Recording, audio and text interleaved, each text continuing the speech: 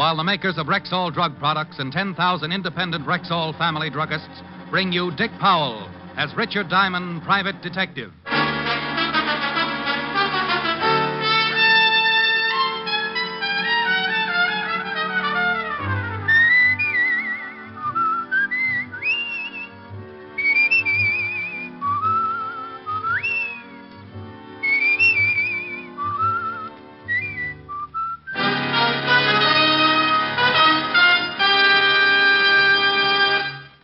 Good evening. This is your Rexall family druggist speaking to you for the 10,000 independent druggists who have made the word Rexall part of our own store names.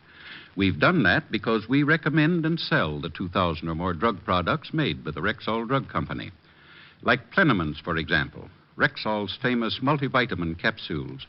2 Plenamins a day give you more than your daily minimum requirement of every vitamin for which such requirements have been established, plus valuable liver concentrate and iron. What's more, Plenamins cost you only pennies per day.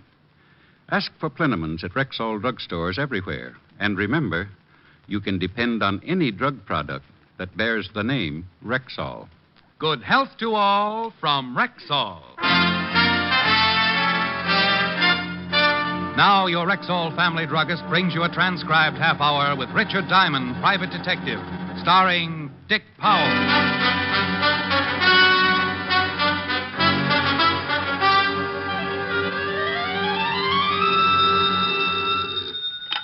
Diamond Detective Agency. We trail them, we nail them. If they're guilty, we jail them. No charge for poetry. Oh, no. Edgar Guest with a shoulder holster. Hello, Helen, baby. Rick, guess what's in town? Unless I win something, I give up. The carnival. Well, is the balloon concession tied up yet? Oh, Rick, I'm serious. I haven't been to a carnival since I was little. Let's go tonight. You mean peanuts, popcorn, Cracker Jacks, and all that? Yes. Sounds awful. Oh, now, Rick. Please. Okay, honey. I'll be around at 8. Shall I wear my knickers? Rick. Bye. That night, I picked up Helen and we went to the carnival. There were more people on the Midway than Rexall has stores, and we got pushed so much I felt like the tax bill in Congress. Helen decided she wanted a Cupid doll, so we stopped at the shooting gallery.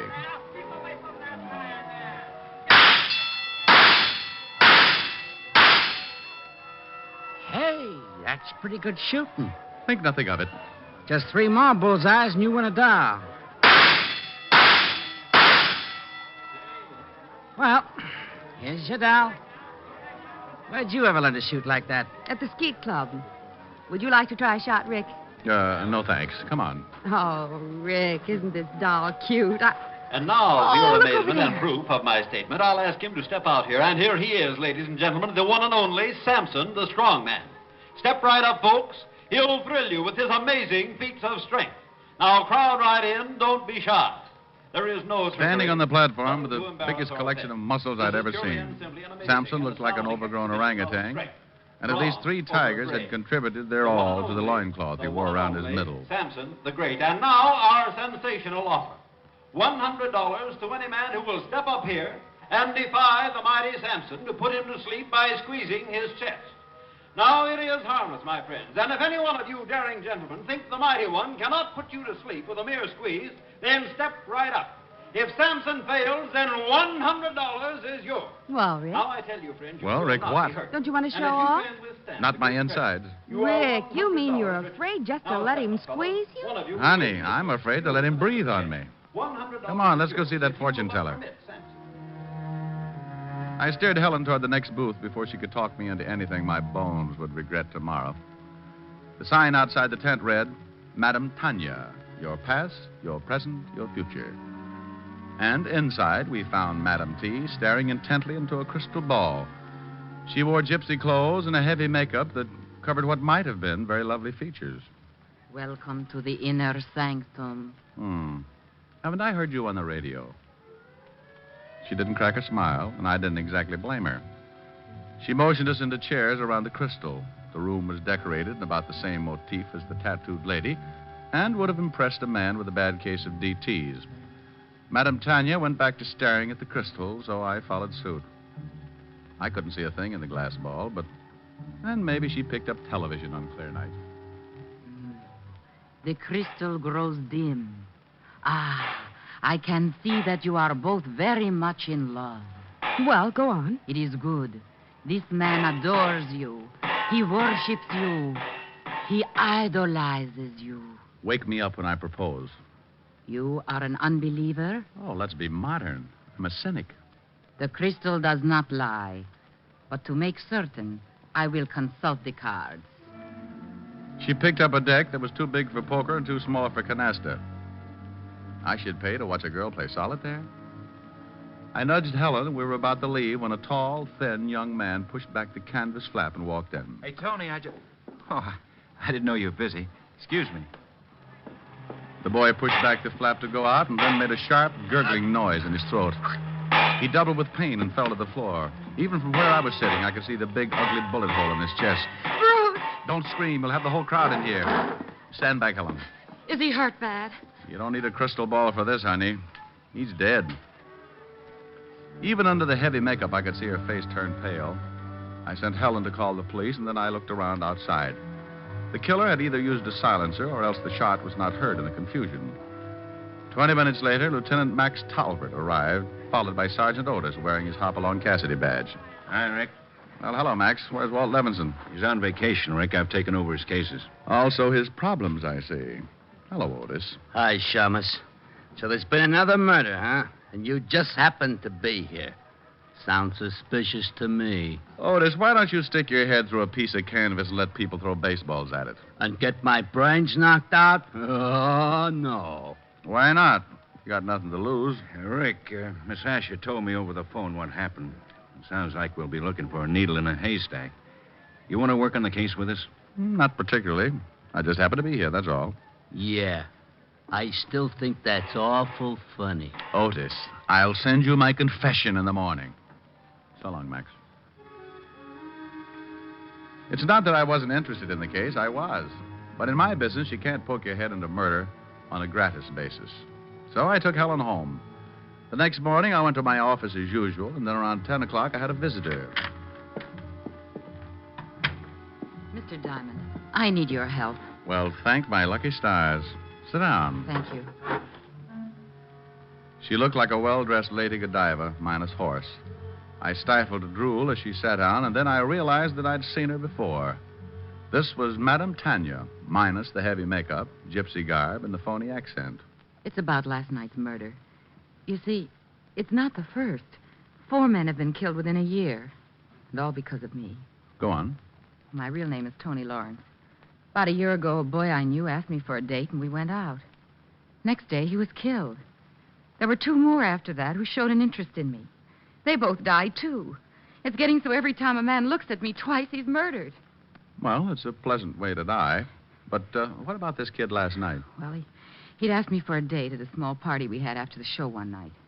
He worked in the show, but I hardly even knew him. I see. Did you tell Lieutenant Talbot all this? Oh, yes. He says he'll have to make a systematic check on everyone on the show. That could take months. Yes, it could. Talbot's a good cop, though. Why'd you come to me? I want you to go back to the lot with me. I'll arrange to get you a job there. Honey, I got a job. I'm a private detective. Oh, I know. I'll pay you what you ask. Oh, well, that understanding will just continue. Well, maybe working undercover, you'll be able to find out who's behind all this. Well, Oh, I'm sure it'll work. I'll get you a job as Barker for the girl show. You know, I've always wanted to run away with the girl show. We drove back to the carnival, and I became Rick Diamond, boy Spieler. The kid who was murdered last night had asked Tony for a date at a small party. There were only 3 other people at that party, and it seemed logical that one of them was the killer. First on the party list was Chuckles, the clown. Tony took me over to his trailer. Here we are. I think you'll like Chuckles. He's got a great sense of humor. Well, Tony, come on in. Can't stay long, Chuckles. I want you to meet Rick Diamond. He's the new Barker on the girls' show, and the boss wants me to introduce him to everyone. Well, any friend of Tony's is a friend of mine. Glad to know you, Rick. How are you, Chuckles? Yeah, oh, just fine. So you got the job at the Shakers, huh? You ever barked before? Only at pet shows. Oh, well, you'll do a good business over there. All the old fogies go to see Karen. She's the head shaker. Is that all she shakes? Hey, that's pretty good. Put some gags in your pitch. The crowd eats it up. We'd better go, Rick. You start to work soon. Yeah, well, drop around any time, huh? Number 2 on the suspect list was Sampson, the strong man. I remembered him from last night and took a last look at my fingers as we shook hands. Glad to meet you.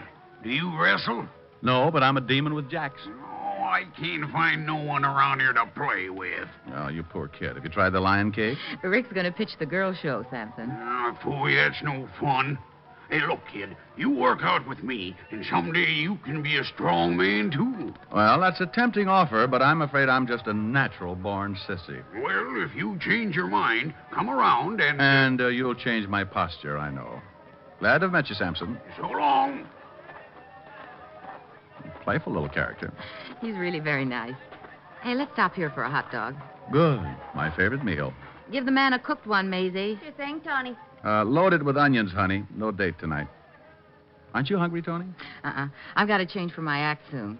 Tell me, how did a pretty girl like you get tied down to a crystal ball? Oh, I don't know. I grew up on shows. Mom and Dad were wire walkers. Well, I don't like high places, so I decided to be an actress. Mm-hmm. Well, after a few feeble stage attempts, I came back here. Now you do your acting in a tent. That's right. If these murders aren't solved soon, I'll be on the move again.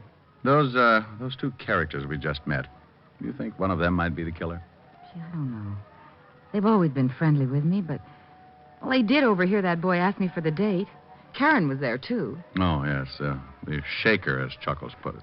You'll probably meet her later on. She's always quick to discover a new man. Well, I can hardly wait. Say, I'd better get back. I'll see you after the show tonight. You are, mister. It's got enough onions to keep you out of circulation for a week. Tony walked away, stopped, turned, and gave me a smile that made me feel warmer than the hot dog I began munching. She was a very pretty girl. Pretty enough for someone to kill any man she got interested in. And that someone was either a clown, a strong man, or a hula dancer. Yeah, it was quite a mess, and here I was in the middle of it. But as P.T. Barnum always said, there's a sucker born every minute.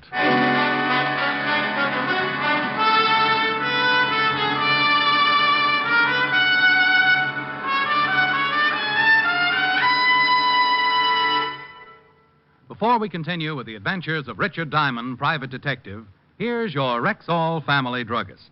Whenever you develop a simple headache, what's the first thing you think of for fast relief? Why, aspirin, of course. Right. But it's also smart to think one step further and choose Rexall aspirin. Give me 3 good reasons why. Okay. First, every Rexall aspirin tablet contains 5 full grains of pure aspirin. Second, there is no faster-acting aspirin made. What do you mean by that? I mean that when taken with water, a Rexall aspirin tablet is ready to go to work for you even before it reaches your stomach. Sounds swell so far. What's the third reason? Just this. In the economy size 200-tablet bottle, Rexall aspirin cost you little more than 0.3 cents per tablet. That I'll remember. And remember this also. You can depend on any drug product that bears the name Rexall. And now back to tonight's adventure with Richard Diamond, private detective, starring Dick Powell.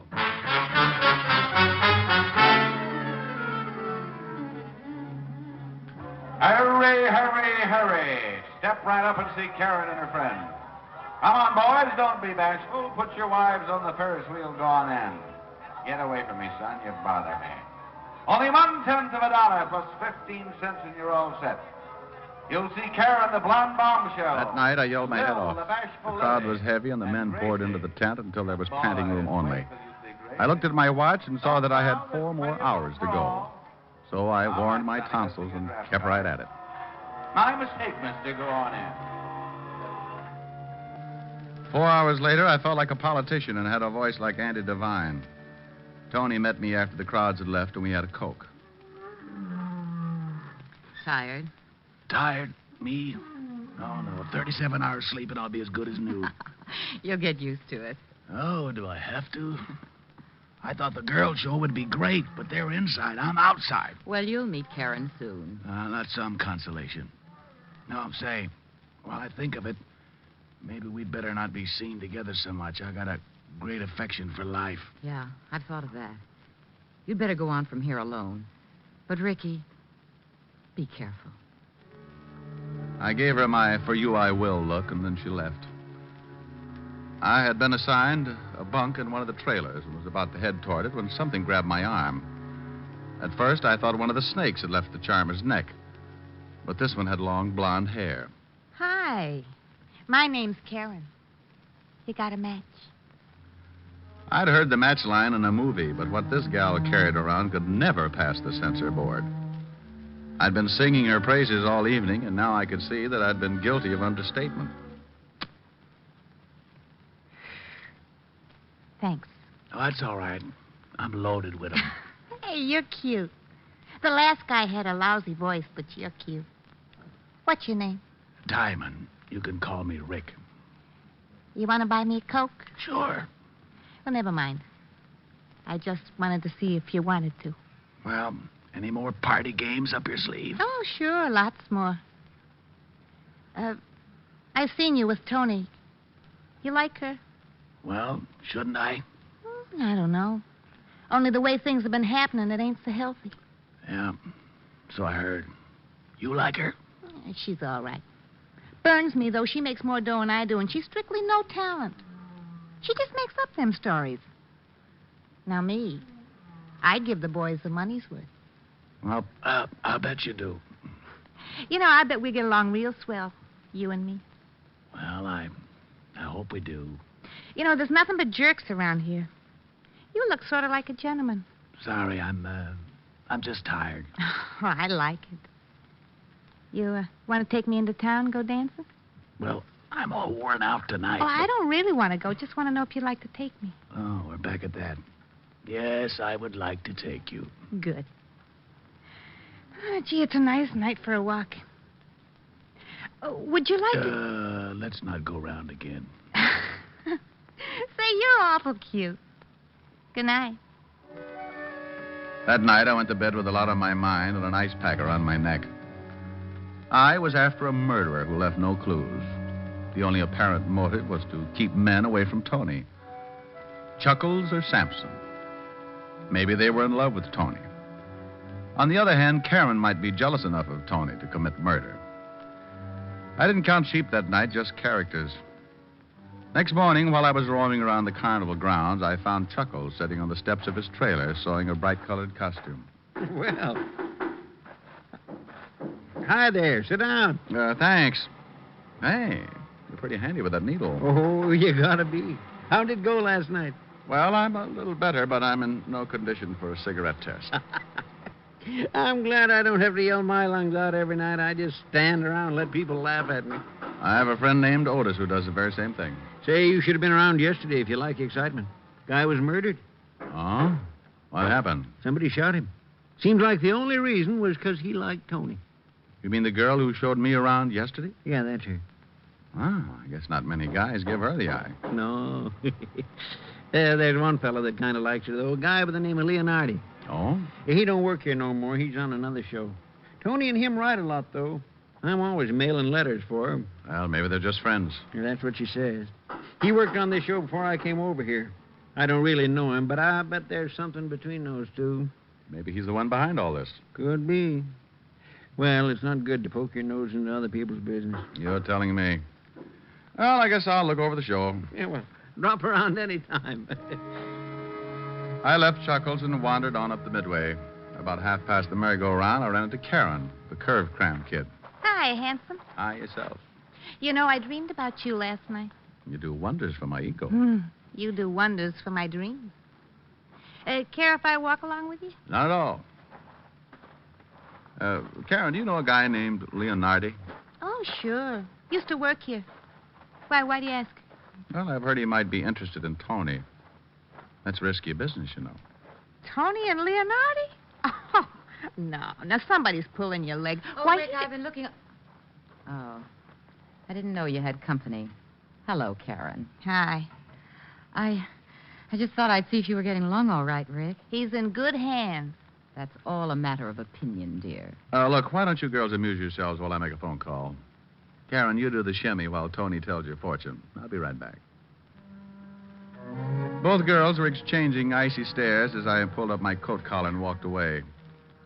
So far, I'd accomplished nothing, and the case was still as mixed up as a chef's salad. I called Max to see if he'd uncovered anything on the latest murder.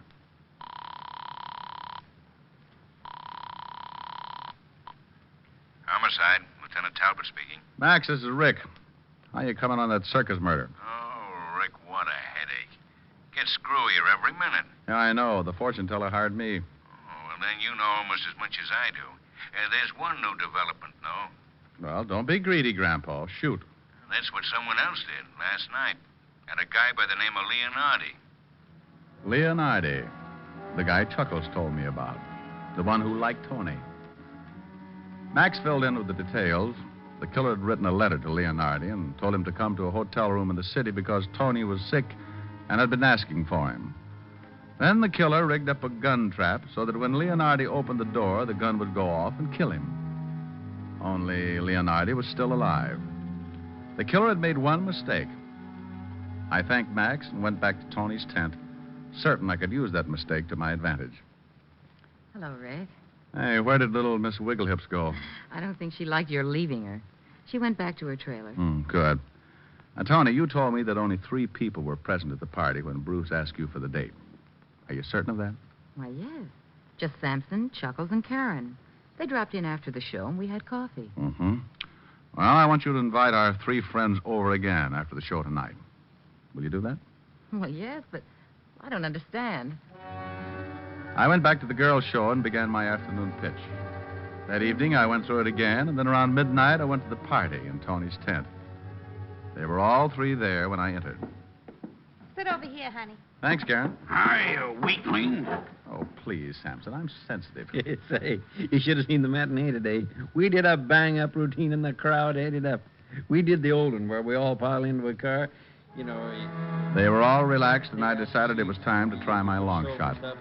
Chuckles was just finishing his story as I took a deep breath and crossed my fingers. Back, and then we all pile out of this little car. Oldest trick in the book, but they loved it. Chuckles, remember that guy you told me about the other day? I think his name was Leonardi. Sure, what about him? Oh, nothing. I was just curious. Did you know him, Sampson? Know him? Why, Leo and I used to room together where he worked here. Him and me is the best of buddies. And you, Karen, you said earlier that you knew him, right? Yeah, but I didn't think he was so great. He was nothing but a pest. Hey, you can't talk that way about my buddy. Oh, Sampson, please. This is a party. Yeah, take it easy, Muscles. Now, let's see. You both knew Leonardi. That lets you out and leaves only Chuckles. You said earlier that you joined the show after Leonardi left, didn't you, Chuckles? Yeah. Say, why all these questions about Leonardi? Because you tried to kill him last night. You thought there was something between Tony and him. What's this? It's a joke, that's all. Yes, Clown, but the joke's on you. You're the only one who didn't know Leonardi. The only one who would rig up a gun trap the way you did. What are you getting at? When Leonardi opened the door, the bullet went over his head. Well, over his head? That's right. You rigged the trap to shoot a normal-sized man. You're the only one here who didn't know Leonardi, didn't know he was a midget. Well, you're kidding. He's a midget. That's right. Still feel like laughing? It's on me. The joke's on me. You tried to kill my little pal? And there wasn't anything between Tony and him, huh? Just friends, like she said. Oh, what a laugh, a midget. Why, you dirty... Take it easy, Sampson. Little Leo's my pal. I'll kill this bum when he wakes up. Never mind, friend. That's the job for the state.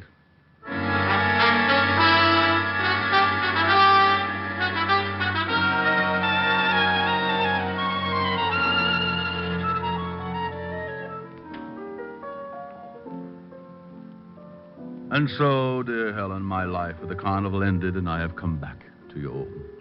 Beaten, perhaps, but ready to continue my valiant fight against the forces of evil. Justice must prevail. Truth must march ahead to... Oh, Rick. Quiet, I'm auditioning for Portia Face's life. Rick, Hmm. was that Karen person pretty? Mm-hmm. What kind of a dance did she do? Well, she started by, and then she... Well... Oh. One of those. Mm-hmm. Only more so. Well, I hope you enjoyed yourself. Helen, you're so thoughtful. Rick, Yes, baby? I wonder how I'd be doing that. Doing what? Helen, please. This is more your type. Sweet and lovely, sweeter than the roses in May. Sweet and lovely, heaven must have sent her my way. Skies above me never were as blue as her eyes. And she loves me, who would want a sweeter surprise? When she nestles in my arms so tenderly, there's a thrill that words cannot express.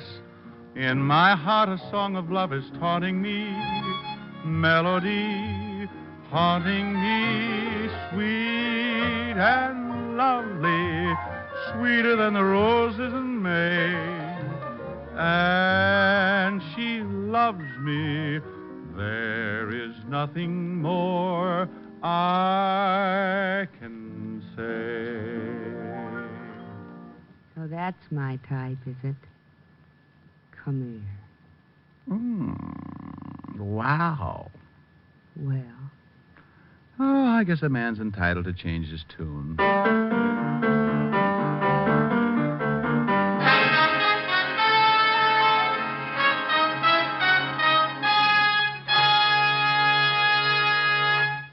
Again, here's your Rexall family druggist. Tonight, I'd like to say a special word to users of mineral oil. I know that what you search for is one with an extra heavy body. Well, Rexall mineral oil is refined by a special process to obtain just that. And because it's so exceptionally pure and bland, Rexall mineral oil is non-irritating and non-habit forming. What's more, it's tasteless, odorless, colorless. Next time, try Rexall mineral oil. And remember, you can depend on any drug product that bears the name Rexall. Good health to all from Rexall.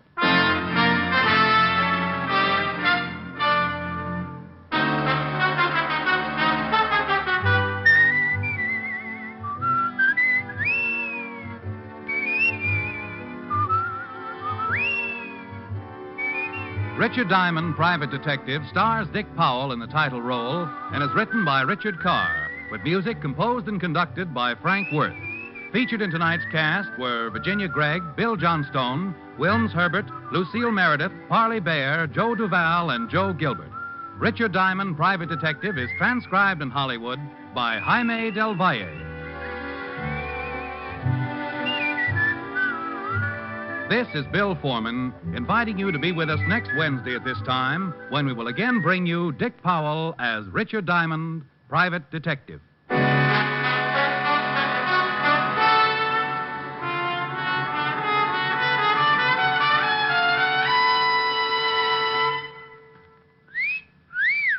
Hiya, beautiful. Get lost, Bristlepuss. You need a shave. But I have shaved. What else do you want me to do? Silly boy, she wants you to go Stag. Go Stag? But why? Because Stag is Rexall's exclusive line of men's good grooming aids, like Stag Brushless Shave Cream. No fuss, no massage, just smooth it on, and presto, you get a clean, close shave. Your face stays smooth and whiskerless all day long. I'll do it. I'll go Stag. That's it. Join the Stag line now at Rexall drugstores everywhere. Yes, to make girls care. Go Stag.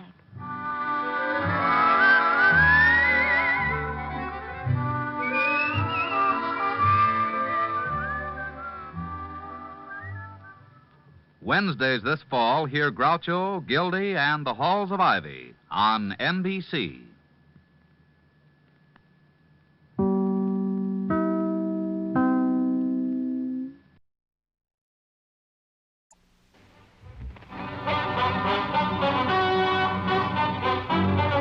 Richard Diamond, Private Detective, starring Dick Powell.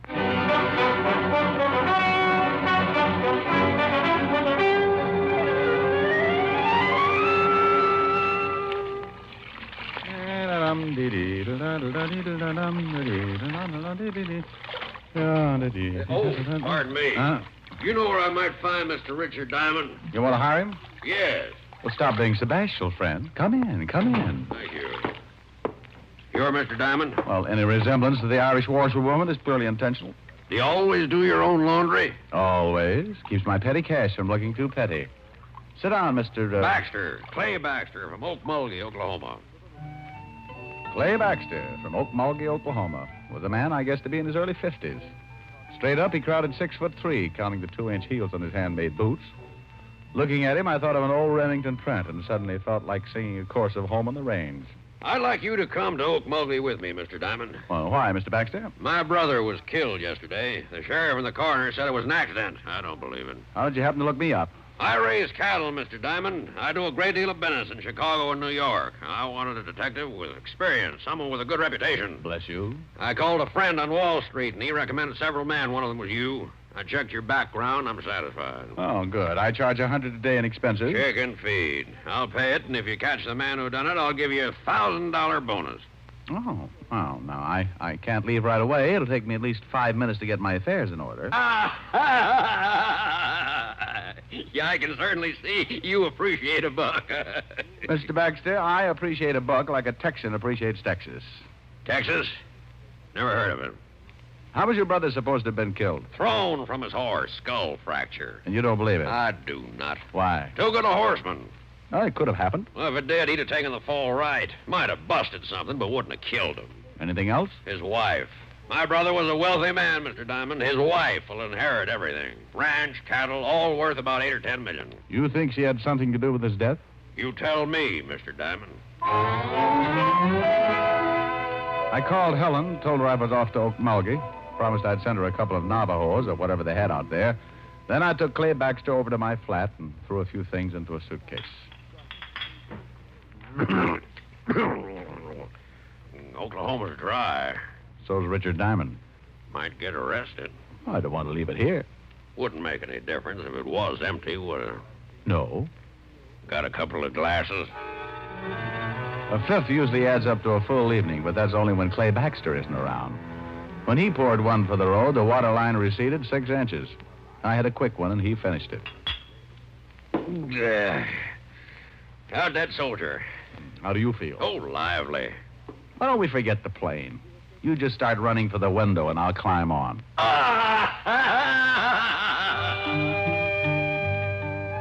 Okmulgee, Oklahoma. Population 17,091, according to the last census, and very hot in August. Baxter's station wagon's waiting at the airport, and the driver took us into town where I was introduced to the local law. This here's Sheriff Billings. How are you, Sheriff? Jim, this is Mr. Diamond. He's a private detective from New York. Howdy, Diamond. Howdy. Private detective, huh? Oh, I've been called other things. Still ain't satisfied, huh, Clay? Not yet. And you ain't either, and you know it, Jim. How about it, Sheriff? You think Mr. Baxter's brother was killed deliberately? Coroner says it was an accident. Hit his head on a rock. That ain't what Mr. Diamond asked. Well, Will Baxter was a pretty good rider, but he could have been thrown. I know. All the evidence says he was. Could see plain where his horse bolted. What could have made his horse shy? Snake, maybe. Not that horse, and you know it, Jim. Well, maybe stepped in a chuck hole. He was limping right bad when he got back to the barn. No signs of anyone else near the body? Well, when I got there, some of Will's boys had already ridden out. Who found him? A couple old miners, Luke and Phineas Merriweather. Well, let's go out to the ranch, Mr. Baxter, and take another look at the spot where your brother died. Will Baxter's ranch is 40 miles from here, Mr. Diamond. Maybe you'd like to go out to my place and freshen up a bit first. You go ahead and shave and shower. I'm going to go build me a drink. Hey, this is quite a place, Mr. Baxter. Glad you like it. Take a swim in the pool if you'd want, but watch out for the catfish. Catfish? Why, I'm a bachelor. Don't use the pool much, and I don't usually have guests. Love catfish for dinner, so I keep them in the pool. I caught a guy once floating bodies in his bathtub. You don't say. Funny, Harvey. I showered and shaved and met Baxter out by the pool where he was feeding his catfish. I watched a pound of liver disappear like lychee nuts in the tongue war. And we all headed back to town where we picked up Sheriff Billings. 40 miles later, we pulled up in front of the late Will Baxter's ranch. A little different architecture, but just as impressive as my client's.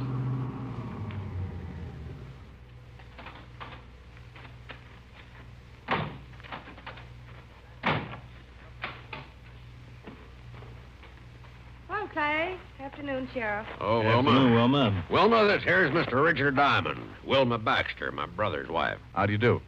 How do you do, Mr. Diamond? Private detective. Come up from New York. Oh? Well, why don't we all go in the house? It's too hot out here. Mr. Diamond wants to go out and look at the spot where Will got himself killed. Certainly. Have one of the boys fix you up with some horses. When you're done, why not stop back for dinner? Mr. Diamond's eating with me, and he's going to be pretty busy for a while. Now, I'll give you a rain check, Mr. Diamond. Thank you. I'd like you to tell me about New York. It's been a long time, and I've almost forgotten what it's like. Let's go, Jim. It's getting late. Bye, Mr. Diamond. Nice meeting you. Goodbye, Mrs. Baxter. Seems all broken up, don't she? Yeah. Where was she when her husband got killed? Perfect alibi. In town all day. A lot of people saw her. Mighty fine-looking woman. Mighty.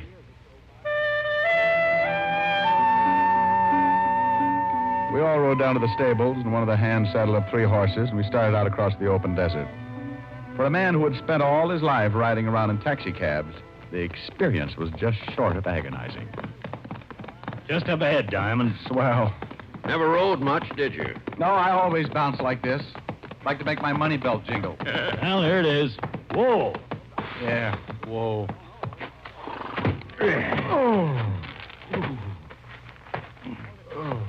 Well, here's where they found the body. Now, what did he hit his head on?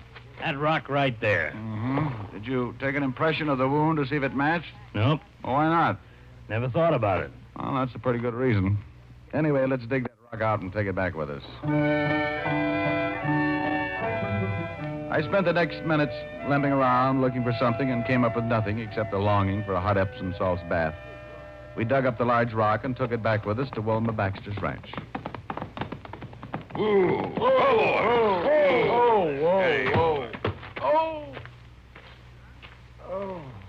Howdy, Sheriff. Howdy, Frank. This here's Mr. Diamond, Frank. Diamond, this is Frank Kelly, the ranch foreman. Howdy. Detective fella, huh? Miss Baxter told me about you. Said you was doing some investigating. Yes, sirree. Scientific investigation. The way the city boys do it. What you going to do with that rock? A hopscotch. Oh, on second thought, I think we'll take turns untying the knots in my back. Good warm shower, and you'll feel fit as a fiddle. Well, I got a good start. I'm shaped like one. You'll find it a little bit rough out here, Diamond. Oh, I'll get used to it, Mr. Kelly. I hope you're right. Ain't much like the big city. Oh?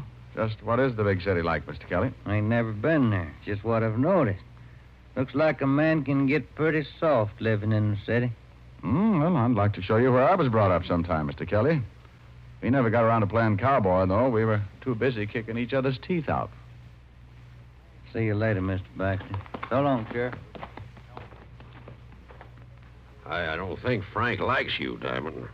Well, what about Will Baxter's horse? I can take a look at him. Right over there in that stall. Really pulled up lame. Oh, good horse. Never figured to shy at anything. Man, look at that. His hip's swollen. Yeah, really twisted something. Steady, boy. Steady. Hey, that looks like an infection. Yeah, it's a funny thing. It kind of does. What are you getting at, Mr. Diamond? Oh, I'm not getting into thing, Mr. Baxter. I just said it looked like an infection. Yeah, we better tell Mrs. Baxter up, Frank. Have someone take care of it. Tell me, boys, if you jabbed a horse with something, would that make him bolt? Come on, I want to get back to town and talk with the coroner. Now, look here, Jim. Ain't my word good enough? Why, sure it is, Coroner, but Clay hired Mr. Diamond to do some investigating, and he's doing it. Clay, I tell you, your brother died from natural causes. I don't think so. But if you insist, I'll show this detective fella the body. I want the head wound matched with this rock. Okay, but the mortuary ain't gonna like it. They got him all ready to bury. The coroner led me across the street and into a funeral parlor where I took a look at the late Will Baxter. 6 years with the 5th Precinct homicide and a couple of dozen killings should have conditioned me. But like always, the first look shakes something loose in the middle of my stomach, and I have to keep swallowing hard. Looks right natural, don't he, Clay? Yeah. They do a good job here. And bully for them. And he hit his head right here. Concussion, plain and simple. No other marks or bruises? No. While the coroner rolled the late Will Baxter into one of the back rooms and made a comparison with the head wound and the rock we'd brought in from the ranch, we went out on the front porch for some air.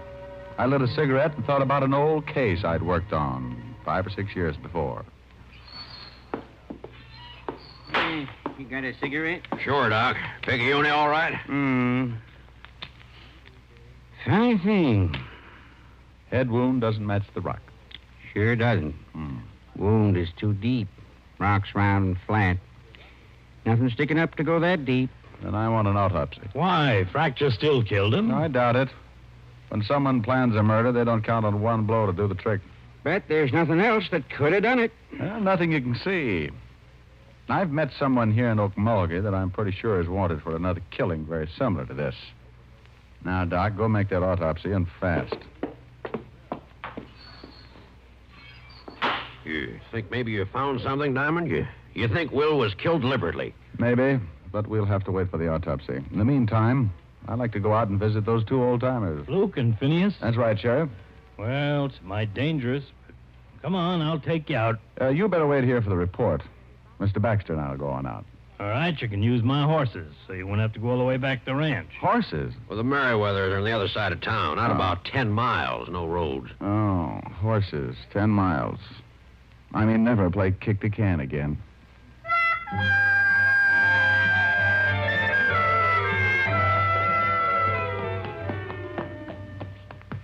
Oh. You really don't take to horses, do you, Diamond? Maybe if you could find me a nice, long, thin one. Holy Ike. Whoa, steady. That's one of the Merriweathers. Well, let's get out of here. Come on, horse. Now, come on, I'm yellow, and I admit it. Now, it's okay, Diamond. That's just the boys' way of letting you know not to come any farther, unless they say so. Oh, swell greetings. What happens now? Hey, up there! Luke! Phineas! What you want? It's Clay Baxter. I got a friend here who wants to talk to you. Phineas? Yeah, Luke? Hey, Baxter. Got some friend who wants to palaver. I don't feel like palavering. Better shoot him. Giddy up. Just take it easy. Take it easy. They always act like this. Phineas don't want to palaver. I gotta shoot you if you don't promote. It's important. About my brother. Phineas? Yeah, Luke? It's about his brother, the dead one we found t'other day. Oh, all right, I guess. Let one of them come up. Baxter? Here, Luke. Send your friend on up. And up I went, leaving my better judgment running off across the desert. I climbed a small hill and found myself standing at the entrance of an old mine shaft. Luke and Phineas and Merriweather stood on either side, shotguns ready, pointed right at my chest. Start talking. Well, gentlemen, my name is Diamond. Don't pay no import to names. What do you want? Just wanted to ask some questions about the man you found the other day. You a policeman? Well, kind of. Shoot him. Oh, now, wait a minute. I'm not a real policeman. Then what are you? I'm a private detective. Luke? Yeah. What's the matter? It's an honest profession. Fellow's got to make a living. You a real live private detective? Well, I'm a private detective. The real live part I'm depending on. Well, my goodness gracious. Come on in and have some victuals. Huh? Why, mister, me and Finney read all them stories about you fellas. Uh-huh. We filled up one whole tunnel with old detective magazines. You fellas really are something. Wait a minute. What's wrong? Let's see your badge. Oh, yeah. Sure. There you are. Oh, yes, sir. Well, I'll be dogged. Come on in, friend. Come on in. I'd like to ask you some questions about this here Dick Tracy fella. Well, 1 minute I'd faced 2 shotguns. The next I was turned into an honored guest. I had coffee and biscuits with Luke and Phineas and answered enough questions about the private detective business to fill a dime novel of my own. I squeezed in enough questions to find out that the boys hadn't seen or found anything unusual when they discovered Will Baxter's body. 4 cups of coffee and a dozen biscuits later, I bid the Merriweathers a fond farewell and returned to Clay Baxter. They loved you? Oh, worshipped me. They're starting a Richard Diamond fan club. Well, did you find out anything? No. Well, give me your hand. I'll help you up on your horse. Oh, couldn't I just walk back? Come on, horse. Hold still. Steady, boy. Clay Baxter, sitting in his saddle, had leaned down and grabbed my hand to help me up on my horse, and that was when he got it. His horse took out with the wounded man still up and hanging on. I booted my horse in the ribs. Oh! I took off after Baxter like citation on a good day. I closed my eyes, prayed a little, and tried to remember every jockey I'd ever seen before. Suddenly, I looked up and spotted Baxter's horse dead ahead, standing still and right in my path. Whoa! Oh! Well, I guess it's just my time. If I don't die from this bullet I got in me, I'm going to do it from laughing.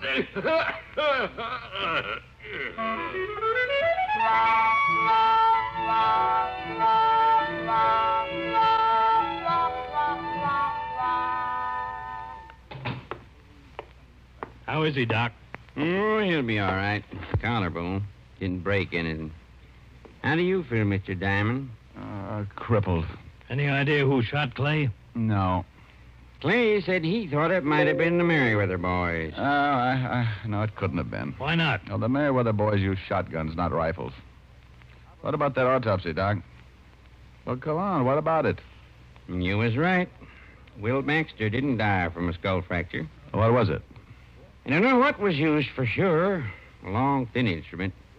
Whoever did it pulled the lower eyelid down, killed Will Baxter by jabbing something through the eye into his brain. Probably hit him over the head to knock him off the horse, and then got down and made sure. And then jabbed his horse in the flank to make him bolt. Nasty way to kill him, man. That's been done before.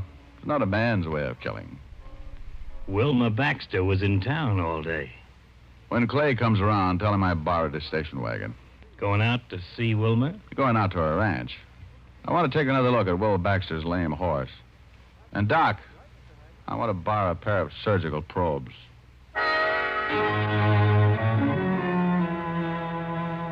I climbed into the station wagon. Close to an hour later, I pulled up on the side of the road. The gate to the ranch house was another 100 yards up ahead.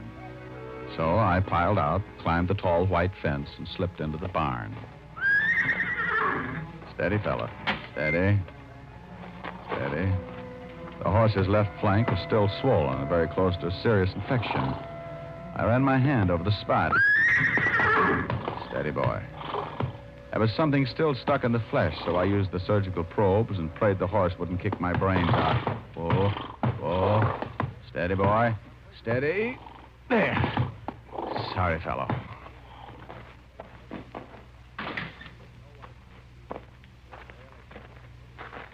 I didn't know you were a vet, Mr. Diamond. Huh? Oh, good evening, Mrs. Baxter. You know, in this part of the country, you can get shot for horse stealing. Oh, not stealing. Just taking this out of your horse's flank. What is it? That's a piece of a long needle. Might be a hat pin or something. I think you'd better tell me what this is all about. Oh, certainly. Your husband was murdered. That's impossible. Suit yourself, but he was. Somebody hit him over the head, knocked him from his horse, jabbed this needle into his eye, then jabbed it into the horse's flank so the horse would pull up lame, look like he'd shied. The killer tried to shoot me this evening, but he missed and got Clay Baxter instead. Who do you think did this? I don't know. The method doesn't fit a man. A woman, then? Well, the blow on the back of the head rules out a woman. Too much force.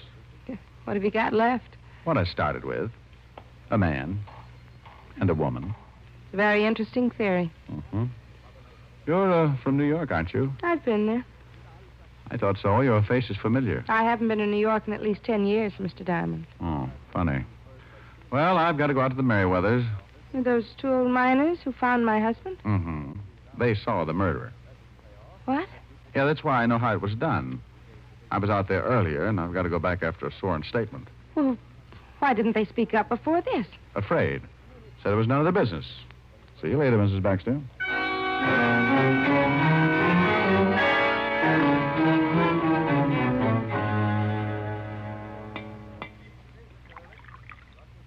Have another biscuit, Inspector. No thanks, fellas. 10's plenty. So Will Baxter was murdered, huh? That's right, and Mrs. Baxter thinks you two saw who did the killing. Gonna lay a trap, huh? Yes, Luke, gonna lay a trap. Now, look, I remembered Mrs. Baxter from someplace the first time I saw her. Then when I found out how the murder was committed, I recalled a case very similar back in New York. Man was hit over the head, pushed down a flight of stairs, and his brain pierced by a hat pin. A man actually did it, but a woman planned it. The man was caught, but the woman disappeared. Why'd they do it? The victim was insured. They wanted to make it look like an accident. Well, come on. We better spread out. We should have company pretty soon. The two old-timers took off their coats and gave me some beat-up pants, which I stuffed with pillows and blankets. In 5 minutes flat, I had two dummies sitting with me at the little table. You think they'll fall for it? Well, you can't tell, but you two go on outside and wait until somebody comes in. I just want him to try for one of the dummies. Well, what if he tries for you? Killjoy. Luke and Phineas took their place outside the mine, and I smoked a dozen cigarettes, and then I heard someone coming in, moving quietly up the tunnel toward the light. I played it big. Well, that's fine, Phineas. Now, if you'll just sign this statement. I rolled, and the dummy that represented Phineas Merriweather doubled over from the force of the slug. He shot again, and Luke's dummy toppled. I kicked the lamp out before he got around to yours truly. 2 down and 1 to go, Diamond. I'm afraid I got a big surprise for you, friend. I ain't worried. You should be. There wasn't even close. You're a lousy shot. Yeah?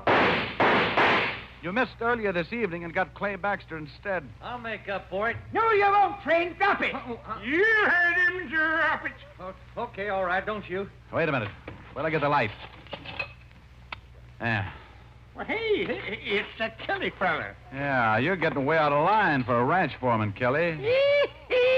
Give it to him, Mr. Diamond. Who had you kill Will Baxter? You know, Kelly, you said something today about getting soft in the city. Wonder just how soft I've gotten. Maybe you'd like to find out. Turn him loose, boys. Yes, sir.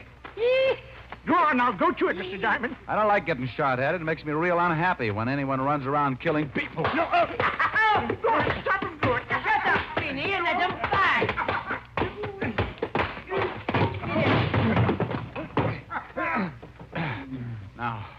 Now, Kelly, why'd you kill Will Baxter? Wilma Baxter talked me into it, promised me a share of the ranch. And for that, you killed a man, huh? It's a big ranch. Oh, get up.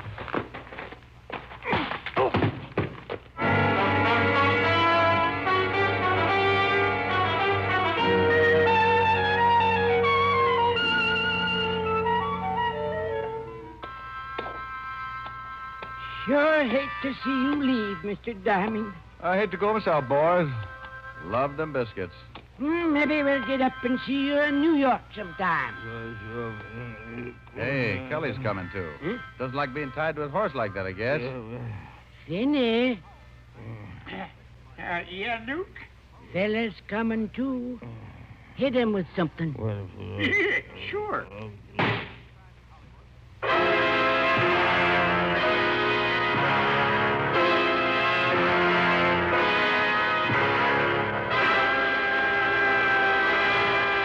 Richard Diamond, private detective, has come to you through the worldwide facilities of the United States Armed Forces Radio and Television Service.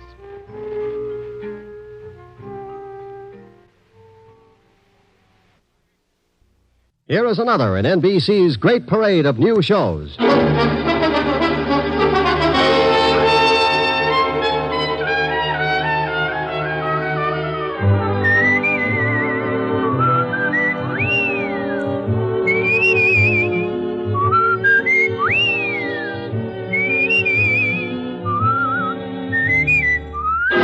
Now, Dick Powell as Richard Diamond, private detective.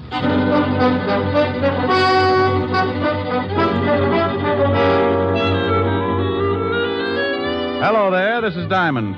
You know, there are a lot of people in a big city like this, good ones and bad ones. They walk down Broadway and rub elbows, and you can't tell them apart. Why can't you? Because a lot of them were poured out of the same mold, brought up in the middle of garbage cans and gang wars, weaned on the smell of slums and conditioned to the taste of dirt and a kick in the ribs. By the time they get old enough to raise their fist, they're given two choices, two ways to beat the gang wars and garbage cans. One guy picks himself up, shakes off the filth, and jumps over on the right side of the fence. The other guy picks himself up, too. But when he does, he raises that fist and shakes it at the whole world because he wants things the easy way. He continues to shake his fist until someone shoves a gun in it. Then he's a swaggering giant. Sometimes he climbs over with his little bag of rot and hides in the lap of society. But take away the gun, and he ends up right back in the middle of the garbage cans with his face in the dirt. What about the guy on the right side of the fence? Well, you rarely ever hear of him, unless he becomes president or gets mixed up with the guy on the wrong side of the fence. Like the case I bumped into a couple of days ago. It all started in Central Park.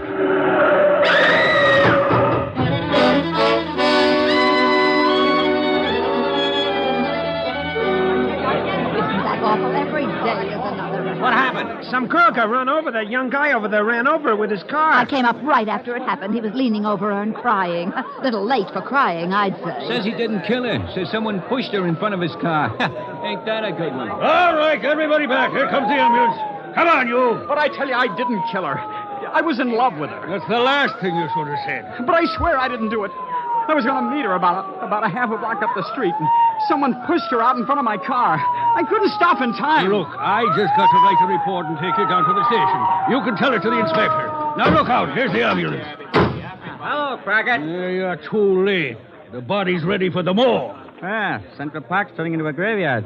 I'm going to start taking my girl someplace else. What do you mean? Somebody else got run over in the park? Somebody got shot full of holes. Call came in just for this one.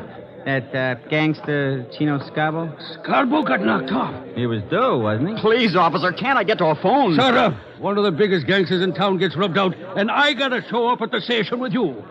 You know, Sonny, I'm not pleased with you at all.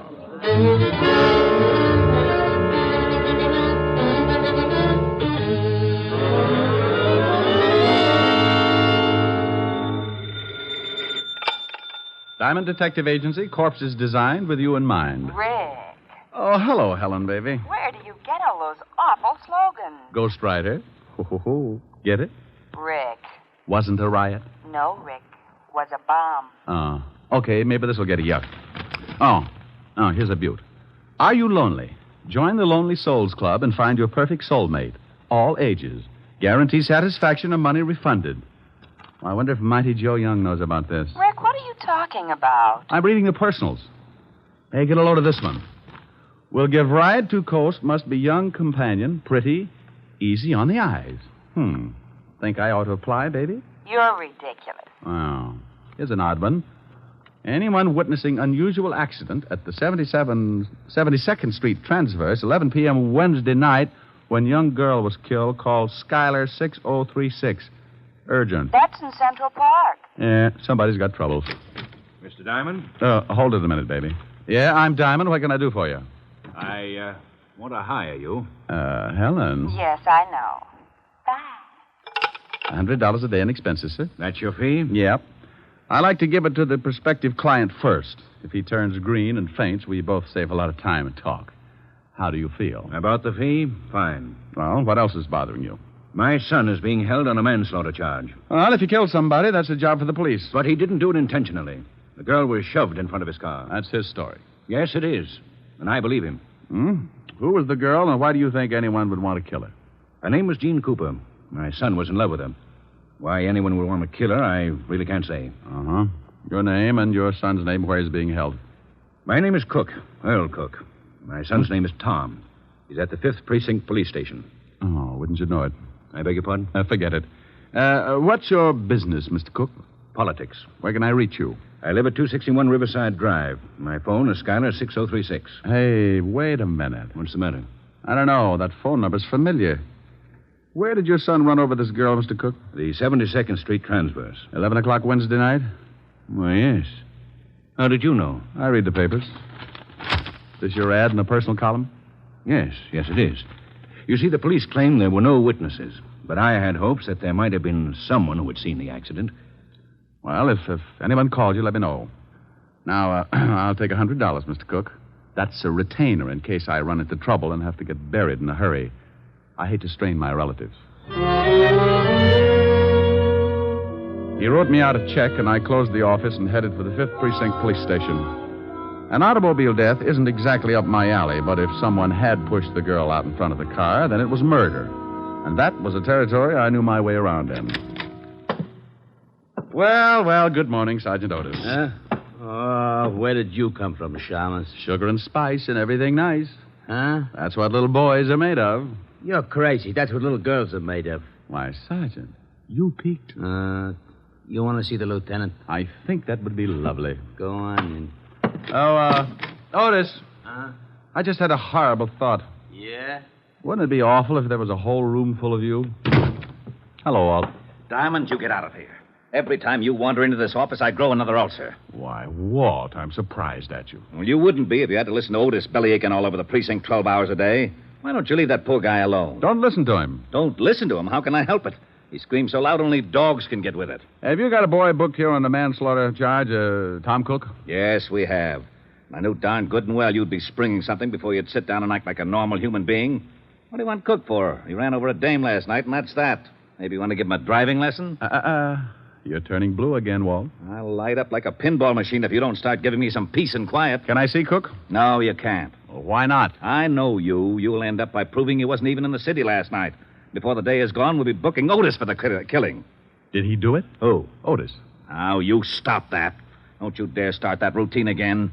I'm the biggest sucker in the world for that thing, and I admit it, but I am prepared. I know who's on first base today. Who? Williams. He's playing for... Otis! Yeah, Lieutenant? Yeah, Lieutenant. Is that all you can say? Take Diamond down to see that guy Cook. And if you let him back in this office, I'll break every bone in your fat head. Yeah, Lieutenant. Oh, where is that bicarbonate? Bye, Walt.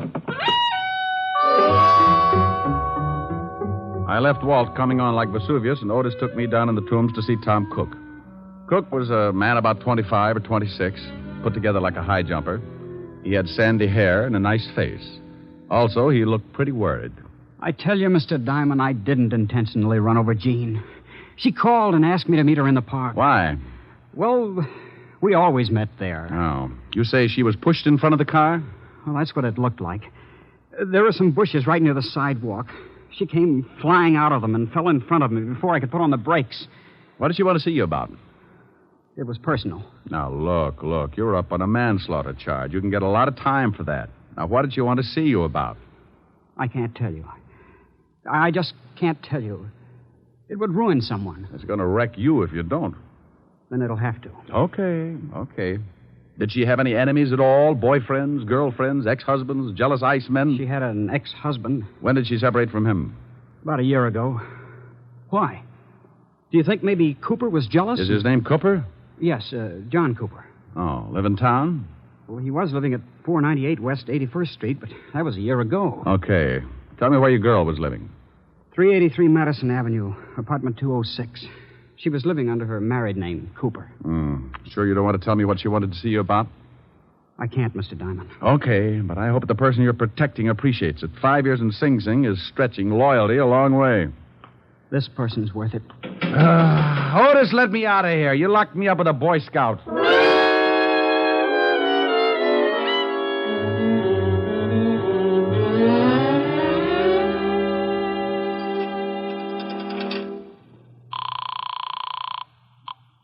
Yes? Mr. Cook? Yes? Who's this? This is Diamond. Diamond, I'm so glad you phoned. Oh? Remember my ad in the personal columns? Yes? Well, I just received a call from someone who claims he saw a man push a girl in front of my son's car. Oh. He said he was in a hurry, so he didn't wait around to see the rest. Can you imagine that? In too much of a hurry to stay round. No, I can't imagine it unless he was running away from something, didn't want to be caught. Did he tell you anything else? No, I asked his name, but he hung up. Oh. Well, if you hear from him again, call Lieutenant Levinson of the 5th Precinct. And I'll call you later. All right, Mr. Diamond. But now I'm sure my son is innocent. Well, I hope I can come up with more than your confidence. I knew a guy who yelled frame all the way to the electric chair. They fried him like a lean pork chop. I left the phone booth and took off for John Cooper's apartment. I found the place and gave my rabbit's foot a pat on the hock. The little bunny was still with me because a John Cooper was listed on the mailboxes. I took the steps two at a time. Yeah, who is it? The name's Diamond. I don't want any. I'm selling a homicide, complete with samples. You better open up. Hey, what are you talking about? I'm talking about your ex-wife. She was killed last night. What? Mind if I come in? No, come on in. Jean dead. How did it happen? She was run over by a car. Oh, that's awful. Are you from the police? You get a gold star. Where were you at 11 o'clock Wednesday night? I was right here in my apartment. You can prove it? Well, I didn't leave, I don't guess I can prove it. I hope you don't think I ran over Jean. I know who ran over. I'm trying to find out who aimed her. I don't understand. She was pushed in front of the car. How do you know that? Why shouldn't I know that? Well, I don't know. I guess you should. When was the last time you saw your ex-wife? Oh, about 8 months ago. We didn't get along, so we didn't speak after we split up. You haven't seen her since? No. Were you jealous of her new boyfriend? Jealous? Why should I be? Good question. I'll see you later, Mr. Cooper. Yeah. I hope I've been of some help. You've been dandy. I left Cooper pinning up his gold star and headed for the dead girl's apartment. I knew the law had already been there and that it would probably be locked tighter than a wine truck on Skid Row. I found the landlady's door and gave it a jolt. Yeah? Oh, what do you want? I'm looking for the landlady. You want an apartment? We got one coming up in a couple of days. The dame that was in it croaked. You can pay in advance if you want it. Can I take a look at it? Nah. Lousy coppers told me not to let anyone in. You got my word, it's a good one. Oh, well, then you'd better let me talk to your mother. My mother? My old lady's been dead for 20 years. She has? Aren't you a little young to be running an apartment all by yourself? Hey, Sonny. Yeah? How old do you think I am? Well, it's hard to tell. I'd say, about 28. Come on, I'll show you the apartment. But watch those steps. I think you could use some glasses. Right up here, handsome. Was the poor girl who died married? Used to be, but she got divorced. Here it is. There you are, honey. Go on in, take a look around. I'll go on back downstairs in case the law comes back. I'll have to stall him, I guess. Thanks, beautiful. Oh, that's all right, honey. When you're done, stop in at my place and I'll give you a drink of gin. I waited until I heard the old bat fly down the stairs, and then I took the place apart. It took me exactly 10 minutes, and even if I do say so, it was a pretty neat job. I was on the last lap, going through the wastebaskets, when I spotted something on the magazine stand. It was just below eye level. It was a late issue of a magazine, and it was addressed to Mr. John Cooper, 498 West 81st Street. I grabbed it and picked up the phone. Homicide, Sergeant Otis. Oh, this is Woolley. Was you talking to Lieutenant Levinson? Oh, how are you, Woolley? Get it for you, chop. Pretty good, huh? Oh, very fine. Chop. Your head, maybe. Huh? Woolley say very fine. You speak very fine Chinese. Oh. Lieutenant Levinson. Oh, this is Diamond, Walt. It is. I told Otis I didn't want to talk to you. He said Wu Lee was on the pipe. Oh, this is Woolley, too, Walt. Oh, that lame brain Otis. Oh, what is it now, Diamond? I got a liar in the balcony, Walt. What are you talking about? I've spoken to 3 people about the girl that was run over. One of them lied to me. Now, I believe the kid's story. I think she was pushed. So she was pushed. I can't be bothered with that right now. I'm all tangled up in the Scarborough killing. We found the gun that did the job lying in the bushes in Central Park. Wait a minute. In Central Park? Yeah, we traced it to a pawn shop, and the pawnbroker identified one Louis Spiegel as the one that bought the gun. Walt, what time was Scarborough knocked off? Shots were heard about 5 minutes to 11. Hey, that's just about the same time that Cook ran over the girl. You are so right. And Scarborough got killed on the other side of the park. About 5 minutes to run to where the girl got run over. Now, what are you getting at? If you know something about this Scarborough killing, I Walt, want you... some guy called Tom Cook's father and said he saw the girl shoved in front of the car. He wouldn't tell his name because he said he'd get in trouble. Probably a crank. No one would duck out on a deliberate murder. Unless he just rubbed out New York's biggest gangster. Hey. Yeah. Have you got Louis Spiegel on tap? No, he's hiding out. Oh. Well, do me a favor. Check your files and see if you've got a record on a John Cooper. The dead girl's ex-husband? Yeah, then I'll call you back. I've got a guy who might show us where we can find Louis Spiegel and the guy who pushed the girl in front of the car. Killed 2 birds with 1 stone. It's quite a billiard shot, but give my little stool pigeon 2 bottles of fermented grape juice and he can run the table. I left the apartment and slipped by the landlady's door. I knew she was building a party because I could smell the 100 proof clear out in the hall. I ducked out on the street and headed for Skid Row in a place called the Parrot Club. When I went in, I spotted my man sitting in his usual spot at the bar. His name was Wilbur Truitt. Ah, greetings, Bucko. You have come just in the nick. Not having the necessary funds to purchase another bottle of strength, I asked yon bartender to put it on the cuff. Wilbur, Whereupon he handed me this can of rat poison. It turned out to be rather soothing in a toxic sort of way.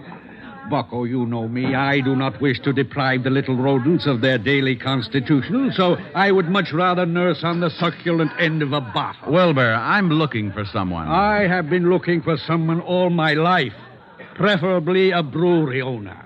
Bartender, bring me a bottle. Oh, noble sir, your overkindness doth wring tears from me. I do embrace your offer. Now, you don't wrap your hooks around this jug until I find out where Louis Spiegel is. That is indeed a difficult problem.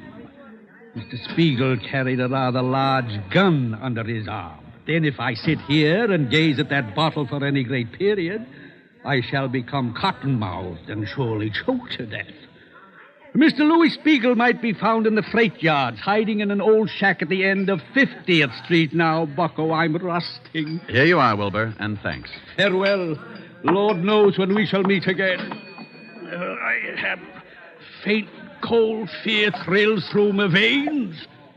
But no matter. I have never let a cork confuse me before. Bartender, a corkscrew, and bring the cat. I owe him a drink.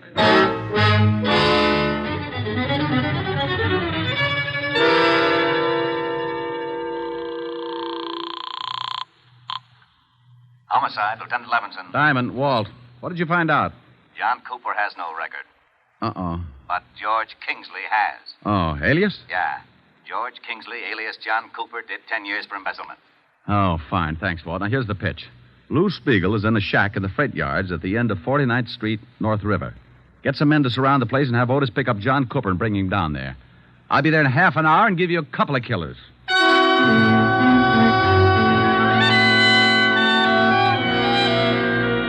All I needed was a motive, so I hung up the phone and headed for the house of my client, Earl Cook.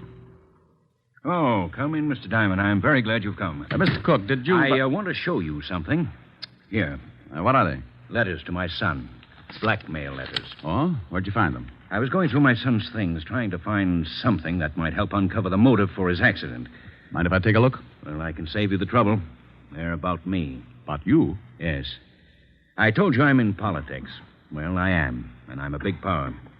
When I began my rise, I was a young criminal lawyer. I had to accept a lot of cases that I might have turned down under different circumstances. I see. And the opposition tried everything to discredit me. Smear campaigns.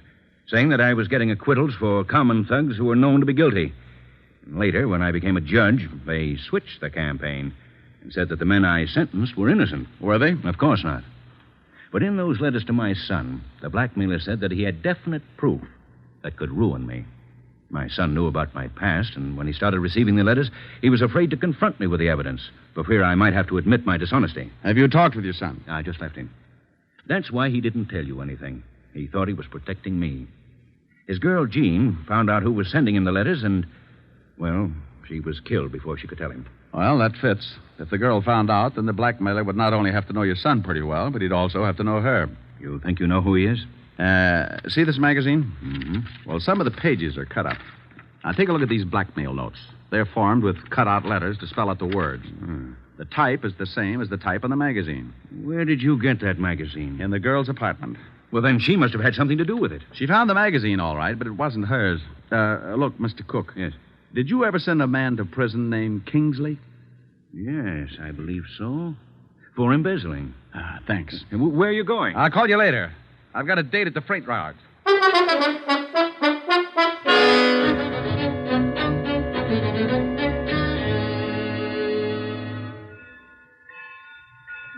Oh, hello, Rick. We've got Spiegel boxed up. He's in that shack down there. Will he come out? If he does, it'll be feet first. I guess he'd rather have it that way. Any shooting? He tried a couple, but I had the boys hold their fire until you got here. I see. Where's John Cooper? Otis hasn't showed up with him yet. Let me use your loudspeaker, Walt. Oh, sure, go ahead, but keep your head down. Spiegel, Lou. Why, that lowlife, I'll blast him to kingdom come. Hold it, Walt. Spiegel knows me. Louis, this is Diamond. I want to talk with you. You better get out of here, Diamond. This ain't none of your business. Lou, you've got my word there'll be no shooting. I want to talk to you. Look, Diamond. I know they want me for the Scarborough killing, and I say, okay, I've done the job. But I'm allergic to electricity, and I don't like cops.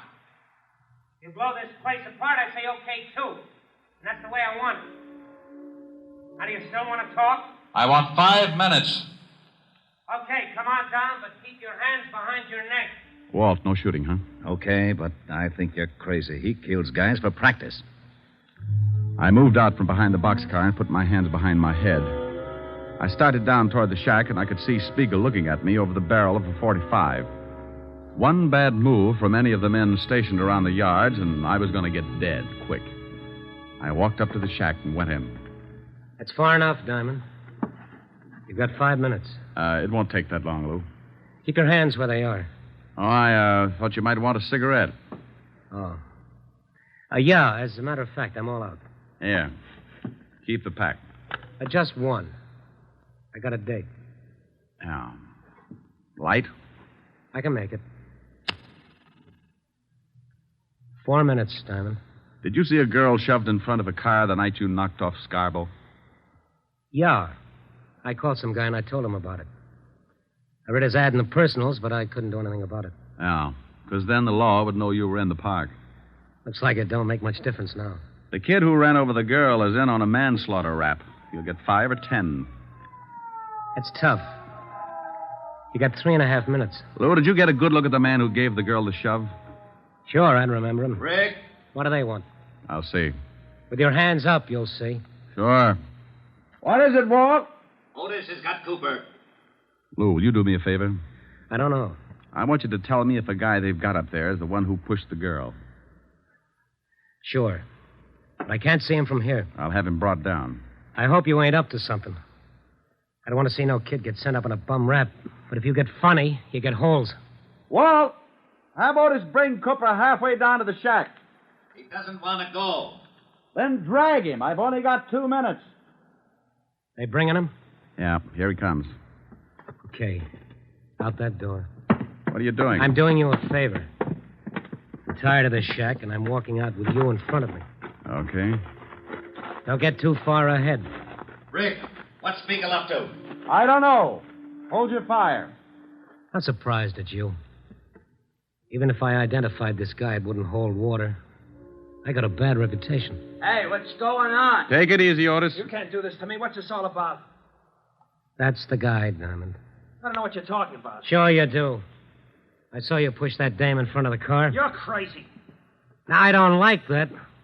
You got just 10 seconds to admit it. I won't admit anything. Then I shoot you. Hey, you can't. Shut up, Flatfoot. Stay out of this, Otis. I tell you, I won't admit anything. 5 seconds. Come on, Cooper. I found out all about your prison record. I know Cook sent you up and you wanted to get even. You found those letters Tom wrote to your ex-wife, so you started blackmailing him. And I know you lied when you said you hadn't seen your ex-wife. I found a magazine in her apartment with your address on it. Time's up. No. All right, I did it. You're too late. I'm on schedule. Oh, you idiot. Why did you shoot him? What's the difference? I kill people, he kills people. Besides, he wasn't polite. So long, Diamond. You got your favor. He's making a break. You'll never make it. Spiegel! Spiegel, in the name of the law, stop! For what?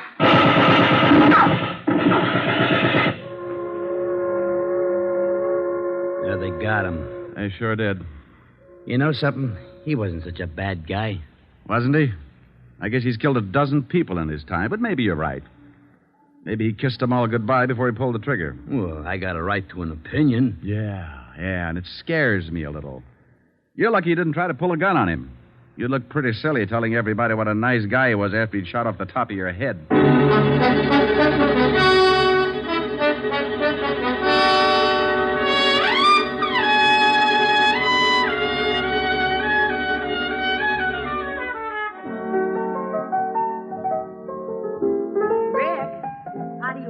Lots of lemon, honey. What's that you're playing?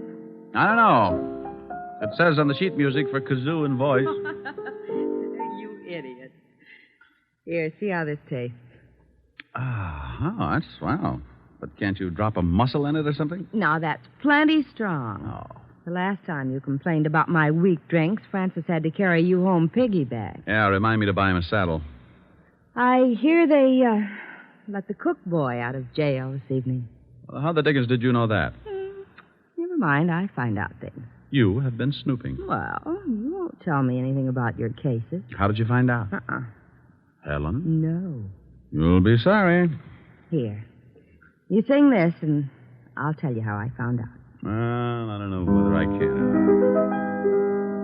Your lips tell me no, no, but there's yes, yes in your eyes. I've been missing your kissing just because I wasn't wise. I'll stop my scheming and dreaming, 'cause I realize your Rick, lips. that's wonderful. Oh, okay, now make like a truth serum, or I sing 20 courses of McNamara's band. Well, I was looking for you, so I called Walt Levinson.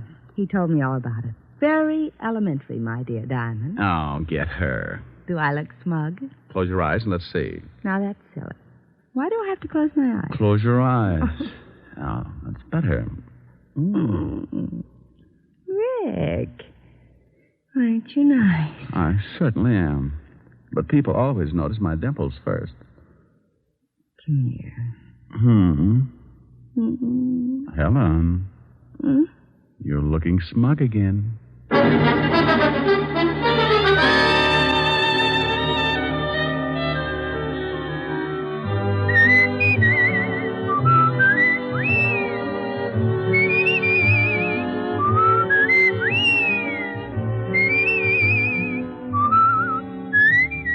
You have just heard Richard Diamond, Private Detective, starring Dick Powell. Helen was played by Virginia Gregg, Lieutenant Levinson by Ed Begley. Also in our cast were Wilms Herbert, Eleanor Audley, William Johnstone, Sam Edwards, David Ellis, and Frank Lovejoy. Music was under the direction of Frank Worth. Richard Diamond is written by Blake Edwards and directed by Richard Sandville. And now, Dick Powell. Friends, I want to remind you of the wonderful group of programs NBC has on tap for tomorrow afternoon and evening. Shows like Hollywood Calling, Guy Lombardo, Four-Star Playhouse, The Ethel Merman Show, and the NBC Symphony. For the best in radio listening tomorrow and always, keep your dial tuned to your favorite NBC station. Dick Powell soon will be seen in the screen version of the best-selling novel, Mrs. Mike. Now, this is Eddie King inviting you to be with us again at the same time next week when we will again bring you Dick Powell as Richard Diamond, Private Detective.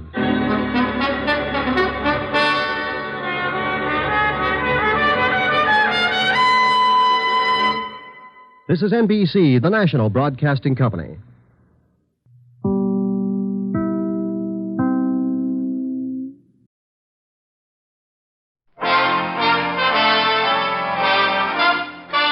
Listen while the makers of Rexall drug products and 10,000 independent Rexall family druggists bring you Dick Powell as Richard Diamond, Private Detective.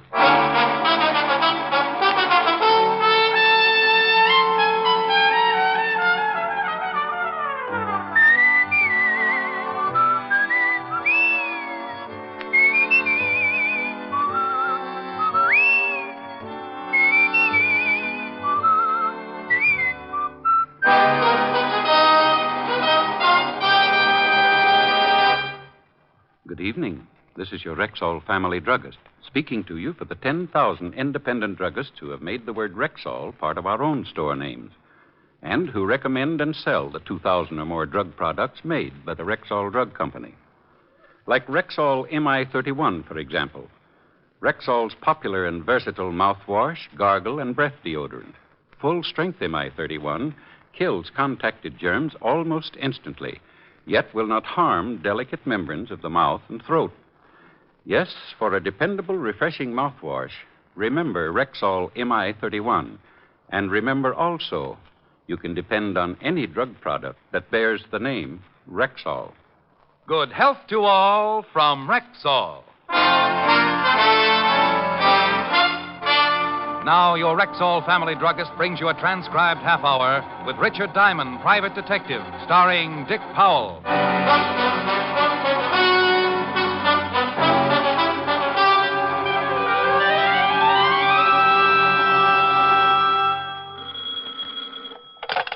Diamond Detective Agency, we never say die. Mr. Diamond, That's right.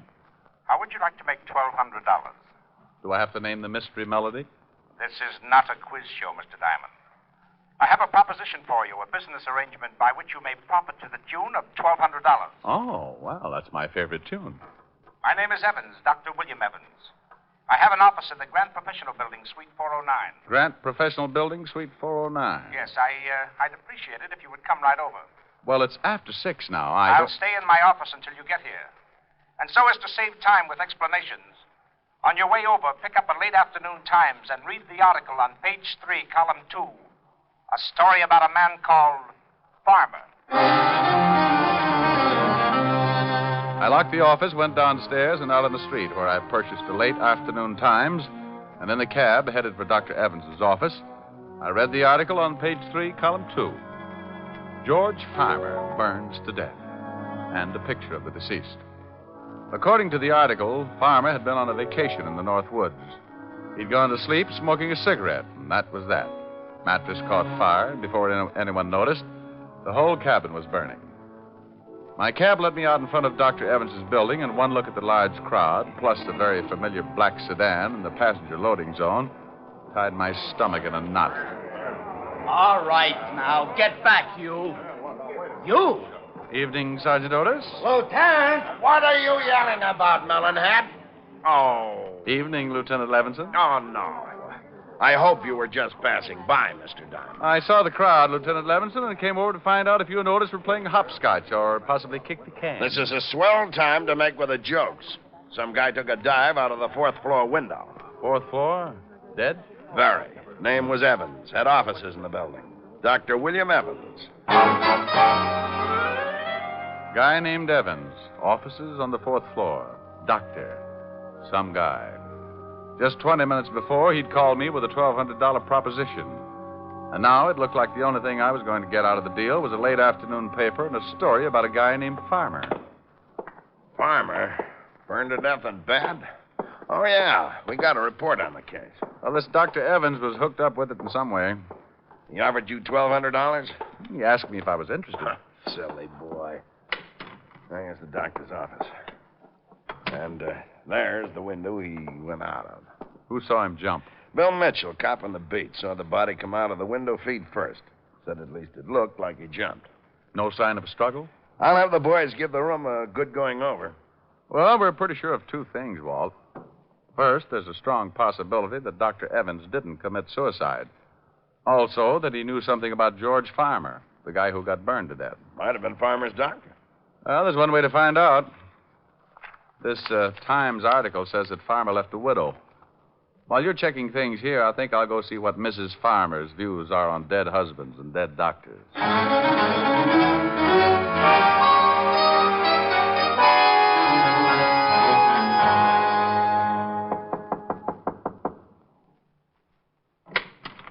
Yes?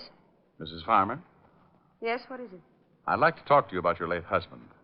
Are you from the police again? Well, I just left them, but this is my own idea. My name's Diamond. I'm a private detective. Oh?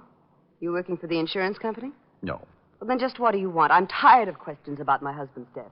I've told the police and insurance company everything I know. Well, I know it's been difficult, but I won't take long, and there are a few things I'd really like to find out. Well, what are they? Do you know a Dr. Evans? Dr. Evans? No. No, I don't know any Dr. Evans. Your husband never mentioned him, said he knew him? No, he didn't. Besides, what has this doctor to do with my husband? Well, I don't know yet. You mentioned an insurance company. Was your husband insured, Mrs. Farmer? Yes, with the National Mutual. But if you're not working for the insurance company or the police, who are you working for? Me. You. Look, would you mind telling me what possible interest you could have in the death of my husband? Tell you the truth, I really don't know. But there's $1,200 mixed up in it somewhere, and that's enough to keep me well interested until I find some answers. Thank you, Mrs. Farmer.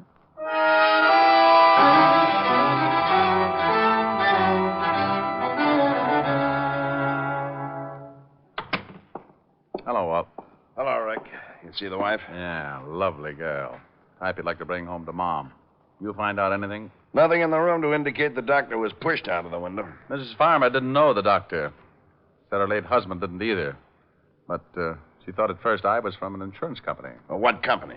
Oh, a National Mutual. Otis. Yeah, Lieutenant. Got the names of the officials in National Mutual? Yeah. Bring them in. Right. Why all the action? We checked with the dead doctor's nurse. She said aside from his regular practice, he worked for 2 or 3 big insurance firms. National Mutual was one of them. I didn't think of a connection then, but I made the check just in case. Well, George Farmer was burned to death. Dr. Evans knew something about Farmer. Farmer was insured with the National Mutual, and the doctor worked for National Mutual. Might be a tie-up. The vice president of National Mutual is Arthur Peterson. It's not too late. Let's take a run over to his house and see if he knows anything about it.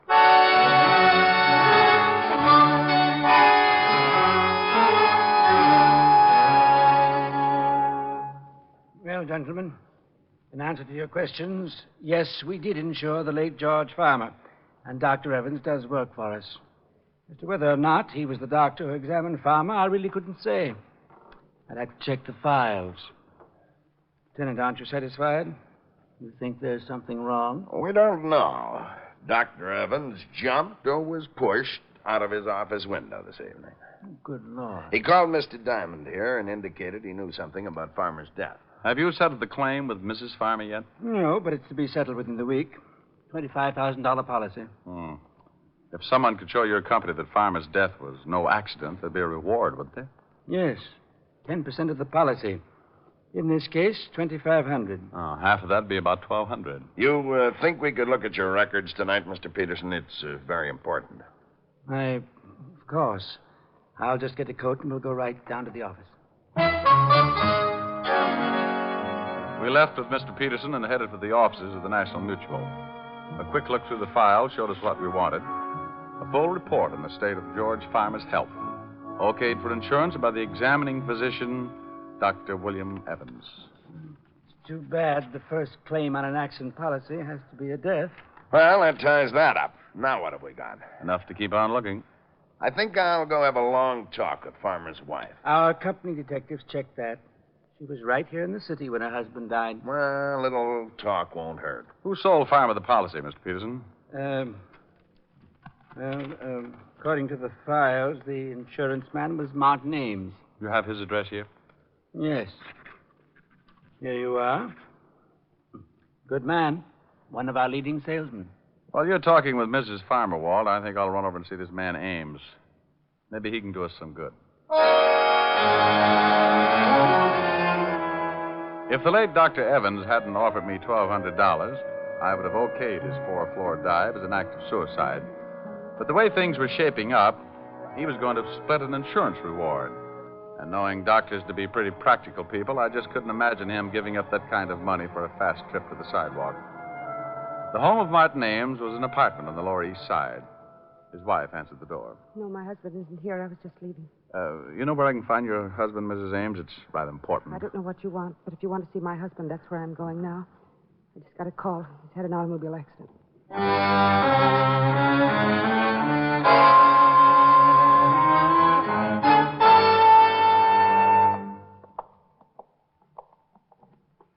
Miss? Yes? I'm Mrs. Ames. I was told my husband. Oh, yes, Miss Ames. If you'll just have a seat, I'll call Dr. Tully. He's in charge of your husband's case. But I want to see my husband. Can I see him? You'll have to see Dr. Tully first. But I want to know how serious it is. I should be with my husband. If it's you'll serious... just be patient for a moment, Miss Ames, I'll get Dr. Tully. Come on, Mrs. Ames. Let's sit down over here.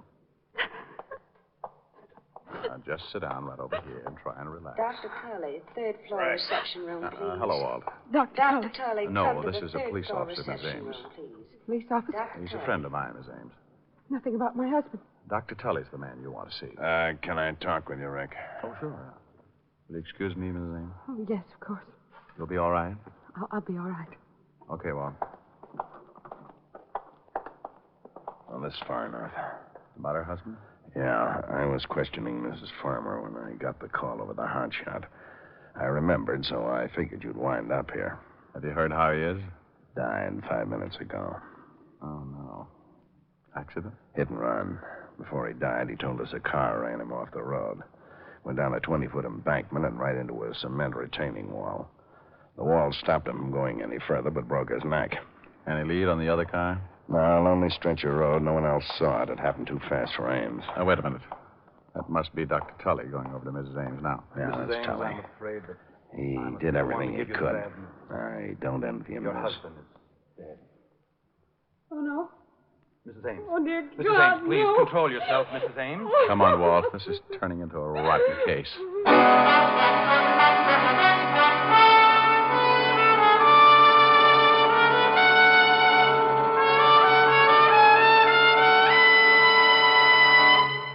Before we continue with the adventures of Richard Diamond, private detective, here's your Rexall family druggist. I often think that perhaps the most common under-the-weather complaint in the average family is either acid stomach or plain old sluggishness. Well, you certainly hit the nail on the head as far as my family is concerned. And I'm also sure that's why there are literally millions of bottles of Rexall milk of magnesia on hand right now in family medicine cabinets. Why, that sounds almost unbelievable. No, ma'am. Not when you know that Rexall milk of magnesia is both a quick-acting antacid and a thoroughly effective yet gentle laxative. What's more, Rexall milk of magnesia has none of that unpleasant, earthy, gritty taste. Say, my family would really appreciate that. Then why not let them see for themselves just how creamy smooth and actually pleasant-tasting Rexall milk of magnesia really is? Ask for it at Rexall drugstores everywhere. And remember, you can depend on any drug product that bears the name Rexall. And now back to tonight's adventure with Richard Diamond, private detective, starring Dick Powell. A little after 6, I got a phone call, and by 6:30, the man who called was lying on a sidewalk, broken in two from a 4-story drop.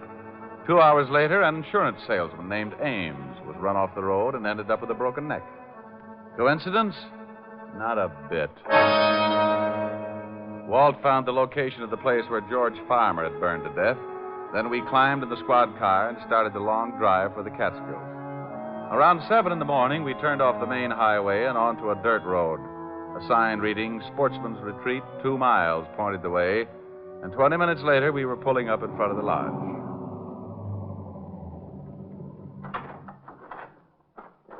Morning. Morning. Welcome to Sportsman's Retreat. Morning. Police car, ain't it? I'm Lieutenant Levinson, 5th Precinct, New York Police. This is Mr. Diamond. Oh, howdy.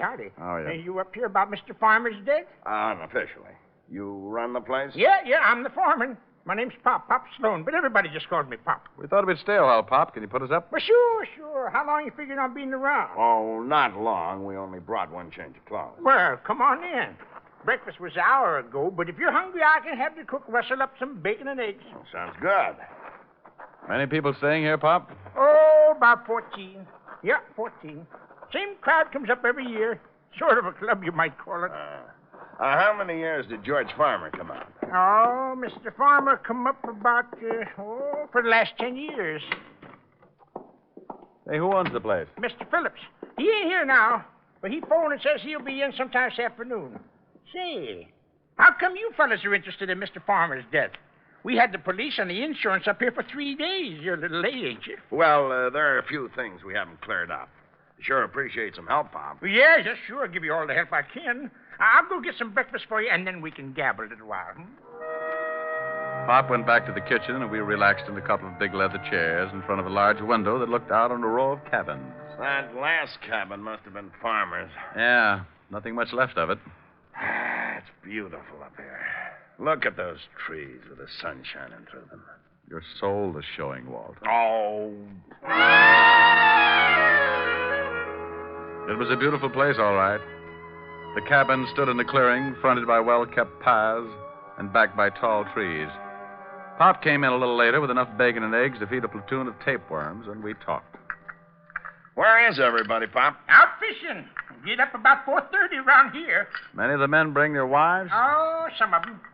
Mr. Farmer used to bring his'n up every year. Fine-looking woman, Mrs. Farmer. Didn't come up this year, though. It's too bad, too. Why? Well, might have saved him. Used to smoke in bed all the time. Maybe if she'd been around here, she might have caught him at it. Who discovered the fire? Oh, we all saw it, but it was too late. By the time we got there, the whole place was burning. By the time we got the hose going, there wasn't much left. You say you all saw it. Where were you? Oh, we was up to Willow Peak cooking out. That's about 3 miles from camp. You can see it from there. See? See that tall peak there to the left of them trees? Yeah. How come Farmer didn't go along? Oh, he never went on many hikes. Had trouble with his legs, you know. Anyone stay here in camp besides Farmer? No. Everybody was up at Willow Peak. Who examined the body? Doc Combs from Evanston come up and looked at the body. Where's Evanston? About 50 miles east. But if you want to talk to the doc, you'll have to wait till everybody comes in from fishing. Oh, good. Is he up here now? Yeah, come up last night. Gonna stay a week for the fishing. Oh, Pop. Morning, Mr. Phillips. Good morning. I didn't expect you till this afternoon.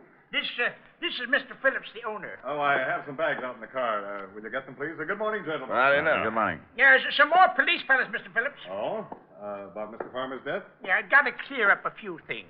Would you please get those bags for me, Pop? Bags? Mhm. Yes, bags. Sure. We just wanted to ask a couple of questions, Mr. Phillips. I'm Lieutenant Levinson. This is Mr. Diamond. Well, how do you do? How do you do? Do you mind if I sit down? Well, not at all. I thought the authorities were satisfied. No, I guess they are. Where were you when the accident occurred, Mr. Phillips? Oh, I was on my way here from the city. I arrived about an hour later. You live in the city, Mr. Phillips? Well, yes, I have a house there. I divide my time between there and the lodge. Tell me something about Farmer, Mr. Phillips. What kind of a man was he? Well, You fellas want any more breakfast? No, thanks, sir. Go ahead, Mr. Phillips. Good old Pop. Well, there really isn't much to tell. Farmer was a nice sort of a guy, rather quiet.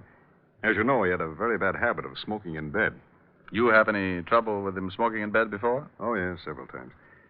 Nearly started a fire 2 years ago. Well, wouldn't that make you watch him a little more closely? Well, you see, his wife came up with him every year, but this one, she was usually near enough to prevent any trouble. How long did he usually stay here? Whole week, 10 days, however long his vacation lasted. Mm-hmm. What was his business?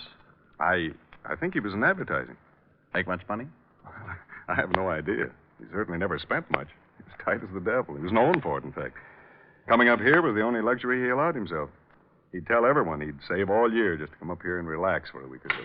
Hey, Lieutenant, here comes Doc Combs. He must have got his limit. Oh, you gentlemen interested in talking to the doctor? Yeah, Pop tells us he was the one who examined the body. Well, what'd you get, Doc? Hi, Pop. I got my limit. Oh, good for you. Come on over here. A couple of fellas want to talk to you. Well, how are you, Phil? Hello, Doc. Pop said you weren't due in till this afternoon. Uh-huh. Oh, this is Lieutenant Levinson and Mr. Diamond. How are you? Police? Yeah. They want to ask you a few questions. We got to clear up a few things about George Farmer getting burned to death. Pop, that's enough, Pop. I was only trying to help. Well, certainly, gentlemen. Here, will you take these fish, please, Pop? Fish? Oh, the fish. Yeah, sure. I'll be right back. Well, I don't think I could tell you much more than I've already told the police. Did you know George Farmer prior to his death? Oh, yes, over a period of 10 years. Did you identify the body? Well, not at first. It was too badly burned. Not at first. You mean you did identify it later? Well, when they told me that George had a broken wrist, I found the broken section of bone and identified it. Broken wrist? Oh, yes, Mr. Diamond. You see, when George arrived, his lower arm was in a cast. He told us that he'd broken his wrist the week before. What day did he arrive? Tuesday of last week. Well, put in a call to Otis and have him find out where George Farmer had his broken wrist treated, and most of all, when the accident occurred. Well, what are you getting at, Rick? Then have him find out the date the insurance policy went into effect. Doctor, which wrist was broken? The right one. And it was in a cast, huh? Mm-hmm. Would you say he could move his fingers well enough to write? It depends on how recent the accident. Step on it, Walt. Okay, but I don't get it.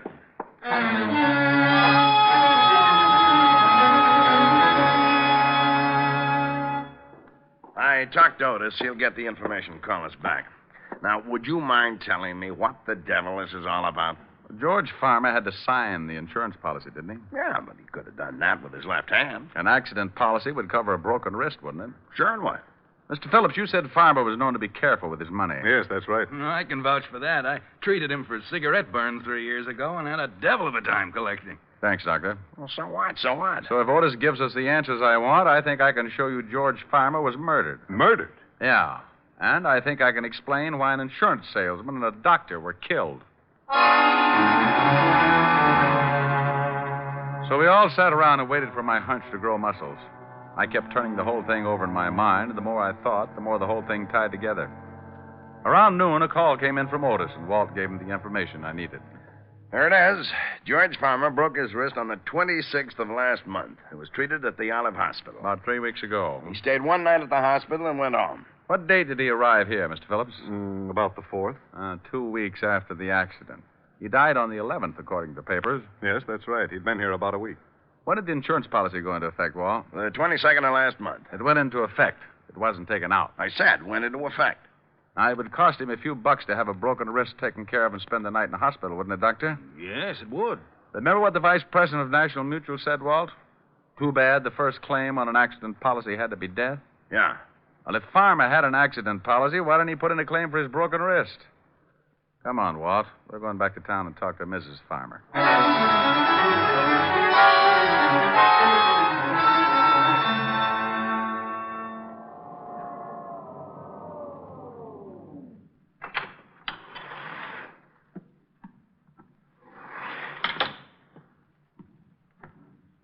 You got your men spotted around the building? Whole block surrounded. Peterson and Evers are covering the front. Cars at every corner. Isn't Otis going to play? Well, there's been some complaints about noisy cats in the neighborhood, so I stuck Otis in back in the alley. He'll drive every cat right into the river. You might have made a mistake. One yell out of Otis, and he'll end up with all the shoes in the block. Here it is. Yeah? Oh. Mind if we come in, Mrs. Farmer? No, I guess not. Well, what is it this time, Lieutenant? We think your husband was murdered. Well, that's ridiculous. Now, we know you didn't do it, but you were in on it. You know who did. Are you serious? Very. We just had the lab make a check on the insurance policy. The signature and the fingerprints were from the right hand. Well, of course they were. So your husband didn't have a broken wrist at the time? Well, no, he did that sometime later. And you'll swear that it's his signature on the policy? Certainly. I went to the doctor with him. I thought you said you didn't know a Dr. Evans. Well, I don't. He was the insurance doctor. Well, I'd never seen him before or since. How could you expect me to Your remember husband didn't turn in a claim for his broken wrist. He didn't?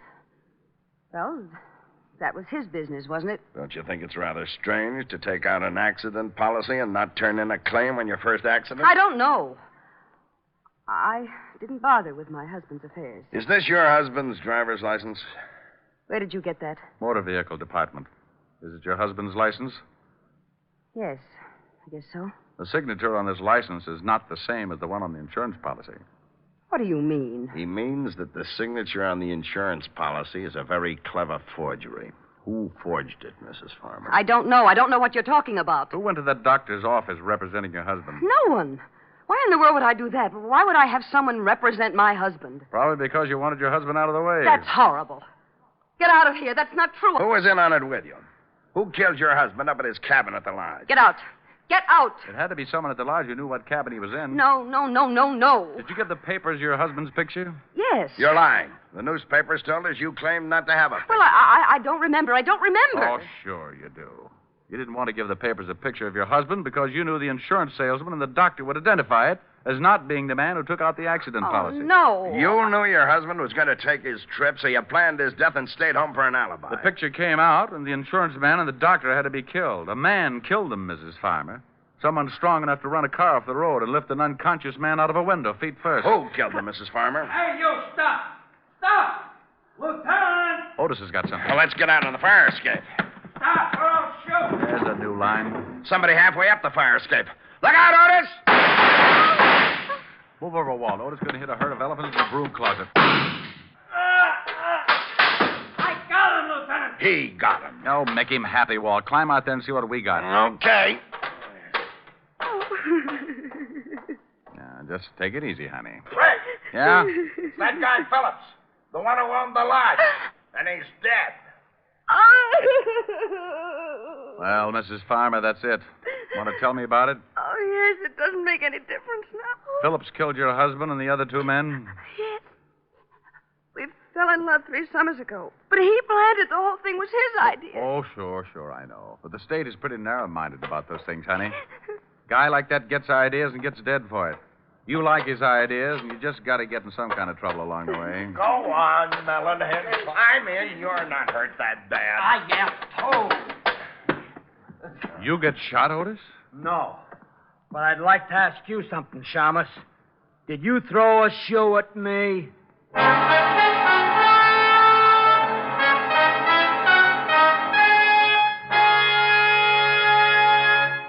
Again, here's your Rexall family druggist.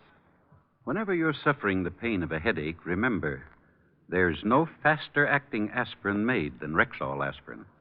When swallowed with water, the 5 full grains of pure aspirin in every Rexall tablet are ready to go to work for you even before they reach your stomach.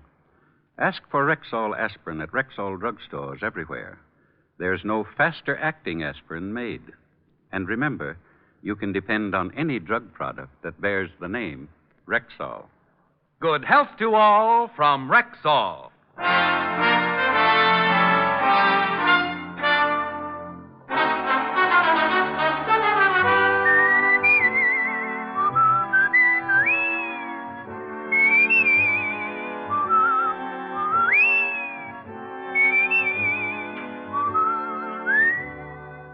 Richard Diamond, Private Detective, stars Dick Powell in the title role and is written by Blake Edwards, with music composed and conducted by Frank Worth. Featured in tonight's cast were Virginia Gregg, Ted DeCorsia, Wilms Herbert, Wally Mayer, Joan Banks, and Bill Boucher. Richard Diamond, Private Detective, is transcribed in Hollywood by Jaime de Valle.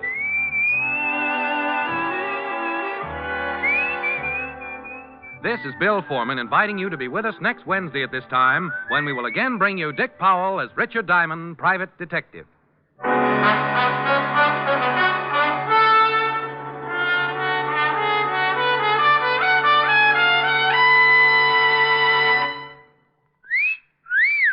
Hiya, beautiful. Get lost, Bristlepuss.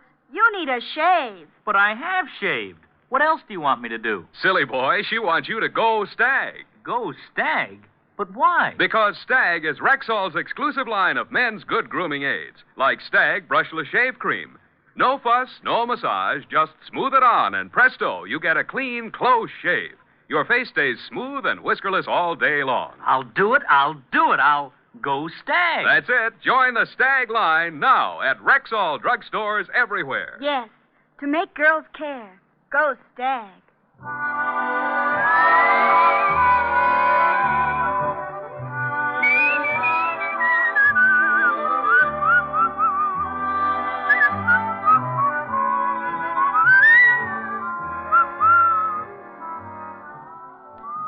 Wednesdays this fall, hear Groucho, Gildy, and the Halls of Ivy on NBC.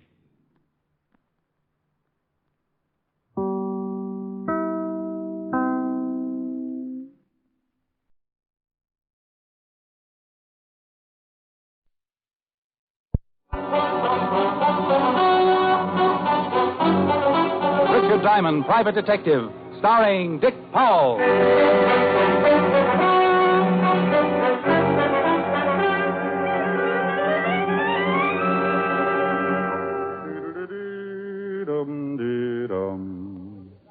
Mr. Diamond, Detective Agency. What does the sign say on the door? Diamond, Detective Agency. Now read the second line, please. Recommended good housekeeping. And the last line, please. Homicides delivered at the rear. That's fine. 20/20 vision. Now, if you just hop around on 1 foot while I classify you in 1A, I'll see that you're on the next boat to the Aleutians. Are you Diamond? Are you a prospective client? Yes. I'm Diamond. I charge $100 a day in expenses. You ever leave town, Mr. Diamond? Occasionally, but I can never get used to the tar and feathers. I'd like you to go to California with me. Oh, just lonesome, or have you got a problem? I represent a very wealthy man in Hollywood. He has a problem. A very wealthy man, huh? Millions. I'd love to meet him. I'll arrange it. When can you leave? Well, now, that's a bit of a problem. Let's see. Close the office, do some packing, take care of a few engagements. It'll take me at least 13 minutes.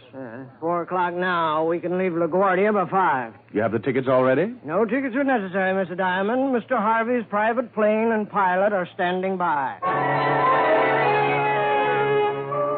The gentleman's name turned out to be Kane, Fred Kane, from Beverly Hills, California.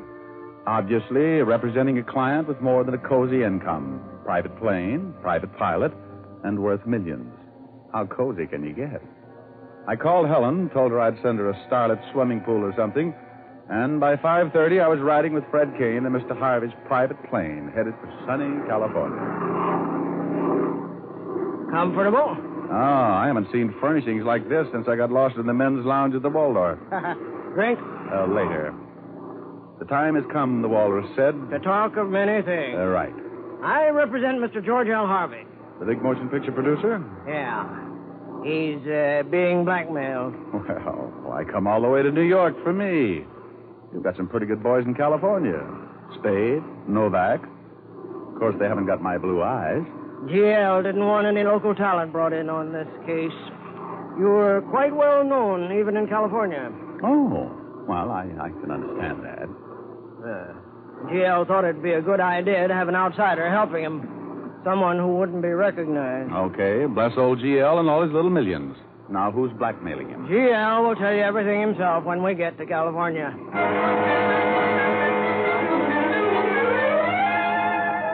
Fred Kane and I played gin for the next couple of hours, and we didn't talk any more about G.L. Harvey and his blackmail trouble.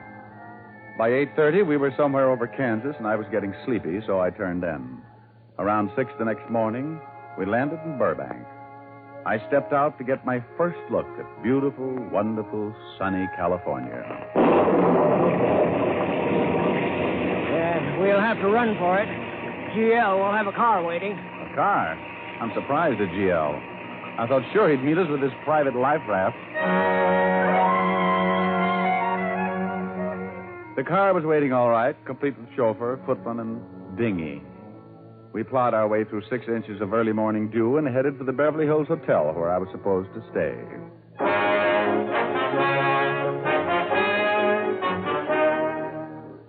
We arrived around 7, got me settled in my room, a tiny little affair that reminded me of a well-decorated roundhouse.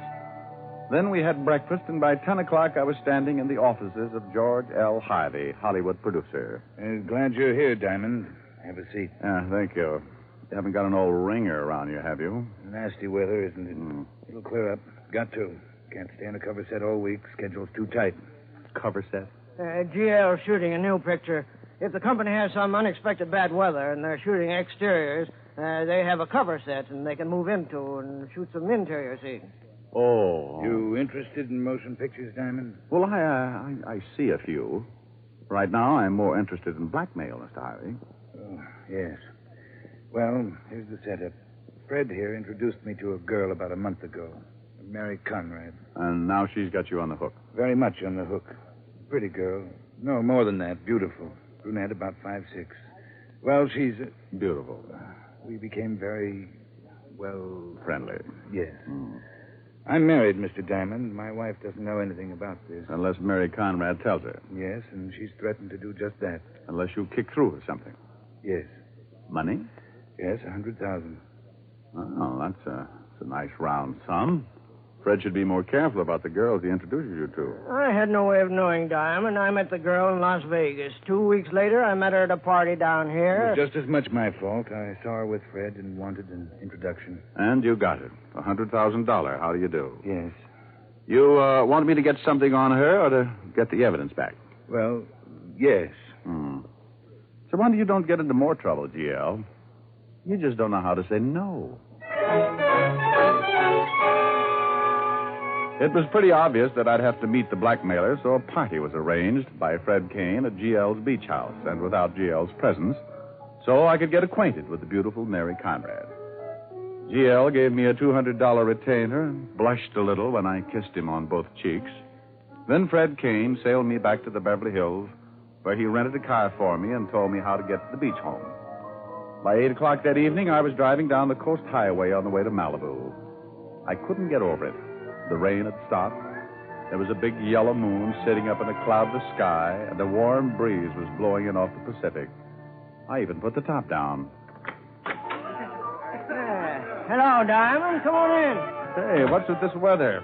1 minute it's pouring, and the next time it comes out like a travel folder. We're just getting into the rainy season. It'll probably stay clear like this for at least a week. Oh. Give me your hat, and I'll take you in and introduce you to the guests. Oh, that's what? A New York gumshoe out looking for a blackmailer? Yeah, that's right. You're an agent. Agent? I don't know anything about agents. You like money, don't you? That's my name, spelled backwards. Then you're an agent. It was a small little party. That is, of course, if you compared it to Ebbets Field during a World Series. GL's house was in the middle of what was known as Malibu Colony. That's a bunch of houses built right out on the sand and surrounded by money. Fred took me around and introduced me as an agent from New York and an old friend. I met everything from producers, writers, and directors to several well-known motion picture stars. one of which had her French poodle with her. And this is Michelle, Mr. Diamond. Say hello to Mr. Diamond, Michelle. Oh, oh! Oops, sorry. Great Dane. And on until finally we got around to my objective for the evening. And believe me, I'd enlist 3 times a week just to go after that kind of an objective. Brunette, about 5'6". When she looked up at me, I felt as nervous as a cat in a ukulele factory. This is Mary Conrad, Mr. Diamond, Mary. Hello. Be Hello. nice to him. He's a big New York agent. I see some other guests now. Take care of them, Mary. Looks like Fred is paired us off. Well, he knows a good combination when he sees it. 2 best-looking people at the party. Of course, I'm prettier than you are. How long have you known Fred? Fred? Oh, years and years. We used to play stickball together over in Canarsie. I thought Fred was a native Californian. Well, oh, yes. Well, he is. He used to come all the way to New York just for the stickball. We had quite a team. I'll bet you did. What position did you play?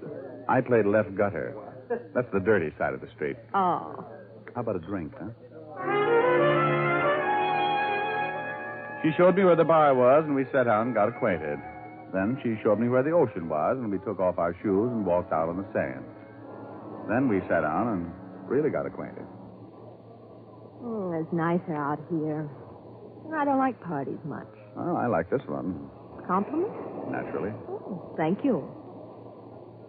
How long are you going to be in California? Oh, I don't know. It depends. Business? Yeah. You're not having much fun, are you? Oh, sure. I'm having a ball. You're lonesome, aren't you? Like 50 miles of dirt road. Let's leave the party. All right. Where to? Well, my car's here, and it wouldn't be good to be seen leaving together. I'll go first, and you follow in about 5 minutes. You can pick me up at my house. Score for Diamond. She gave me her address and told me how to get there. Then we walked back to the party, and she left. I gave the high sign to Kane, and in 5 minutes I followed. Mary Conrad's house was on the outskirts of Beverly Hills, south of Pico. There was a long, low, black sedan, the type a chauffeur usually drives, parked in front of the house. The same car that had picked me up at the airport that morning.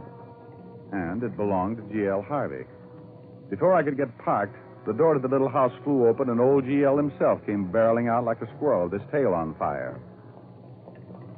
G.L.! Mr. Harvey! Hey! Mr. Harvey!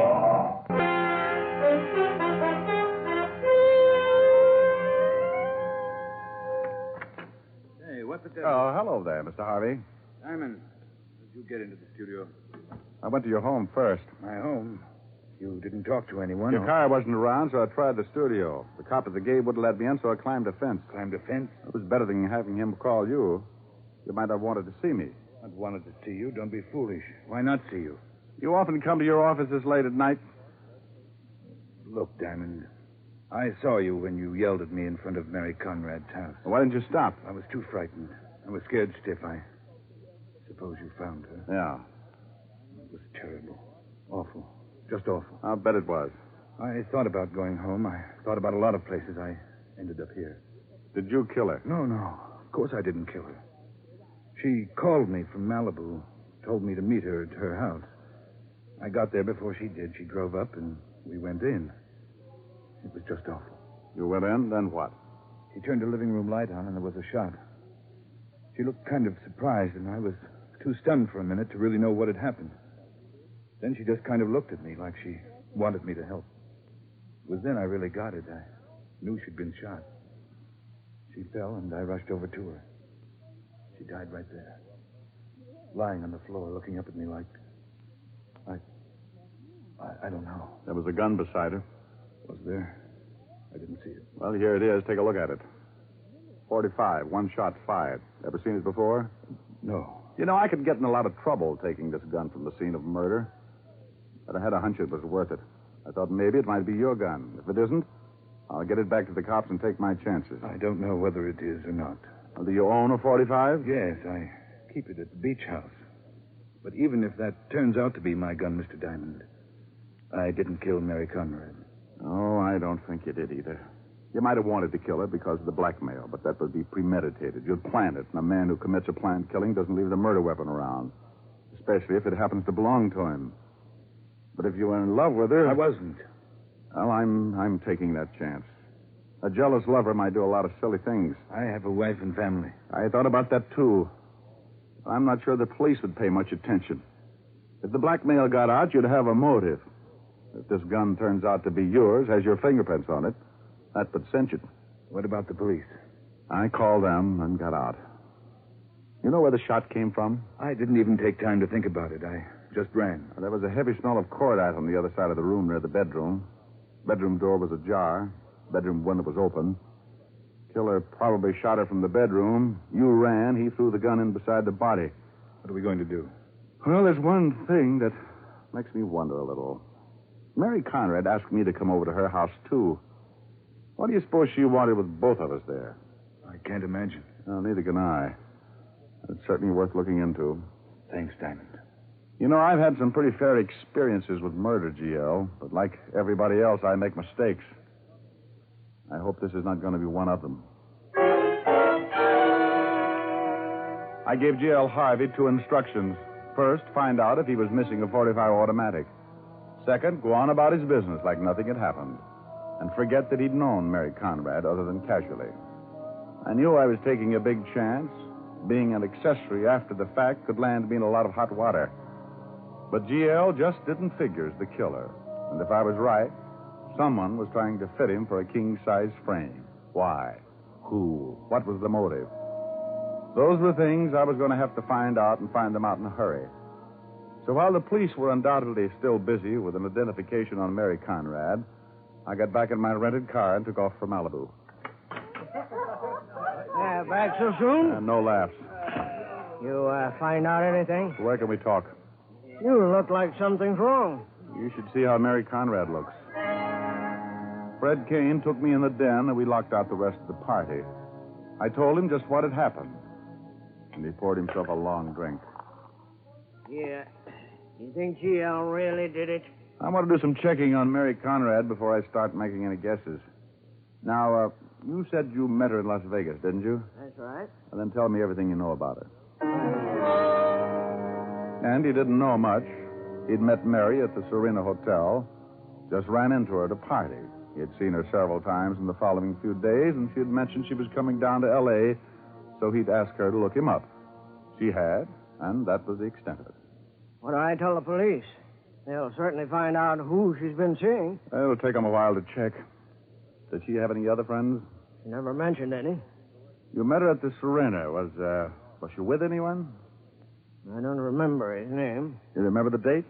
It was about a month ago, the last few days I was there. Oh, well, okay. I'm going to take a trip to Vegas and see if I can find out anything more. You must really think GL's innocent. Don't you? Well, yes. But he certainly had a motive. Oh, I don't think GL would kill anyone for $100,000. The thing I can't figure is why anyone would want to frame him. What could they gain by it? I drove back to Burbank, grabbed a late plane for Las Vegas. About an hour and a half later, I was checking with the desk clerk at the Serena. We went through the lists of guests during the time Fred Kane's last visit.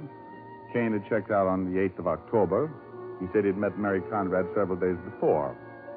I gave the desk clerk her description, but he didn't remember. And she hadn't been registered at the Serena. So I started checking every hotel and motor court in Vegas. Bartender, give me a scotch and water. Sure thing. Hey, you look a little beat, friend. Can I buy you a drink? I just bought one. Hey, I understand you're trying to find Mary Conrad. You know her? Yeah? Well, friend, I'd like to ask you some questions. What's it worth? Depends on how much you know. I know plenty. Oh, we'll see. What's your name? Not here. I got a car outside. We'll take a ride. Okay. Information, please. Slid off the stool and led the way out of the hotel and out across the parking lot. This guy knew I was looking for Mary Conrad. How? Had to be tipped off or he'd been tailing me. When he walked in front of me, the little old gun in his hip pocket showed up like a bathing beauty on the gorilla farm. Hey, wait a minute. What's the matter? Where's the car? Huh? Oh, right over there. Mm-hmm. The one with the fat guy behind the wheel? Just a friend.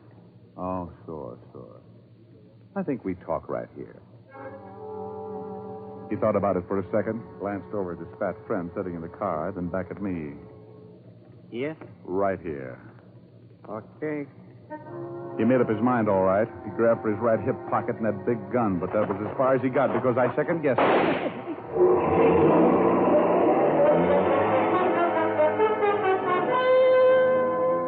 His friend took off, staying behind a line of parked cars until he was clear of the parking lot and far enough away so I couldn't get in a good shot. I leaned down over the man who had wanted to kill me. He was very dead. Well, I'd held out police evidence in Los Angeles and killed a man in Las Vegas. I was in the spot, and only one lead left. The big fat driver who'd taken off in the car. I went through the dead man's pocket and came up with one thing. a $100 gambling chip from the Ace of Clubs casino.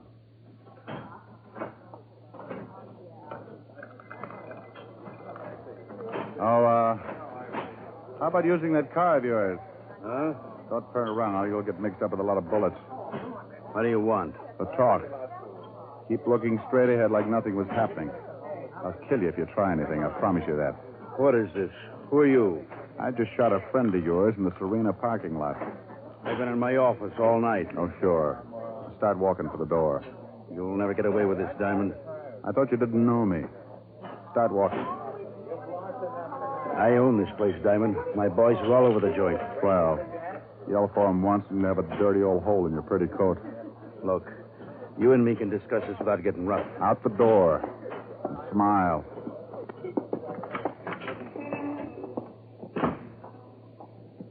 Now, where's the car?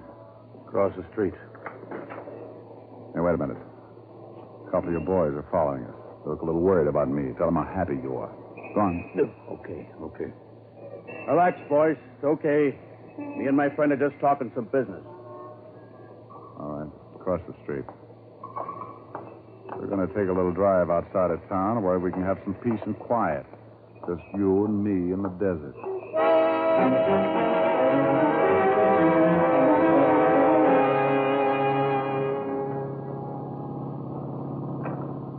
That's good enough. Pull off the road. Look, Diamond. Pull off the road. You know, the cops are going to be out looking for you. That's why I need some answers in a hurry. Why did your boy try to kill me tonight? I don't know what you're talking about. Get out of the car. Now, look, I Get swear... out. What's this going to prove, Diamond? You're going to start walking.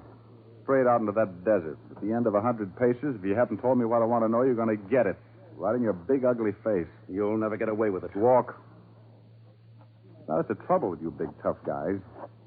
Get a fellow in a spot, and you never figure he might just be desperate enough to shoot his way out of it. Why did your boy try to knock me off tonight? I've got a lot of dough, Diamond. I can get you out of the state and make you rich. I'll swear you killed my boy in self-defense. How well do you know Mary Conrad? Well, never heard of her. I've held out police evidence in California, and I've shot a man in Nevada. I'm in a tough spot. I'll just about do anything. You kill me, and you'll never find out anything. I'll keep looking. Who else is mixed up in this? How'd you know who I was? I found out. And you're nearly there. You're bluffing. You got 15 paces to go. You'll never get out of town. You kill me, and every cop in the state will be after you. You're a big man, huh? I swing a lot of weight. Well, I don't like your kind of big men. Stop here. How about it? Going to tell me how you're mixed up in this? Now, wait a minute. This is getting ridiculous. It's a matter of opinion. You going to tell me? Wait. You must be nuts. Supposing I did know something. I tell you, you tell the cops. Maybe I knocked off somebody. I get the gas chamber. Then it shouldn't make any difference to you. This will be a lot quicker. What do you want to know? Who's Mary Conrad? My girl. Her real name's Mary Langley. Who killed her? Fred Kane. The guy who works for Jail Harvey. Why? Kane owed me a lot of dough. Couldn't pay it. G.L. Harvey was to go to the gas chamber for killing someone. Kane had become head of the Harvey Productions. Why wouldn't Harvey's wife take over? Oh, she'd own it, but G.L.'s will states that Kane would run it. How do you fit? Kane promised me a 50-50 split if I'd lay off about the debt. I talked Mary into it, and Kane introduced her to Harvey. The old boy went for a hook, line, and sinker. Then she started blackmailing him. So you'd have a motive for murder? Yeah. She never figured she was going to get killed. No, she just thought we were going to milk the old boy for the $100,000 and pull out. How did I fit in? Harvey's idea. When Kane told me about it, I figured it wouldn't be bad. You could catch Harvey after the murder. Well, why did you make a date with me, then call Harvey? Oh, we told her to. Told her you were a private eye working for Harvey's wife. We said that you could be bought, and it would be a good idea to catch her with Harvey. So you waited in the bedroom until G.L. came in and you shot her, threw the gun in beside her. Hey, wait a minute. I didn't shoot her. Kane shot her. Oh, Kane took G.L.'s gun from the Malibu house? That's right. Oh, you lame brain. I left Kane at the Malibu house when I went to see Mary. He was there when I got back. Witnesses will swear he was around the whole time. You killed the girl and hopped the plane back here for Vegas. No, I didn't kill her. Go over by that rock. Take it easy, Diamond. Go on. Okay, I shot her. I hid in the bedroom and shot her. But you won't be around to talk about her. Come on, get up. Get up. Oh, for Pete's sake, now I have to carry him back to the car.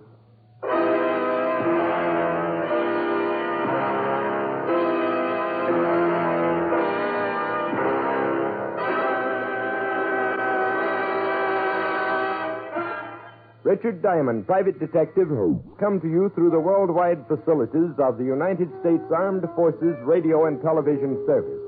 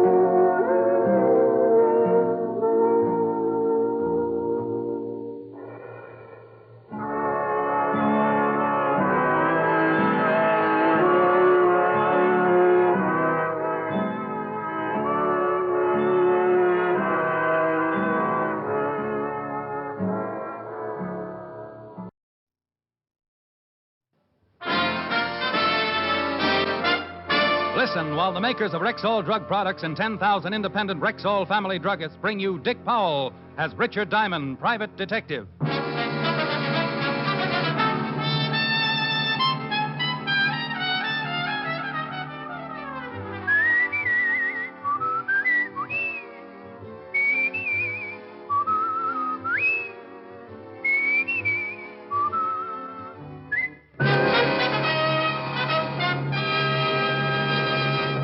Good evening.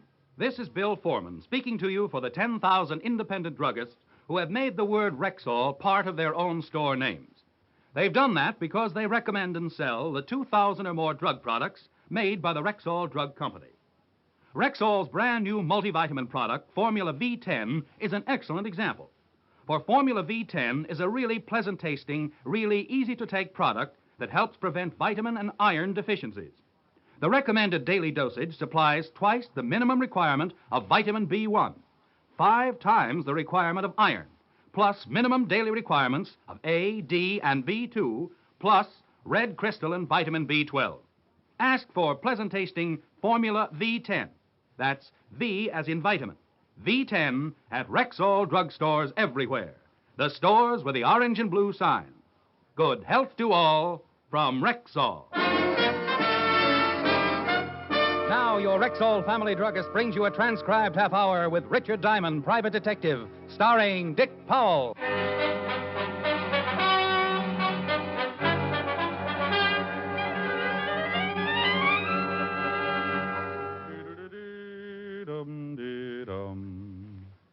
Is this the Diamond Detective Agency?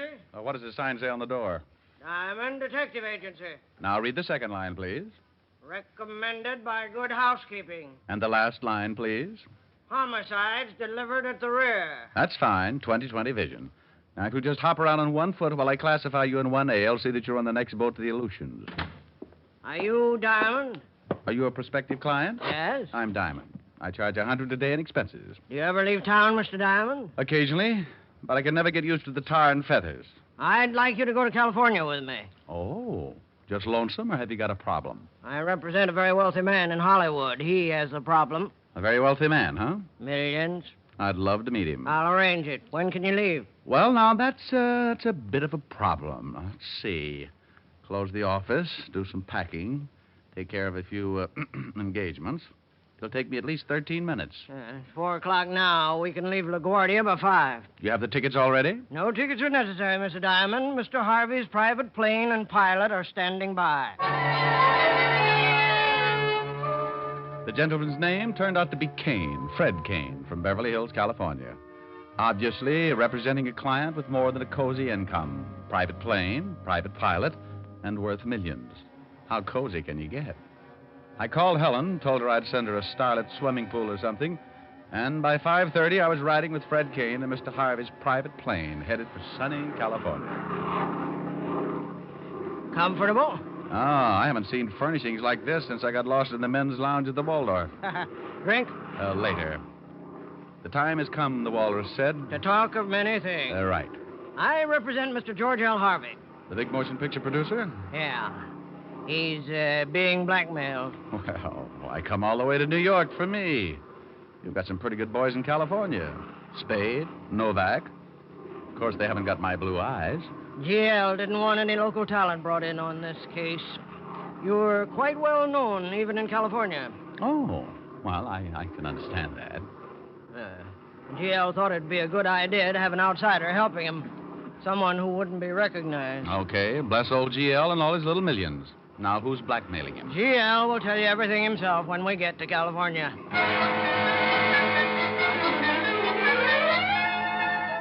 Fred Kane and I played Jen for the next couple of hours, and we didn't talk any more about G.L. Harvey and his blackmail troubles. By 8:30, we were somewhere over Kansas, and I was getting sleepy, so I turned in. Around 6 the next morning, we landed in Burbank. I stepped out to get my first look at beautiful, wonderful, sunny California. We'll have to run for it. GL will have a car waiting. A car? I'm surprised at GL. I thought sure he'd meet us with his private life raft. The car was waiting all right, complete with chauffeur, footman, and dinghy. We plowed our way through 6 inches of early morning dew and headed for the Beverly Hills Hotel where I was supposed to stay.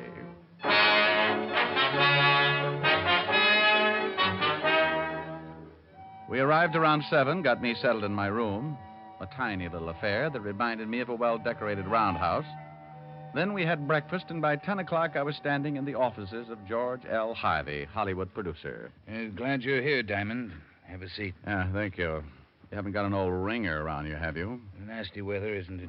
It'll clear up. Got to. Can't stay in a cover set all week. Schedule's too tight. Cover set? GL shooting a new picture. If the company has some unexpected bad weather and they're shooting exteriors, they have a cover set and they can move into and shoot some interior scenes. Oh. You interested in motion pictures, Diamond? Well, I see a few. Right now, I'm more interested in blackmail, Mr. Harvey. Oh, yes. Well, here's the setup. Fred here introduced me to a girl about a month ago, Mary Conrad. And now she's got you on the hook. Very much on the hook. Pretty girl. No, more than that. Beautiful. Brunette, about 5'6". Well, she's... Beautiful. We became very, well... Friendly. Yes. I'm married, Mr. Diamond. My wife doesn't know anything about this. Unless Mary Conrad tells her. Yes, and she's threatened to do just that. Unless you kick through with something. Yes. Money? Yes, $100,000. Well, that's a nice round sum. Fred should be more careful about the girls he introduces you to. I had no way of knowing, Diamond. I met the girl in Las Vegas. 2 weeks later, I met her at a party down here. It was just as much my fault. I saw her with Fred and wanted an introduction. And you got it. $100,000. How do you do? Yes. You want me to get something on her or to get the evidence back? Well, yes. It's a wonder you don't get into more trouble, GL. You just don't know how to say no.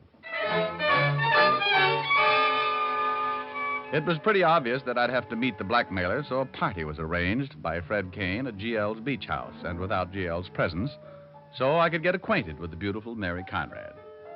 GL gave me a $200 retainer and blushed a little when I kissed him on both cheeks. Then Fred Kane sailed me back to the Beverly Hills, where he rented a car for me and told me how to get to the beach home. By 8 o'clock that evening, I was driving down the Coast Highway on the way to Malibu. I couldn't get over it. The rain had stopped. There was a big yellow moon sitting up in a cloudless sky, and a warm breeze was blowing in off the Pacific. I even put the top down. Hello, Diamond. Come on in. Say, what's with this weather? 1 minute it's pouring, and the next time it comes out like a travel folder. We're just getting into the rainy season. It'll probably stay clear like this for at least a week. Oh. Give me your hat, and I'll take you in and introduce you to the guests. Oh, it's what? A New York gumshoe out looking for a blackmailer? Yeah, that's right. You're an agent. Agent? I don't know anything about agents. You like money, don't you? That's my name, spelled backwards. Then you're an agent. It was a small little party. That is, of course, if you compared it to Ebbets Field during a World Series. GL's house was in the middle of what was known as Malibu Colony. That's a bunch of houses built right out on the sand and surrounded by money. Fred took me around and introduced me as an agent from New York and an old friend.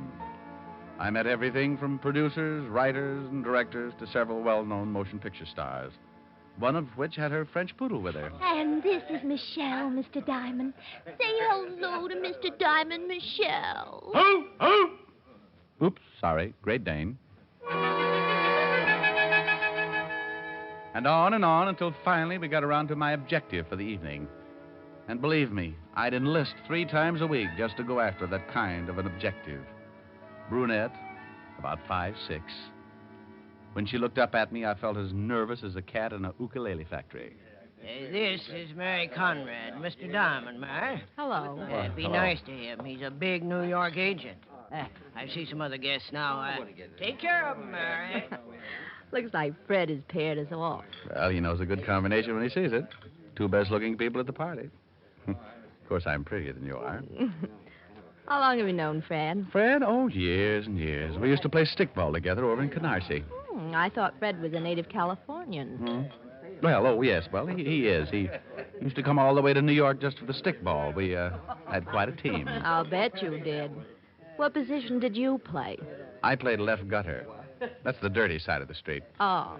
How about a drink, huh? She showed me where the bar was, and we sat down and got acquainted.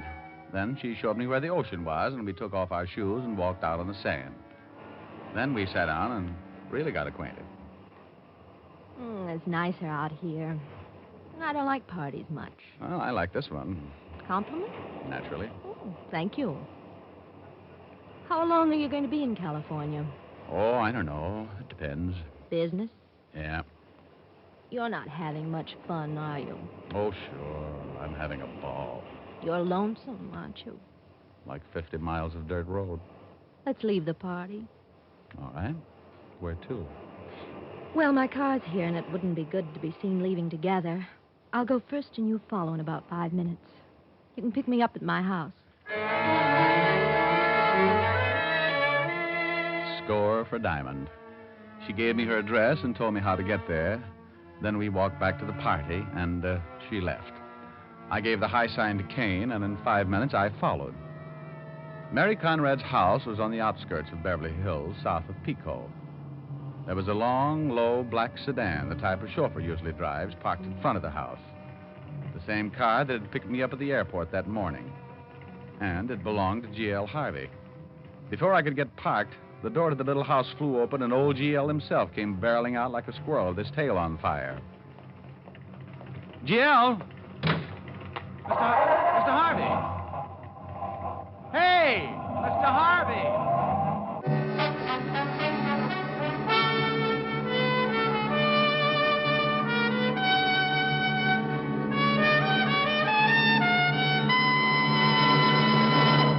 Here's a question for all overweight women. Would you like to know how to reduce without starving, without counting calories, without back-breaking exercise? Would I? But it isn't possible, is it? It certainly is. With the new Ann Delafield reducing plan, you lose up to 5 pounds a week and gain new pep and energy besides. Best of all, you have none of the hunger pangs and bother that most people dread about reducing. The Ann Delafield reducing plan shows you how to lose weight naturally. Sounds wonderful. What does the plan include? Everything you need to slim you down and keep you slim. Vitamins to bolster your diet. Ann Delafield appetite-reducing wafers to curb that unruly appetite, and an important complete beauty book. And here's a tip for all overweight men. Rexall is proud to announce their new Delafield reducing plan for men. It's sound, scientific, and easy. So look young, feel young, stay young for your age. Ask for the Delafield reducing plan for men. Available only at Rexall drugstores. And now back to tonight's adventure with Richard Diamond, Private Detective, starring Dick Powell.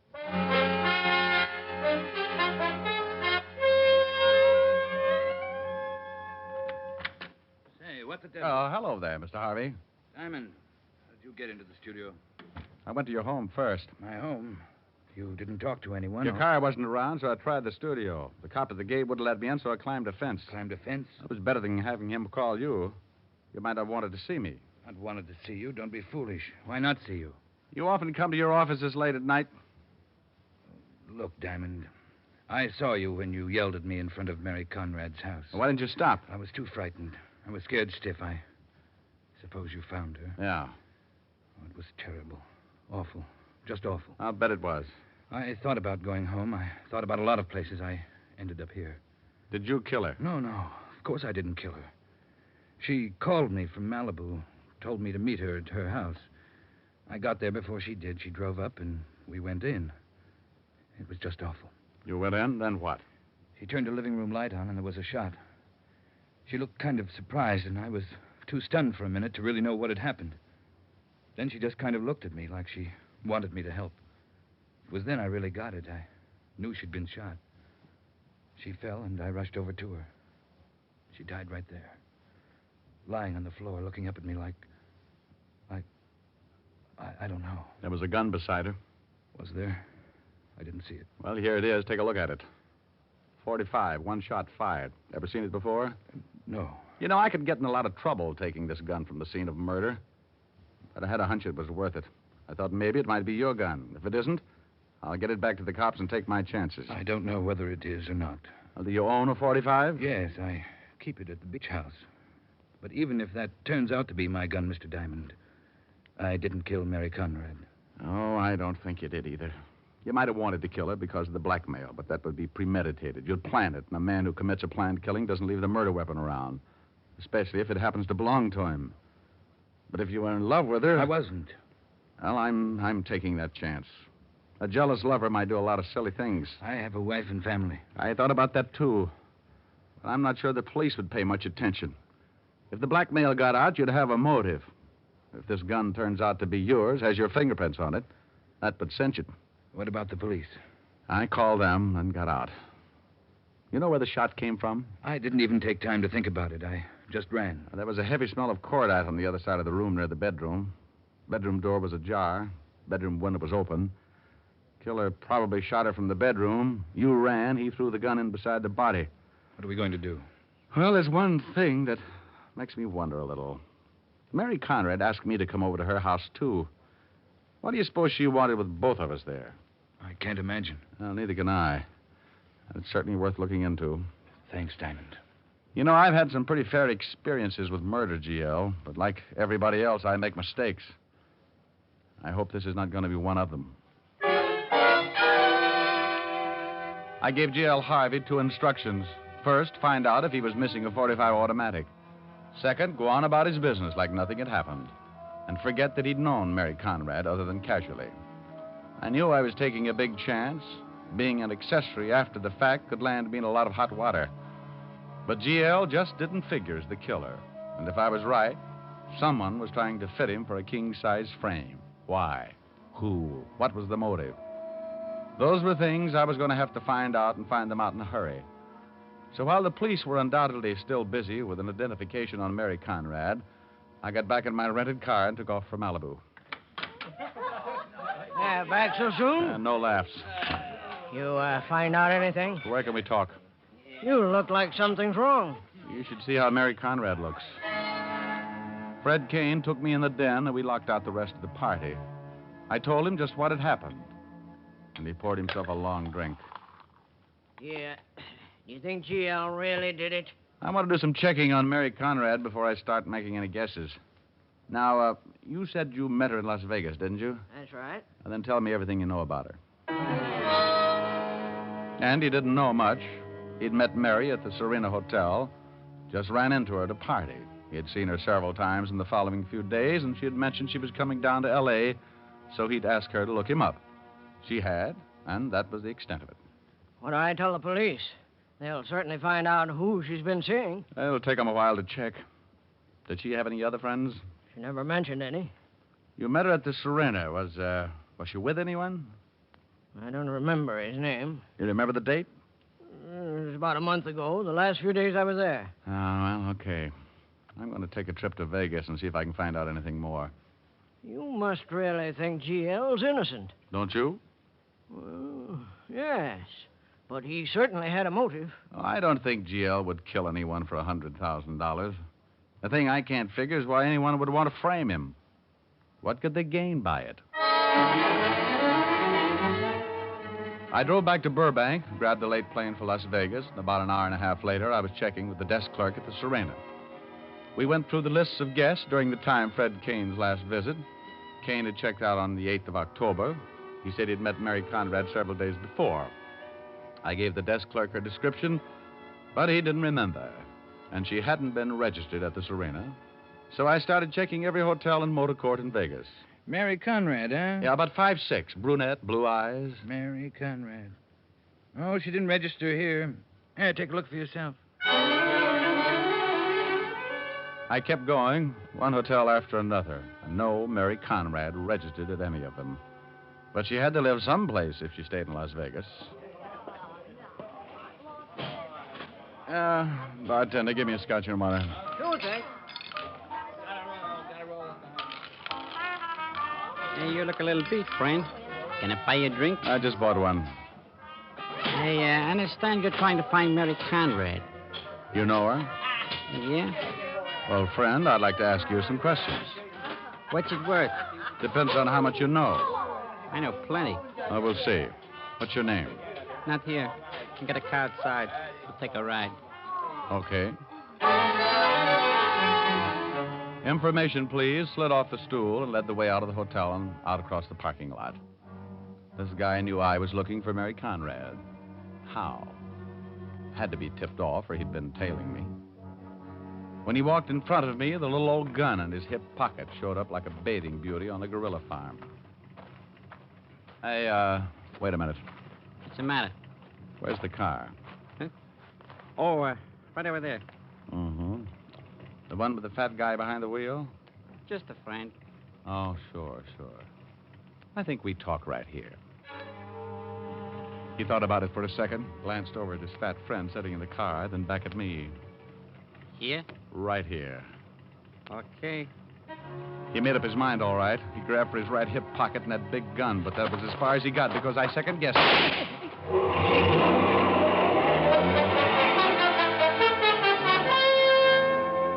His friend took off, staying behind a line of parked cars until he was clear of the parking lot and far enough away so I couldn't get in a good shot. I leaned down over the man who had wanted to kill me. He was very dead. Well, I'd held out police evidence in Los Angeles and killed a man in Las Vegas. I was in a spot, and only one lead left. The big fat driver who'd taken off in the car. I went through the dead man's pocket and came up with one thing. a $100 gambling chip from the Ace of Clubs casino.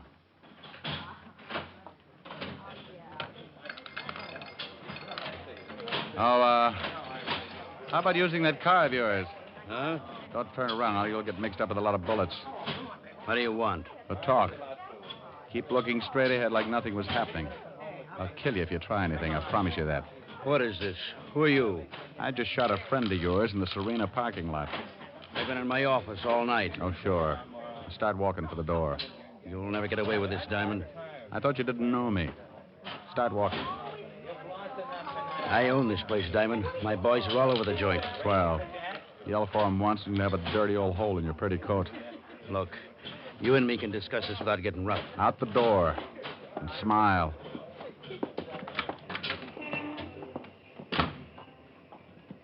Now, where's the car? Across the street. Now, wait a minute. A couple of your boys are following us. They look a little worried about me. Tell them how happy you are. Go on. Okay. Relax, boys. It's okay. Me and my friend are just talking some business. All right. Across the street. We're going to take a little drive outside of town where we can have some peace and quiet. Just you and me in the desert.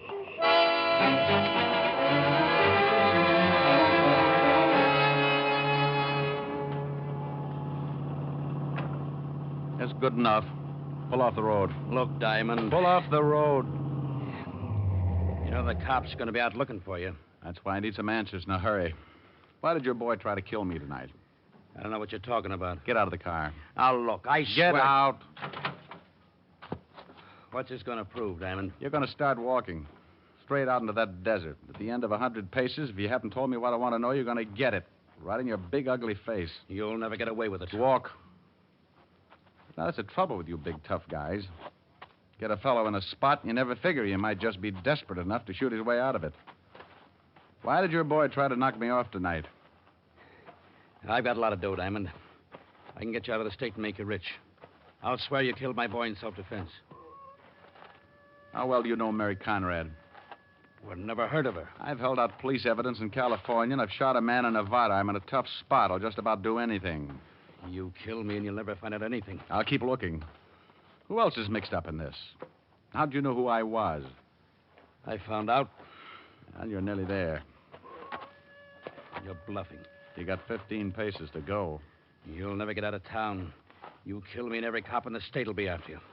You're a big man, huh? I swing a lot of weight. Well, I don't like your kind of big men. Stop here.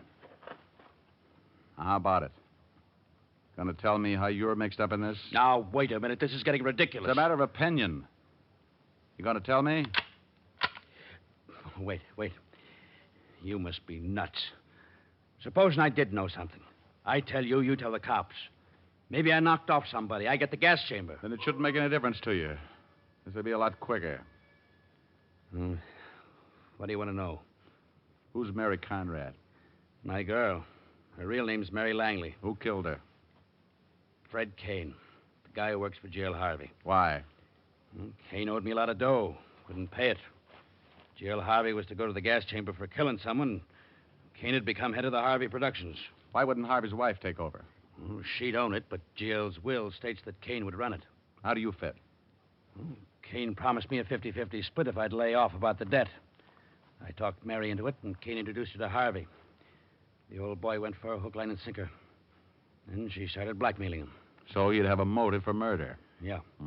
She never figured she was going to get killed. No, she just thought we were going to milk the old boy for the $100,000 and pull out. How did I fit in? Harvey's idea. When Kane told me about it, I figured it wouldn't be bad. You could catch Harvey after the murder. Well, why did you make a date with me, then call Harvey? Well, we told her to. Told her you were a private eye working for Harvey's wife. We said that you could be bought, and it would be a good idea to catch her with Harvey. So you waited in the bedroom until GL came in and you shot her, threw the gun in beside her. Hey, wait a minute. I didn't shoot her. Kane shot her. Oh, Kane took GL's gun from the Malibu house? That's right. Oh, you lame brain. I left Kane at the Malibu house when I went to see Mary. He was there when I got back. Witnesses will swear he was around the whole time. You killed the girl and hopped a plane back here for Vegas. No, I didn't kill her. Go over by that rock. Take it easy, Diamond. Go on. Okay, I shot her. I hid in the bedroom and shot her. But you won't be around to talk about her. Come on, get up. Get up. Oh, for Pete's sake, now I have to carry him back to the car.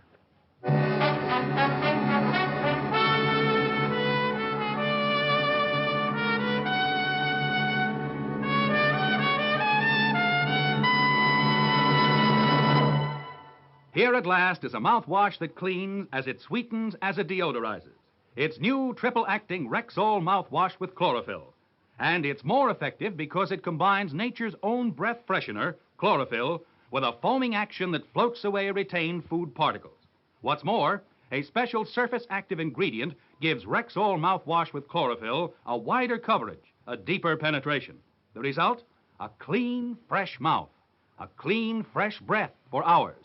So fresh up with a cooling, minty-flavored mouthwash that cleans as it sweetens, as it deodorizes. Rexall mouthwash with chlorophyll at Rexall drugstores everywhere. Good health to all from Rexall.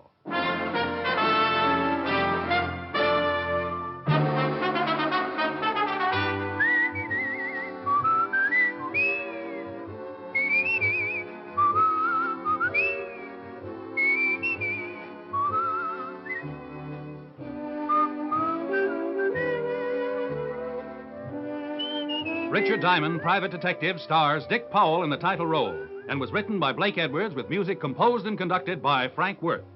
Dick Powell directed the RKO production Split Second, which is now in release, and his latest film appearance was in the Metro-Goldwyn-Mayer award-winning The Bad and the Beautiful.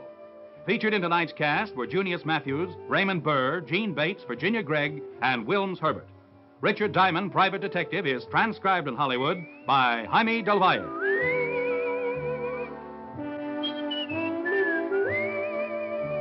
This is Bill Foreman inviting you to be with us next Sunday at this time when Rexall Drug Products again bring you Dick Powell as Richard Diamond, Private Detective.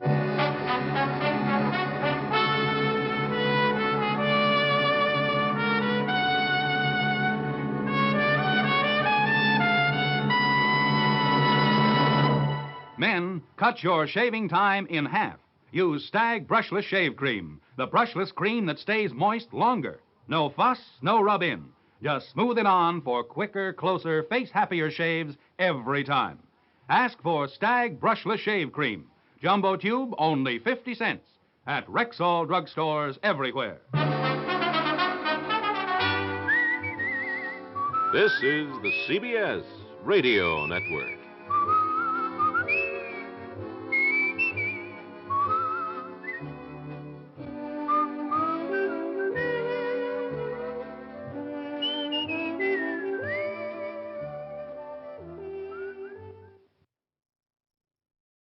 Here is another in NBC's great parade of new shows.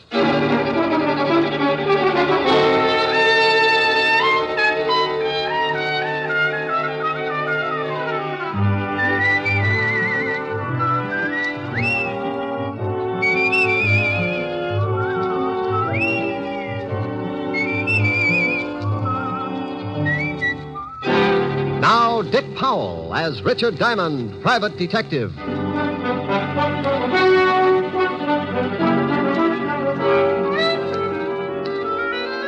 Hello there, this is Diamond. You know, I saw something the other day that's as typical of New York as the Empire State Building. I was walking down 2nd Avenue when I spotted some kids around the fire hydrant. They had turned it on, and the whole gang was splashing around, keeping cool. They'd done something else, too. They'd found a barrel. And I suddenly remembered when I used to play in the gutter with the same kind of barrel. It's open at both ends, and when it's held over the gushing hydrant, it acts like a big hose, and a lot of passing New Yorkers can end up pretty wet. I stopped and watched, and just like always, one of New York's finest showed up and the kids scattered. He turned off the water and the fun was over. Oh, but not for long. Somebody was sure to give the kids a monkey wrench, and 10 minutes after the cop had disappeared, the street would be flooded again.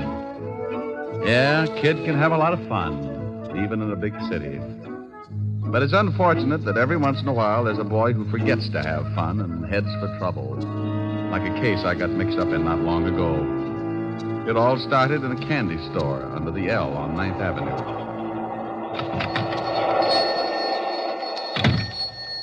I'm just closing up, boys. We want to talk to you, Pop. I told you I was closing up. We'll come back tomorrow and we can talk then. Eddie said he wanted to talk to you, Pop. You better listen. Yeah, what is this? You kids get out of my store. You want to buy something, you come back tomorrow. You ain't been making enough on your number sales. We come to see why not. Oh, so that's it.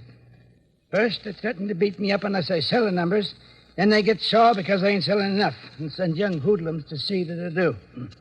Well, you go tell your boss that I'm through selling numbers to poor people who think they can get rich quick. You tell your boss if he don't like it, I'm going to the police. Tell your boss that. Sure, we'll tell him. But he wants us to tell you something. I don't want to hear nothing from you bunch of no-goods.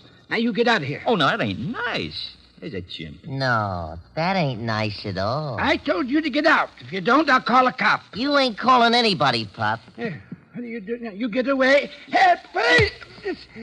No, please, help. Shut up. Okay, Jim, make him shut up. Please, I'm an old man. Yeah, sure you are, Pop. But old guys like you need exercise. Think he's had enough, eh? Yeah, grab some of them cigarettes and cigars off the counter. Yeah, sure. Hey, we better get out of here. Maybe somebody heard him yelling. Okay, grab me a box of candy, too. I got a date with Nancy tonight. I'll grab a couple. I got a date, too. Let's go.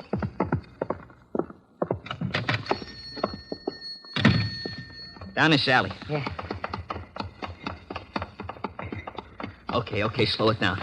Let's get over to 27th Street. Okay. Come on, Mr. Parrish wants to see us. Right. Hey, Ed. Yeah? You going to see your brother today? Yeah. How's he doing? He's doing all right. Ain't he scared or nothing? What's the matter, Eddie? Oh, hey, what did I say, huh? I told you once not to say nothing about my brother. I was just asking. I didn't say nothing, hey? You asked if he was scared, didn't you? Okay. Well, he ain't scared. He's a big shot. He wasn't scared of the guy knocked off by the cops or nothing else, see? Not even a hot seat. Hey, that's the cop. Spotted us. Come on.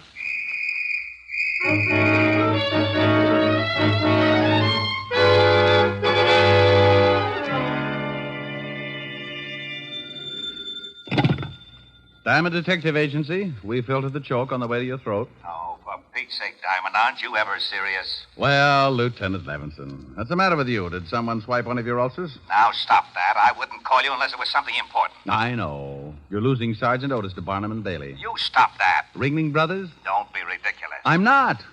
What other sideshow could boast a pointed head with a gray suede face? Diamond, I have an important message for you, so for the sake of my sour stomach, act like a normal human being for 5 minutes. It's sure to be a strain, but go ahead. Bill Garrett wants to see you. Bill Garrett? Yes. Goes to the electric chair tonight at 8 o'clock, and he wants to see you. Well, he can't sit in my lap. Now, look, I don't like the type any more than you do. He's going to die, so why the cracks? The guy he shot had a wife and 2 kids. Maybe you want me to make cracks about them? All right, but will you see him? It's his last request. All right, sure. I'll call the warden and tell him you'll be up. Well, you be sure and put in the call. If Otis does it, the warden will get so confused they'll turn Garrett loose and toast me. Well, in my business, you get a lot of screwy ones. But you never know where they'll lead, so if you've got that nervous, got-to-get-in-trouble feeling, you follow it up. I put in a call to my lovely redhead, Helen Asher, and told her I'd be a little late, but to keep the bottle spinning anyway. Then I took off for Sing Sing. Hello, Garrett. Hello, Simon. I'm glad you got here. Wouldn't miss it. Neither would I unless I could help it. Look, Garrett, I'm busy and you're on a tight schedule. Now, what's on your mind? Well, it's like this, Rick. The name's Diamond. Okay. I know you hate guys like me, but I ain't ashamed of what I've done. That's the way I lived. That's the way I'm going to go out. If you want someone that'll listen till you feel sorry for yourself, he'll be along in a few minutes before 8. Maybe I better forget it. You ain't got no use for nothing. I got use for everything that doesn't include guys like you. There's no middle with me, Garrett. It's got to be right or wrong. And right keeps you out of trouble, huh? Well, not always. But it helps people to live together. Okay. I guess you know I got a kid brother. Yeah. He's going on 17, and it looks like the family's going to have another guy for you to hate. What do you want me to do? He thinks I'm a big shot. I want you to convince him I'm not. Oh? What's he done? I don't know, but he's just like I was when I was that age. Tough, wise guy. He wants to be just like me. Oh. Has he been up here to see you? Yeah, but that don't change his mind. Just makes him madder at the world. I ain't getting soft, see, but he's a great little guy and he's smart. A lot smarter than I was. It's just going to take someone to show him which foot to get off on. Okay. What's his first name and where can I find him? His name's Eddie. He's got a club they call the Panthers. You know the kind. Yeah, with me it was the Brownies. It's over on 26th Street, and he's got a girl he told me about. Her name's Nancy Hyde. She lives with her aunt over at 37th Street. Okay, I'll see what happens. He's tough. Oh, lots of guys are tough, Garrett. Sometimes if they get a break, they turn out to be so tough, they even get to be All-American. Hey, I'd like that. I'd like to see the kid get to be All-American. That might be a little difficult, but you never know. Maybe they've got television down there.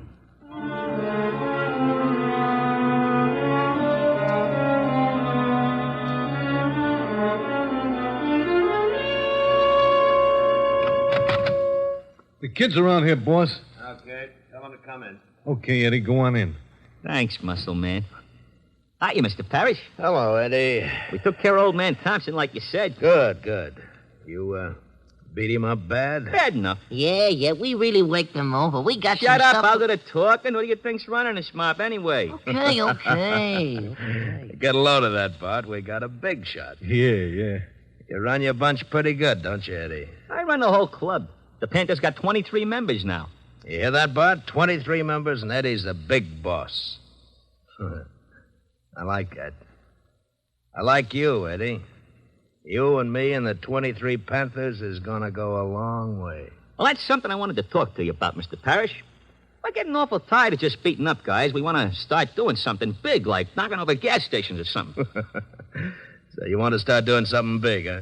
Like knocking over gas stations, huh? Yeah. Well, you got a lot to learn, Eddie. Well, I've been doing all right, ain't I? Well, you're going to do a lot better. How would you and the Panthers like to start making some really big cash? Hey, we'd like that. Shut up. Well, what does the boss say? The boss says great. What do we do? It's a cinch. Bart, go out in front and see that we ain't disturbed. Yeah, sure thing, boss. Bart carries a gun, don't he, Mr. Parrish? Yeah, Eddie. He carries a big one. I'm going to carry one someday. Sure you are. You're going to be a big shot. But you got to learn first. You got to start from the bottom to be a big shot. Now, here's the pitch. You get your gang together and explain that...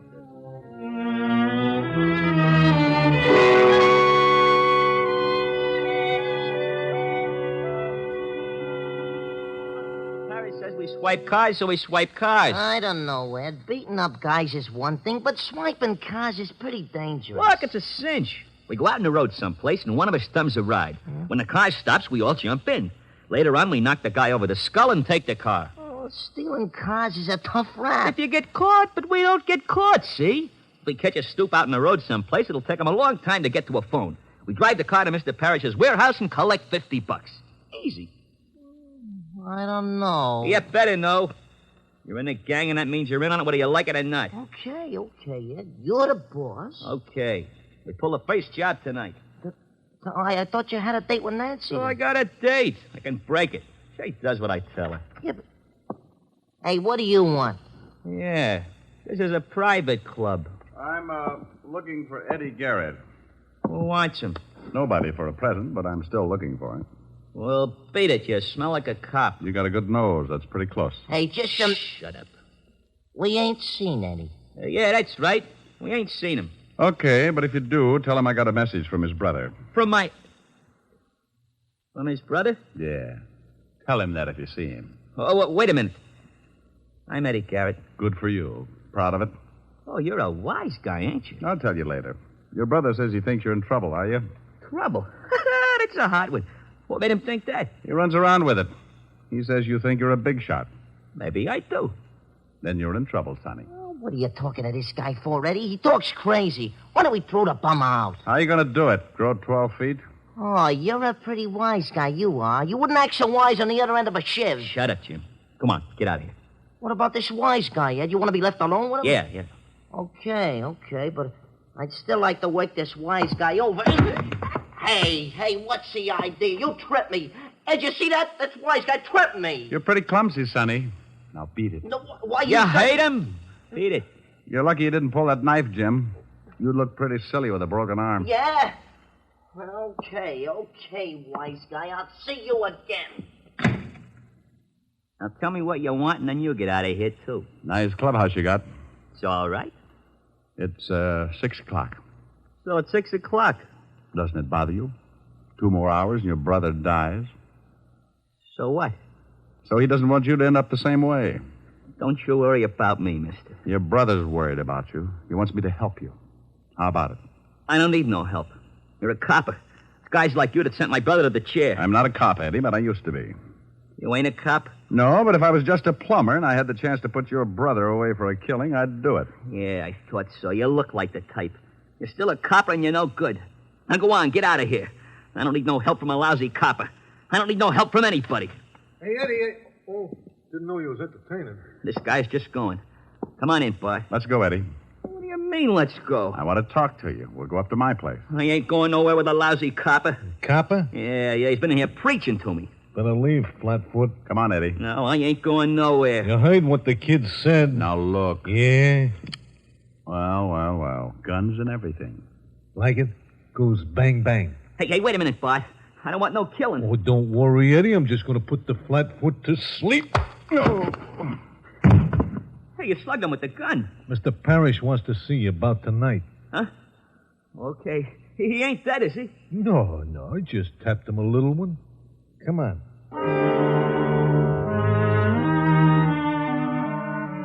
Tap me a little one. That was the biggest understatement of the year. He tapped me so little my head felt like it was in sections. I lay there for a while trying to find the piece that did my thinking, and when I started coming out of it, it was like trying to open a beach umbrella in a 90-mile wind. I didn't know how long I'd been lying there, but when I finally opened my eyes, I saw something that made the beating a welcome relief. Hey, look, Lieutenant. He's with us again. Oh, no. Shut up, Otis. Rick, how do you feel? I wish I was dead. Oh, now it can't be that bad. No? Well, you lie down here and look up at Otis. Makes you want to slash your wrists. Hey, he's riding me again. You're all right. Here, try to sit up. Without my head? Oh. Now, who beaned you? A guy named Bart Lippett. He didn't know me, but I recognized him. Small-time muscle man. Works for Sam Parrish. A lovely group. Say, how the devil did you find me? Well, we certainly weren't looking for you. We came down to pick up Bill Garrett's kid brother. Pick him up? What for? Your job's homicide. Yeah, he and another kid beat up an old storekeeper last night. The guy's in pretty serious condition. Oh, no. How serious, Walt? Well, the doctors say critical, but he does stand a chance. Hey, now, wait a minute. Where are you going? What time is it? 7 o'clock. Why? I got an hour to keep a promise. I hope that storekeeper doesn't die. If he does, Sing Sing will be building their electric chairs in tandem.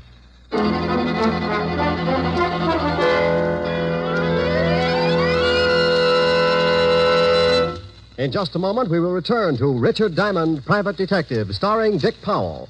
But first, traffic accidents claim a victim on the average of more than one a minute, all day, every day in the year. The difficulty is that people continue to think of the horror of accidents as always happening to someone else. It never occurs to us that we may be killed dashing out to lunch tomorrow. The National Safety Council reports that in almost every motor vehicle accident, there is one or more violations of the law. Speed, drink, and carelessness being the worst offenders. Every motorist and pedestrian is urged to support actively the safety movement in his own community. Be careful. The life you save may be your own. And now back to Dick Powell as Richard Diamond, Private Detective.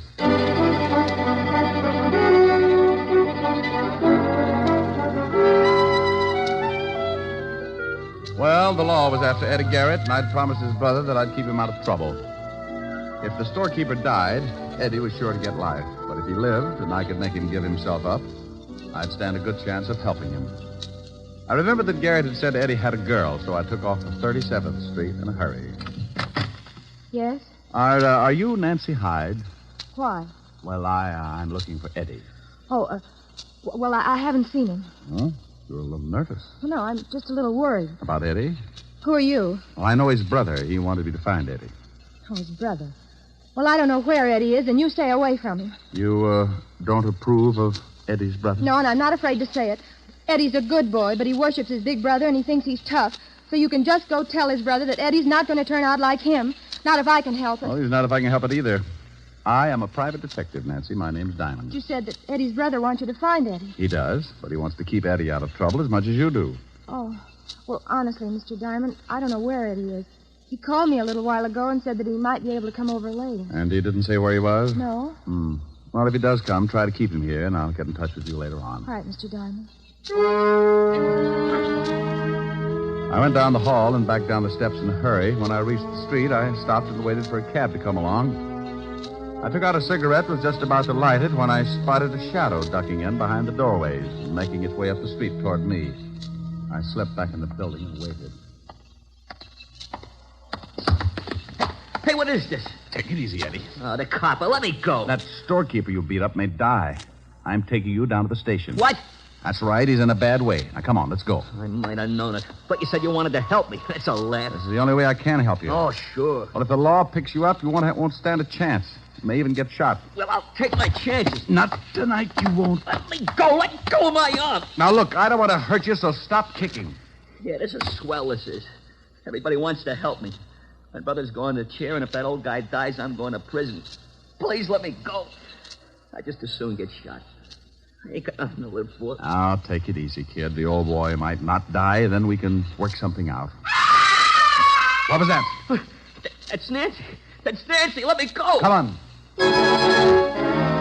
I turned him loose, and we both went up the stairs 3 at a time. We reached the door, and I got that lousy feeling. The screams had stopped, and from the way she was yelling, it would take a lot to shut her up. Like dying. It's locked. Nancy. Nancy. She don't answer. Look out. She ain't here. Look in the other room. Nancy. Man, honey. She ain't in here either. Hey, what's the gun for? Come out of the window, quick. What's the matter? That car driving off down there. You know it? Oh, why? Because I saw your girl being pushed in it. I couldn't take a shot because it might have hit her. They took her down the fire escape. Yeah. Eddie, who would want to kidnap Nancy? I don't know. You're working for Sam Parrish, aren't you? How did you know that? I recognized his muscle man just before he put me to sleep. I ain't saying nothing. Now, look, you stupid little idiot. Aren't you worried about your girl? Yeah, sure I'm worried about her. What's that got to do with Mr. Parrish? Nothing, maybe. But if he heard that the law was looking for you, he might be afraid you'd talk. What were you and your gang doing for Parrish? I can't tell you. Okay, then you're on your own. If the girl gets killed, they'll let you cry about it for the rest of your life and sing. I'm through trying to help you, Eddie. You're too far gone. You're no good. Wait a minute, Mr. Diamond, please. I'll tell you, I don't want Nancy hurt. Please, I don't know what to do. Well, first, try to take it easy, and then tell me what you were doing for Sam Parrish. Well, we used to beat up guys that wouldn't sell enough numbers. Mr. Parrish controls a lot of the numbers racket. We were supposed to start swiping cars. He was going to pay us $50 a car. Oh, call him. Call him? Yeah. Here's the phone. But for Pete's sake, don't let on that you know anything's up. Okay. I want you to tell him that you've decided to give yourself up. Okay. If he's got Nancy, I'll kill him. You just be sure and tell him that you're going to give yourself up. He'll tip you whether he's got Nancy or not. Yeah. Mr. Parrish? Eddie, is that you? Yeah. Oh, good. Me and Bart have been looking all over town for you. The cops are after you. I know. I'm going to give myself up. You what? Yeah, it's better this way. They might go easier on me if I do. Look, kid, you got to stop talking like that. You're going to be a big shot. You can't go turning yourself into the law. No, I'm going to do it. You come down here and talk to me first. Where are you? It's no good, Mr. Parrish. I'm leaving for the station right now. Eddie? Yeah? You ain't going nowhere unless you want to see your girlfriend scooped out of the East River. You have got her. Sure, I got her. So you get on down here. I just left her and she don't look so happy. She's with Bart, and you know Bart. Well, you're dirty, no Look, good Buck. greaseball. You get out of my office in 20 minutes or I'll call Bart and the little girl dies. Now get down here. Hello. He's got her, Mr. Diamond. I got to get down there or he'll kill her. Where's his office? He don't have Nancy there. He told me she was with Bart. I got to go. You do, and he'll kill you. Then he'll do the same with the girl. You can't take the chance. What are we going to do? I only got 20 minutes. Does Parrish have another office or a hideout? No. Wait a minute. Yes, he does. Sure, the warehouse. He told me about it this afternoon. We were supposed to take our stolen cars there. Okay. I'll call Lieutenant Levinson and tell him to meet us there. You think that's where they got Nancy? I hope so. 20 minutes isn't much time. I put in a call to Walt and briefed him in a hurry. Then Eddie and I took off for the warehouse. It was at the foot of 14th Street, and by the time we got there, we had only 10 minutes left. The building was as dark as a foggy grave and locked tight. We found a window in the basement and finally jimmied our way in. You all right, Eddie? Yeah, but I can't see nothing. Come on. That looks like some stairs. Maybe we guessed wrong. What was that? I don't know, but there was a jockey on it. Come on.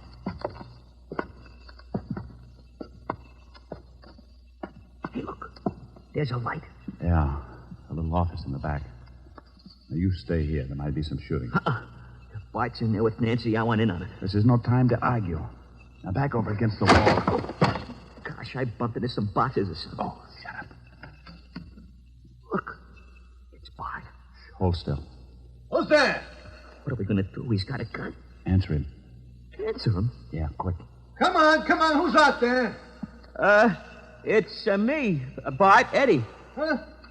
What are you doing here? We've been looking all over for you. I'm on the lam. The cops are after me, so I remembered this place. Well, ain't that nice? The boss been worrying about you. Come on back, Eddie. Got a friend of yours here. Go on. I'm going to circle him. Sure, Bart. I'm coming. Come on over here where I can see you. Yeah. That's it. Okay, kid.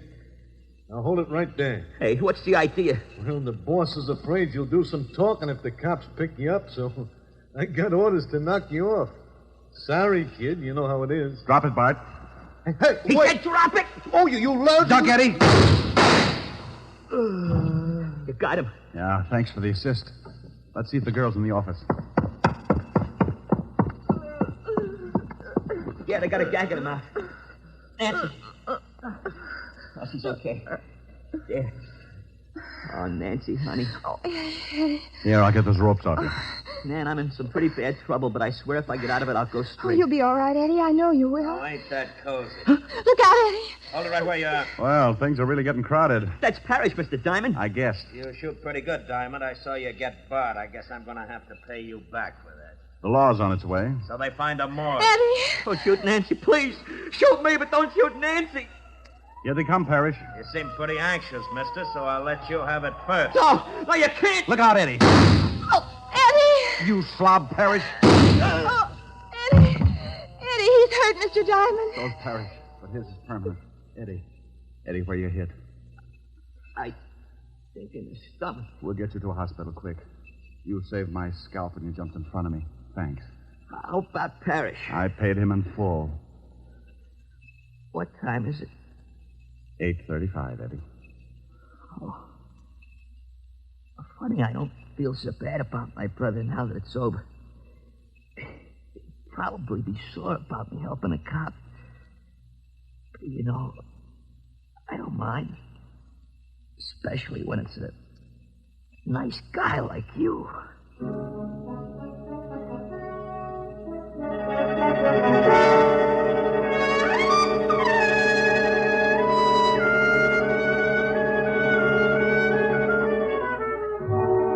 Well, Walt busted in. They got Eddie to the hospital. Otis tripped over a pipe and broke his big toe, so they had to throw him in the wagon along with Eddie and his girl. Eddie recovered all right, so did the storekeeper. He helped beat up. The kids all got 2 years, sentence suspended, because my lovely redhead, Helen Asher, convinced the judge that the boys would become much better citizens if they worked out their 2 years on her farm upstate, milking the cows. Before Eddie left for the farm, Helen had him over to the house, and he brought his girlfriend. Well, we gotta be going, Mr. Diamond. I gotta catch a train. Thanks for the swell dinner, Miss Asher. It was my pleasure, Eddie. It was wonderful. Oh, Mr. Diamond. Yes, Nancy? Miss Asher was telling me that you sing. Oh, Miss Asher is sometimes afflicted with an extreme case of blabitis. Well, Hey, I'd like to hear you sing something before I take off. Would you, Mr. Diamond? certainly he would. Do you want it after I tear out your pretty tongue with the lungs, or before, you dear, sweet little girl? Now, you mustn't talk that way in front of guests, Rick. They'll think we're married. Oh, he's not as tough as he sounds. Now, come on, Mr. Diamond, give. Yeah, I'll give you a hit in the head. Helen, after Eddie hears me, he may realize that crime does pay. It's on your pretty head. Just sing. Stop making like a prima donna. What do you want to hear? Oh, something romantic. Oh, bless your little pointed head. You kids go sit on the sofa. Okay. Come on. Where are you now that I need you? Now that I want you so badly, I cry. What's the new one? Where are you? Where did fate lead you? Funny how I dreamed you'd still be standing by. The pretty one. I had you at my beck and call. I called you any time at all. I I guess I took you too much for granted. I never thought I'd lie, awake and sigh, where are you? Now that I need you, now that I love you so madly, I could die. Oh, how was that, kids? Rick, look. Well, how do you like that? They're stealing our stuff. Come on, Eddie, break it up now. You got to catch a train. Eddie. Nancy. Oh, my goodness.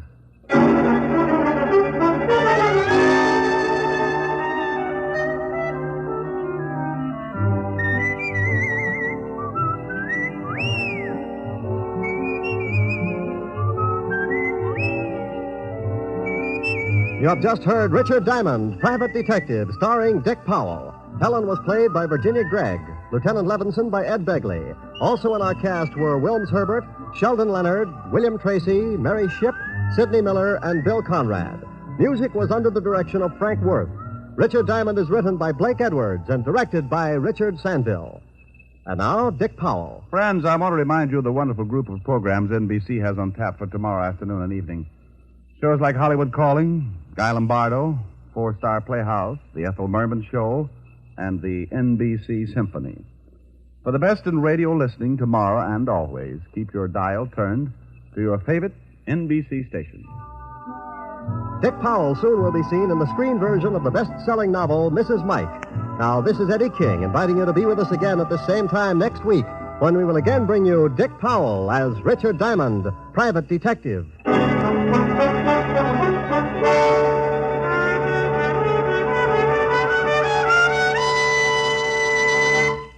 This program has come to you from Hollywood. This is NBC, the national broadcasting company.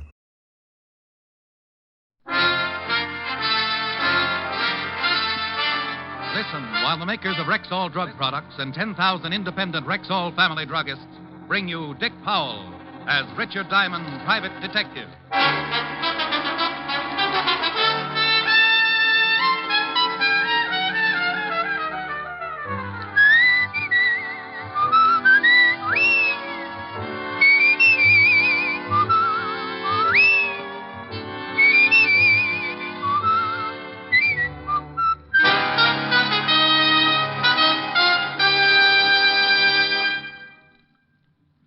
Good evening. This is your Rexall family druggist with a welcome from the 10,000 independent druggists who have made the word Rexall part of our own store names.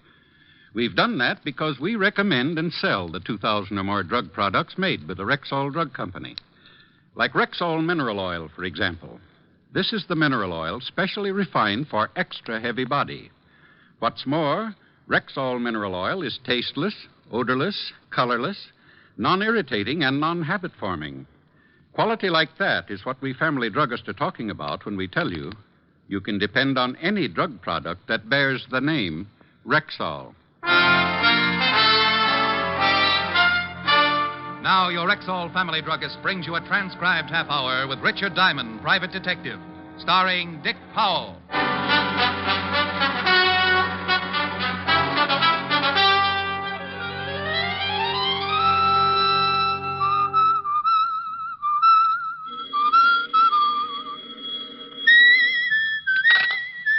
Just a moment. Diamond, pick up the receiver and speak to me, or I'll... Walt, is that your blood pressure I hear bubbling, or are you calling from Niagara Falls? What's the big idea keeping me waiting like that? Well, the big idea is that it's a beautiful day and I'm happy. When I'm happy, I whistle. And when I'm happy and whistling, I don't like to be interrupted. I'll remember that the next time you're unhappy and you ask a favor from me. You can whistle then, too. Oh, the great, big, important police lieutenant wants a favor from poor little old Richard Diamond. I want you to go to a funeral. Yours? No, it's mine. Say, I'll live to dance to Charleston on your grave, wise guy. No, they're burying Bigfoot Grafton this afternoon. How do you know? How do I know? How do I know what? That it's Bigfoot Grafton they're tucking in. The way it read in my paper, the Harbor Patrol fished out a guy presumed to be Bigfoot Grafton, boy racketeer. We're satisfied with the identification. Huh? Fingerprints? Fingerprints. Look, the body was in the Hudson River for nearly a week. Oh. Then tell me, what makes you so sure the guy they're putting in the ground today is Grafton? Look, Diamond, you're beginning to exasperate me. Will you or won't you go with us to Bigfoot Grafton's funeral this afternoon? Why me? Maybe you can show the boys how to dig the grave. Oh, Walt, that's silly. I don't know a grave from a hole in the ground. So why me? Because you once told me about a little business matter you had with some of Grafton's gang out west. And because some of those same hoods may attend the funeral. And because if any of them do, you'll recognize them. And I can point him out to you. Say, you are a detective. Otis and I'll pick you up in about an hour. Goodbye, Diamond. Goodbye, Bright Eyes. Come on, Billy. How many times have I got to tell you this is the only thing left to do? It's all wrong, Marge. I tell you, there's no need to call in a private eye. Well, hello, girls. Who are you? The name's on the door. You're Diamond? You see something you don't like? Yeah, you. Oh, you'll never be lovely, be engaged, or get to use ponds with an attitude like that. It's a waste of time, Marge. A waste of time. Lay off it, Billy. I know what's right. We came a long way to see you, Diamond. All the way from West Frampton we came. We're ducklings. Well, first impressions are so deceiving. I almost thought you were girls. Now, look, there's a psychiatrist just down the hall who... Get this, Billy. The guy thinks we're nuts. Well, maybe you are a couple of ducks, and I'm the one who's crazy. Not ducks, ducklings. Oh, well, then if you have that kind of a problem, go to the Audubon Society. You never heard of the Long Island Ducklings? All we done was win the pennant last year. Pennant? Oh, baseball? Now it's coming. We're a girls' softball team. We got our own park out in West Frampton. I play third base. Who's on first? Me. Come on, let's get out of here, Marge. We'll stay. We gotta find Lottie, and he's gotta help us. Lottie? Lottie Wyrachek, our second baseman. She's been missing almost a week now. We can't win without our second baseman. Oh, yes. I can see where it must leave quite a gap between first base and shortstop. We ain't gonna win the pennant again unless we get Lottie back, Diamond. We gotta have her. You're elected. Elected? I'm not even sure I accept the nomination. See? Let's go, Marge.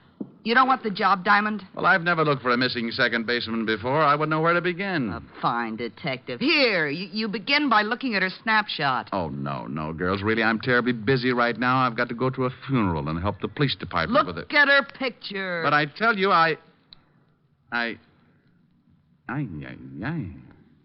Don't tell me this is... Lottie Wyrachek. You mean a girl who looks like this wastes her nights playing second base? Yeah. Wastes, he says. Diamond, stop drooling. You take the job? Well, I'm tempted. Yes, I'm very tempted. Now let's get some answers first. Ask Billy. She's her roommate. All right. Now think back, Billy, to a day or so before she disappeared. She seemed worried about anything, nervous, upset. No. Why, she even hit 2 home runs the very last night she played. She did, huh? Oh. I wonder if... Oh, no, that isn't possible. The Dodgers do a lot of things, but they wouldn't kidnap people. You say she's been with the team 2 years? Yeah. Diamond, what sort of questions are these? Please, Lefty. It's my turn at bat. Now, Billy, what did she do before she became a second baseman? Who knows? You'll find her for us? For you? Oh, no. For me. They gave me a pass for the game that night with the Amagansett Amazons, informed me how to get out to West Frampton the quickest way as the E-train flies, then exploded themselves out, leaving me with a snapshot of a second baseman who looked like Jane Russell, only more so. I wasn't able to dream too long because soon the door opened and I looked up to find the most beautiful gabardine suit I'd ever seen walking toward my desk on the frame of the ugliest hoodlum I'd ever seen. Hey, you Diamond? To some people. To others, I'm Mr. Diamond. Diamond. Mr. Diamond. The late Mr. Diamond. Yeah, that's the one I like the best. All right, Parrot Puss. Who's been eating your crackers? All right, comic. I'm just a boy with a message. Well, spill it. You had visitors, huh? Yeah? Yeah. A couple of overgrown tomatoes. A couple of tomatoes that look more like they belong to the Russian infantry than to the human race. Well, you're not very much to look at yourself, Ugly. Get on with the message. The message is lay off. Don't go looking for no missing girl. You don't wake up with no bullet holes where your eyes ought to be. Huh? That's the message. The whole message. No signature? You don't need no signature, friend. Goodbye, Mr. Diamond. Just a minute, Repulsive. Yeah? I want to tell you about the last side-of-the-mouth punk who brought me a message like this without a signature. Go on. Frighten me. Go on. Hey, just stand back there, Diamond. Don't come no closer. I'll let you... Don't reach into that pocket, punk. Oh, my arm! Now, let me get it for you. Al, a Luger. And almost as ugly as you are. We won't be needing it for this game. My arm! Oh, there's your arm. Now put it up with the other one, and I'll knock your head off. A few seconds later, when I picked myself up off the floor, I looked around for my spar mate, but he'd taken his arms and gone home, leaving me with an eye which for weeks to come would have me lying to people about walking into a door. Yeah, a door wearing gabardine.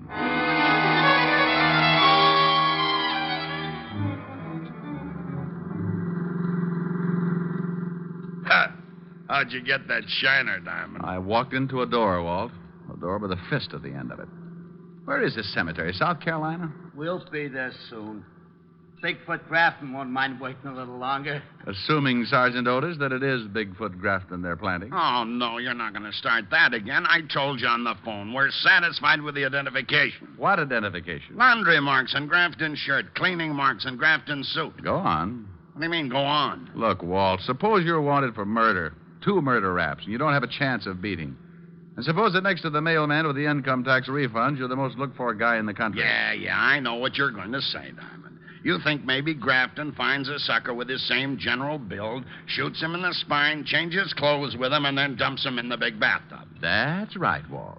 Well, us silly, confused homicide cops figured that way, too, until we checked up on what gave Grafton his nickname. His nickname? Bigfoot. Yeah. 14 and a half. We found his shoemaker. He verified the size. So? So it's possible that Grafton can find a guy that fits his general physique.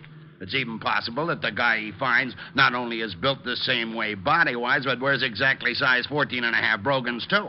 Yeah, it's possible, but highly improbable. Yeah, maybe you're right at that. Well, on behalf of myself and all the other simple-minded fellas known as cops, thank you, Diamond, for saying what you just did. Thank you. There's the cemetery. It was just a simple little funeral, except that the coffin cost maybe $10,000 more than mine will ever cost, and excluding the fact that there were enough flowers to make a couple of dozen floats for the Turnip of Roses parade. Yes, it was just a simple little funeral with maybe 1,000 simple little mourners. Good conservative people, like safe blowers, burglars, con men, petty thieves, and some not so petty. Big wheels, little wheels, chiselers, grifters, grafters, gyp artists. Well, Diamond, you see anyone who used to run with Grafton's mob? No, not yet. Hey, look. Now, what's he doing here? Oh. The parrot nose in the stylish gabardine suit. I've been admiring that suit. Gabardine, huh? Too bad a poor little gabardine had to go give up its life just so a mug like that could have a suit. Where you going, Diamond? Who is that guy? He's a messenger boy. I'll be right back. I edged my way through the crowd toward him, hoping that in view of the solemnity of the occasion, none of the pickpockets among the mourners would make use of the opportunity to swipe my suspenders. 5 yards away, he turned. He saw me and started to run. I put my head down like a sprinter and turned to follow. There's nothing like a merry chase in a merry place like a cemetery. And just when I thought I had him... Diamond, what are you doing running into tombstones? Oh, well, I suddenly remembered it's been years since I had a collision with a tombstone. What were you chasing that guy with a fancy suit for? I wanted to find out who his tailor is. Look, Otis got a good look at that twerp I was chasing. Tell him to go through Rogue's Gallery and try to identify him for me, huh? Yeah, but where are you going? Me? No, I think I'll go to a ball game. It was a good game as games go, fast and exciting, and my girls did themselves proud, 8-3, even though the girl who was playing second in place of the missing Lottie made 3 errors. After the game, I was in the corridor outside the dressing room talking to Billy, the first baseman, the one who didn't think I should have been hired to bird dog the missing girl. Look, Diamond, this is all for nothing. Lottie ain't missing. We never called on you. There's no case. Now, that's the same tune with a slightly different lyric and ugly in a gabardine suit sang to me. It's a good thing I'm stubborn. It's a bad thing, Diamond, for you. It's going to maybe cost you your life. No. No! Don't! It happened that fast. By the time I turned around to see who did the shooting, he had disappeared in the crowd. Dirty heel. Diamond, what happened? I heard shooting. Stand back, everybody. Send for a doctor. Oh, my God. He's rotten. I was on his team. Who, Billy? Who? Told him Marge called on you to find Lottie. Who, dear? They'll kill Lottie. They'll kill Lottie. Billy. Billy. Diamond. Is she? If anyone asks you who's on first, the answer is no one.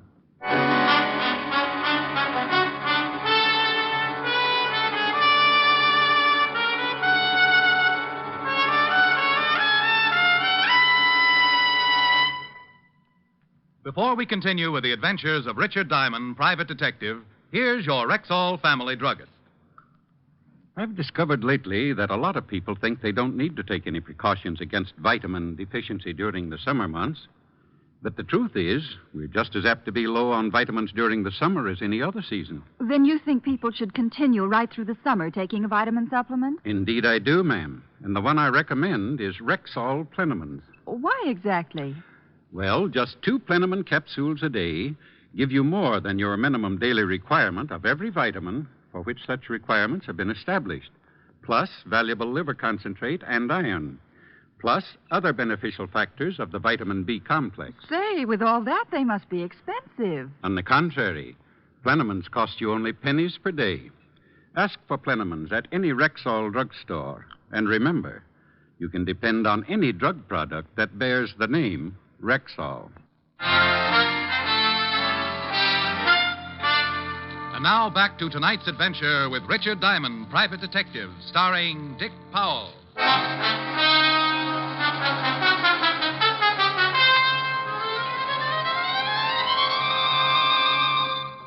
Diamond, this department isn't in operation so that you can find girls. I don't care how she looks in her baseball uniform. Oh, but this is business, Walt. I tell you, she's been kidnapped. Another girl on the team was just murdered. Another murder? Where? West Frampton. West who? Frampton, out on Long Island. City limits? No. That's the quickest case I ever marked closed. What do you want to waste my time with imported homicides for? Don't I have enough to do right here? Oh, but Walt, look, Don't butt me. They've been knocking each other off like flies this week. We're so jammed up, I got 3 stiffs that don't even have a place to lie down. 4, if you include Otis. Oh, just for that, wise guy, I ain't talking. Oh, if I could only be sure of that. I mean, I ain't talking about the guy you played tag with in the cemetery. I found him in the picture book, all right, Diamond. It took me 2 hours. And just for making cracks at me, I ain't telling you his name. Whose name? Joe Gabberdine's, that's whose. And I ain't telling you what else I found out about him in the picture book either. Why not? Because you think you're smarter than the whole police department put together. That's why not. Oh. And so if I go spill to you that this Joe Gabbardine used to work as a gunsel for the late Bigfoot Grafton, you're going to right away say Bigfoot Grafton ain't dead after all, and that I'm a dope. Walt, you hear that? The guy that threatened me if I went looking for Lottie Wirachek, this Joe Gabardine, is one of Grafton's boys. Say, who told you? Was one of Grafton's boys. Grafton's dead. No, but maybe not. Maybe all these shenanigans are part of Grafton's plot to put some sucker in his coffin and stay undercover. Sure. Maybe Lottie Wirachek knew in some way or other that the guy they fished out of the river and buried today wasn't Grafton. Look, Walt, you got to... Diamond, tell me. That name you said, the one that sounds like something spelled backwards. Wirachek? That's funny. What's funny? That's the same name as this dame's in the file missing person sent over. Only this one's name is Lottie Wirachek. So's this one, you dope. You mean there's 2 dames with a name like that? Yeah, just like there are 2 heads on a sergeant named Otis Loveloon. Now, listen here. Who reported her missing? Just for being a fresh guy, I ain't going to tell you. You ain't going to tell him what? That it says here on the file card that this doctor reported her missing. Who said anything about a doctor? Huh? You sick, Otis? You need a doctor? I ain't sick. Besides, he ain't that kind of doctor. He's a dentist. Who's a dentist? This Dr. Alman. Dr. Percy Alman. 223 Park Avenue. So? What do you mean, so? What about him? What do you mean? What about him? Well, you brought him into the conversation. Dr. Percy Alman. You said 223 Park Avenue. What made you mention him if you don't have anything to say about him? He's the guy who reported this Lottie Whatchamachek missing, you dope. Gee, Diamond, are you dumb?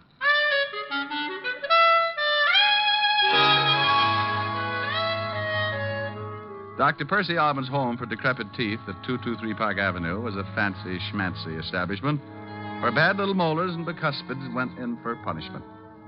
I could tell even before I met Alman that he was the kind of drill artist who assured the customers there'd be no pain. No pain at all, and there usually wasn't. Until the customers got their bills. The office was a ground floor professional suite that opened directly on the street, and when I pushed open the door and went in, this kind of nice middle-aged guy greeted me with, Yes? I'm looking for Dr. Alman. I'm Dr. Alman, but it's after my office hours, young man, unless it's an emergency. Well, it's about Lottie. Lottie Wyrachek. Lottie? You're from the police. You found her. Well, not yet, no. And I'm not from the police. Not? Who are you? My name is Diamond. I'm a private investigator. Oh. You gave me quite a turn for a moment. Well, I'm sorry. Doctor, I'd like you to tell me a few things. What sort of things? Lottie Wyrachek. What's she to you? Oh, presently just a friend. Formerly the best dental assistant I ever had. An extremely nice girl. Yes, I saw her snapshot. A dental assistant, huh? Yeah, lovely girl. I hated to lose her. But this baseball thing had been burning in her for a long time. Look, Diamond, just how much do you know about all this? Well, I know that Lottie's missing. Maybe in trouble. Well, I do need help. Perhaps I'd better tell you everything. I'm game. But I think I should warn you. The information I'm going to give you is dangerous. It may mean your life. Well, I'm still game. Maybe not as much as a few seconds ago, but... Very well. A year or so ago, I had a patient, a man who called himself Dunn, George Dunn. And then you found out that Dunn wasn't Dunn at all. That he had very big feet and he was a racketeer named Grafton. Yes. You're very clever, Diamond. It was the dental chart he wanted. He threatened me. I felt that if I ever gave it to him, he'd feel the necessity for killing me. So I gave the chart to Lottie to keep... It happened so fast, I barely had time to leap behind a chair. 1 second, the doctor and I were talking. The next, everything was bedlam and confusion. And blood and death and anger. My anger. The doctor had caught one smack between the eyes. And I got mad, shooting mad. I charged out of that office maybe 10 seconds behind the killer, just in time to see him get into a car and melt away into the traffic. He headed east, then south, and east again. Then stopped at a crummy-looking building and went in. And that's when smart, shrewd, clever private detective Diamond climbed a drain pipe, tore his pants, looked inside a second-floor window, saw a girl tied to a chair, and, like Lochinvar, broke in to rescue the fair second baseman in distress. Lottie? Look out! Oh, this was getting monotonous. The billy caught me on the back of the neck, and while it didn't knock me out, it didn't make me feel like dancing either. The first thing I was aware of when I oriented myself to my new condition was the biggest pair of feet I'd ever seen. And the next thing I saw was the gabardine suit containing in its bright, clean folds the filthiest little murder artist I'd ever seen. So I made like a possum and pretended I was asleep. Say, Grafton, I told you the shamus followed me. I want him. He's all yours, Joe, I promise, but later. Why later? Why wait? Because I gotta get that dental chart, that's why. Now that you've rubbed off the dentist and that goofy Billy the ball player, that chart's the only thing in the world that can prove Bigfoot Grafton's still alive. So why does that have to hold up Diamond's execution? Because maybe he knows where the dental chart's hid. I'm giving up on the dame here. She'd have told us long ago if she knew. If Diamond knows, he'll talk. Even if he don't know, he'll talk. And scream, too. Later, Joe. Now put that pig sticker back in your pocket. I don't hear you, Grafton. This Diamond made me unhappy, and I don't like to wait. I said put that knife away, Joe. I still don't hear you. All right, Joe. I knew this was the only chance I'd get. They were too busy showing each other their fangs to give me their undivided attention. And so the possum stopped playing possum and made a stab at playing tiger. The act started with a well-aimed kick to what the fight reporters call the midsection. And the gabardine suit folded limply and sagged to the floor like it didn't even have a man inside it. And that's when Grafton pulled the gun, and that's when I made a grab for his knees. And you guessed it, there was a shot. And then there was a punch that made a mess out of a jawbone. And I'm happy to report that this time it wasn't mine. Oh, you're wonderful. What's your name? Well, honey, my name's Diamond. Diamond. Yes, dear, and believe me, a diamond is a girl's best friend.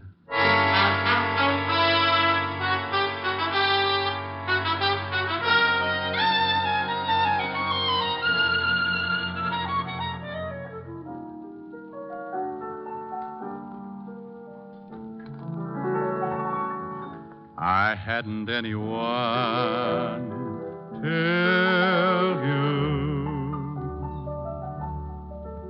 I was a lonely one till you. I used to lie awake and wonder if there could be a someone in the wide world just made for me. Now I see I had to save my love for you. I never gave my love till you. And through my lonely heart demanding it, Cupid took a hand in it. I hadn't anyone till you. You're so romantic, even with a black eye. Oh, thank you, dear. Oh, Ricky, darling, it must have been dreadful. Oh, it had its moments, Helen.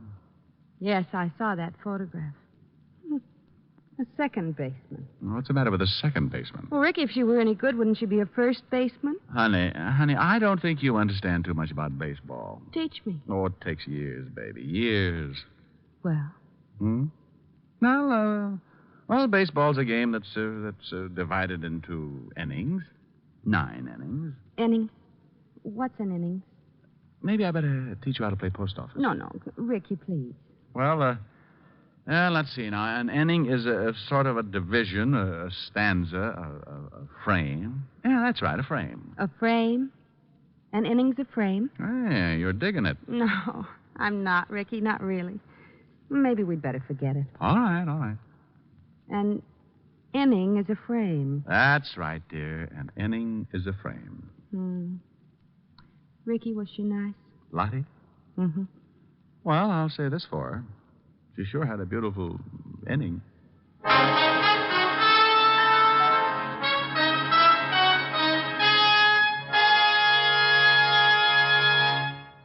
Again, here's your Rexall family druggist. Don't wait until you're already suffering from acid stomach and then wish you had Bismarex on hand. Buy a bottle tomorrow. This famous Rexall antacid often neutralizes excess acidity within 1 minute. More than that, Bismarex gives relief that's continuous and prolonged because its scientifically balanced ingredients work in sequence, easing gastric distress and leaving a soothing protective covering on irritated stomach membranes. Ask your Rexall druggist for Bismarex.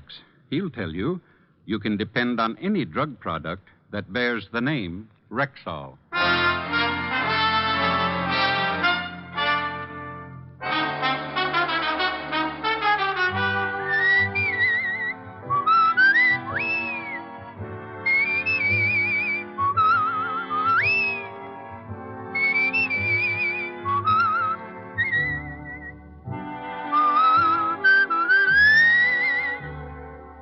Richard Diamond, Private Detective, stars Dick Powell in the title role and is written by Michael Camroy with music composed and conducted by Frank Worth.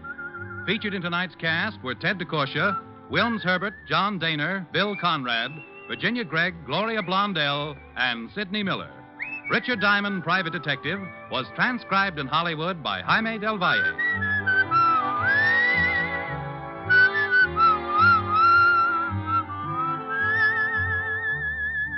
This is Bill Foreman inviting you to be with us next Wednesday at this time when we will again bring you Dick Powell as Richard Diamond, Private Detective.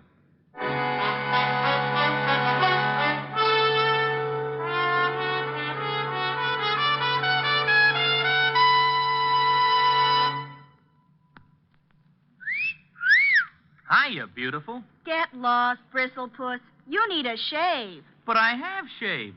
What else do you want me to do? Silly boy, she wants you to go Stag. Go Stag?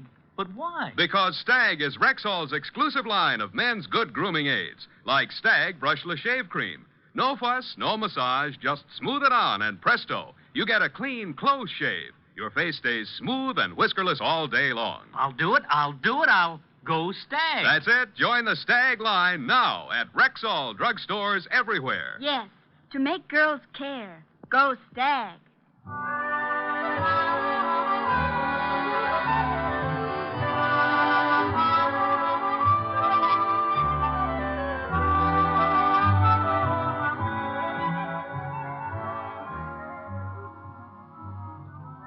Three chimes mean good times on NBC. Dick Powell, who stars as Richard Diamond each week at this time, is a chime star, and there are many more of your favorite entertainers who are chime stars on NBC. Listen for the familiar NBC chimes. They're your invitation to fine radio entertainment. Whether it's action-packed adventure mystery, comedy, music, drama, or news, you'll find the very best on your favorite NBC station. Listen again next Wednesday at this same time for another exciting adventure with Dick Powell, starred as Richard Diamond. And remember, three chimes mean good times on NBC. In 2 weeks, enjoy The Halls of Ivy with Ronald Colman on NBC.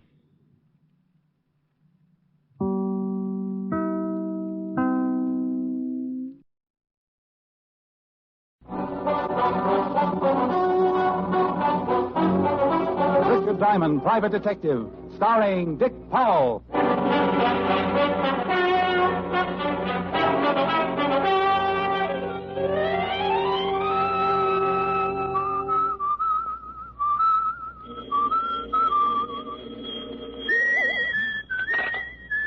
Just a moment.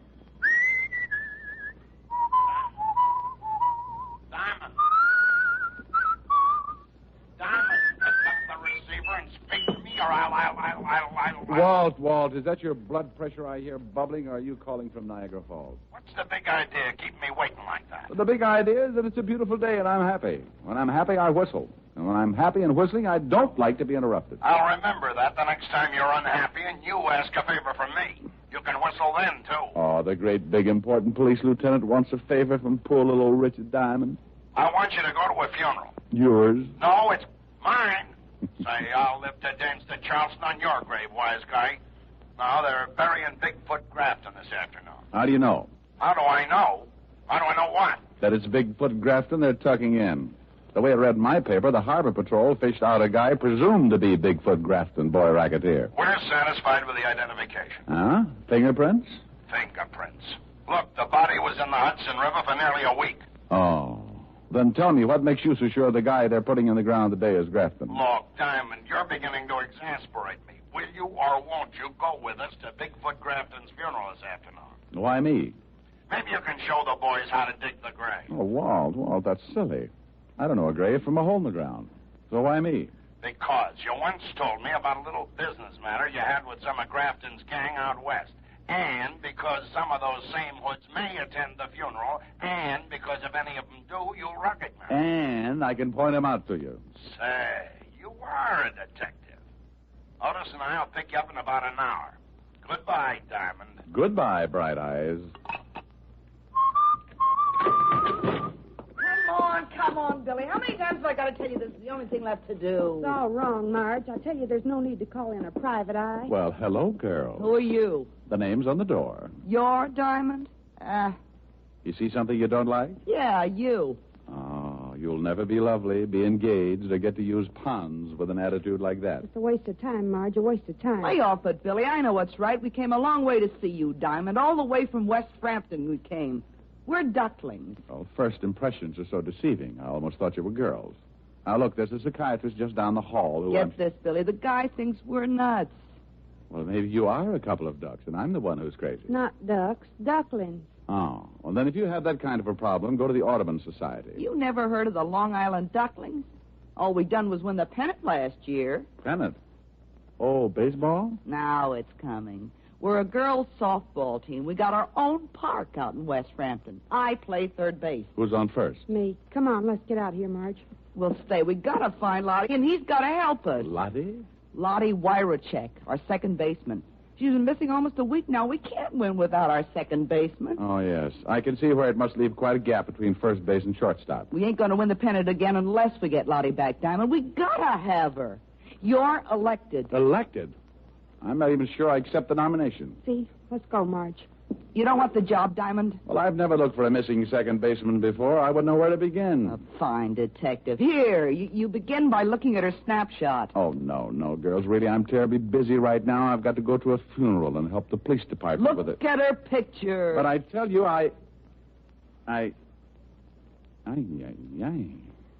Don't tell me this is... Lottie Wyrachek. You mean a girl who looks like this wastes her nights playing second base? Yeah. Wastes, he says. Diamond, stop drooling. You take the job? Well, I'm tempted. Yes, I'm very tempted. Now let's get some answers first. Ask Billy. She's a roommate. All right. Now think back, Billy, to a day or so before she disappeared.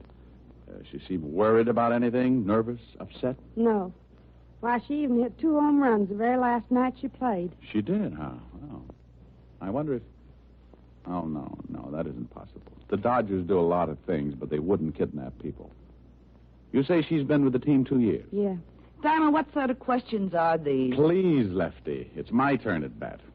Now, Billy, what did she do before she became a second baseman? Who knows? You'll find her for us? For you? Oh, no. For me. They gave me a pass for the game that night with the Amagansett Amazons, informed me how to get out to West Frampton the quickest way as the E-train flies, then exploded themselves out, leaving me with a snapshot of a second baseman who looked like Jane Russell, only more so. I wasn't able to dream too long because soon the door opened and I looked up to find the most beautiful gabardine suit I'd ever seen walking toward my desk on the frame of the ugliest hoodlum I'd ever seen. Hey, you Diamond? To some people. To others, I'm Mr. Diamond. Diamond. Mr. Diamond. The late Mr. Diamond. Yeah, that's the one I like the best. All right, parrot puss. Who's been eating your crackers? All right, comic. I'm just a boy with a message. Well, spill it. You had visitors, huh? Yeah? Yeah. A couple of overgrown tomatoes. A couple of tomatoes that look more like they belong to the Russian infantry than to the human race.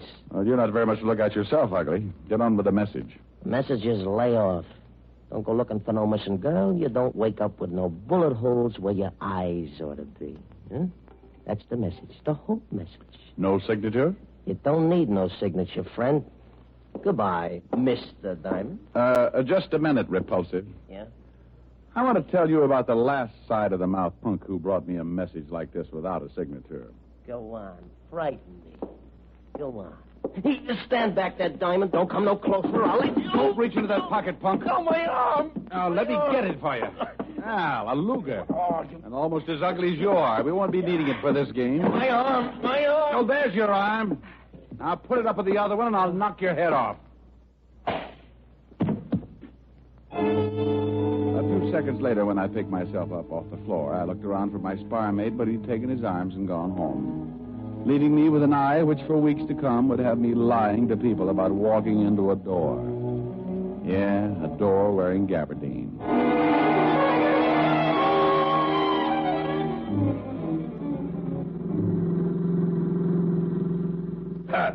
How'd you get that shiner, Diamond? I walked into a door, Walt.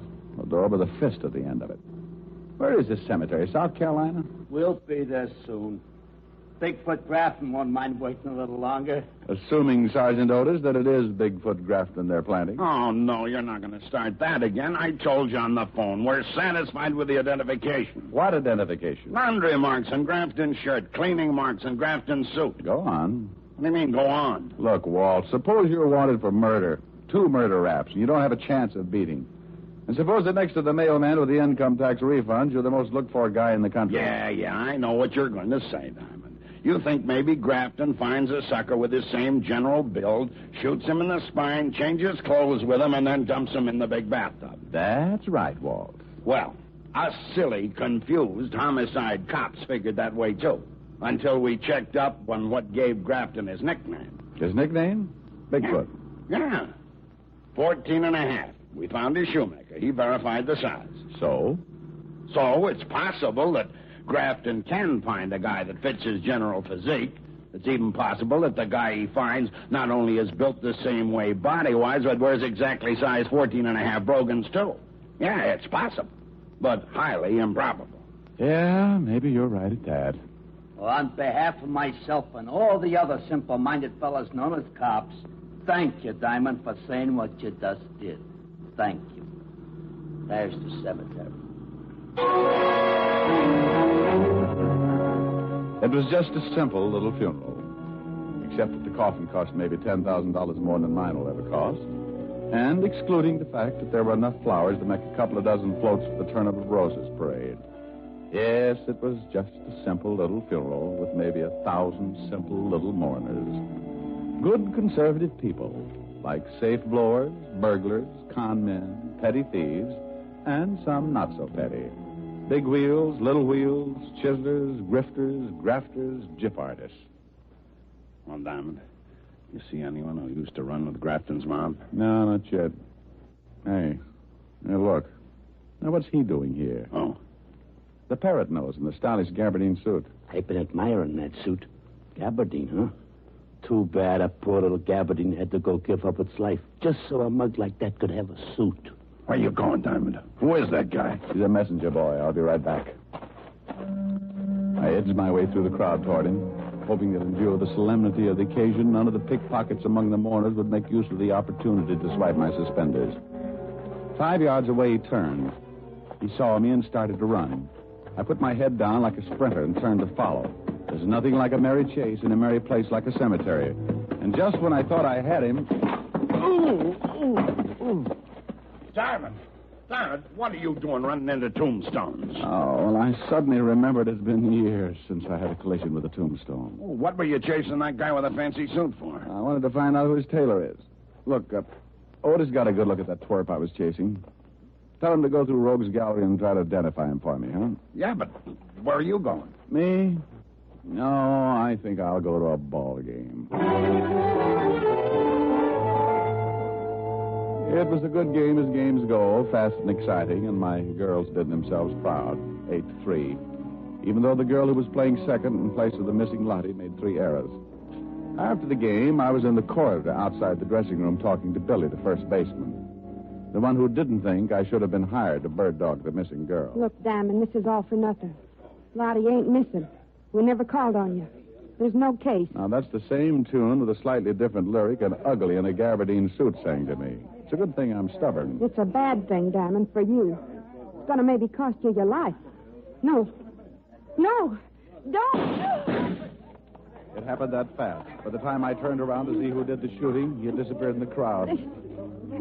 Dirty heel. Diamond, what happened? I heard shooting. Stand back, everybody. Send for a doctor. Rotten heel. I was on his team. Who, Billy? Who? Told him Marge called on you to find Lottie. Who, dear? They'll kill Lottie. They'll kill Lottie. Billy. Billy. Diamond. Is she?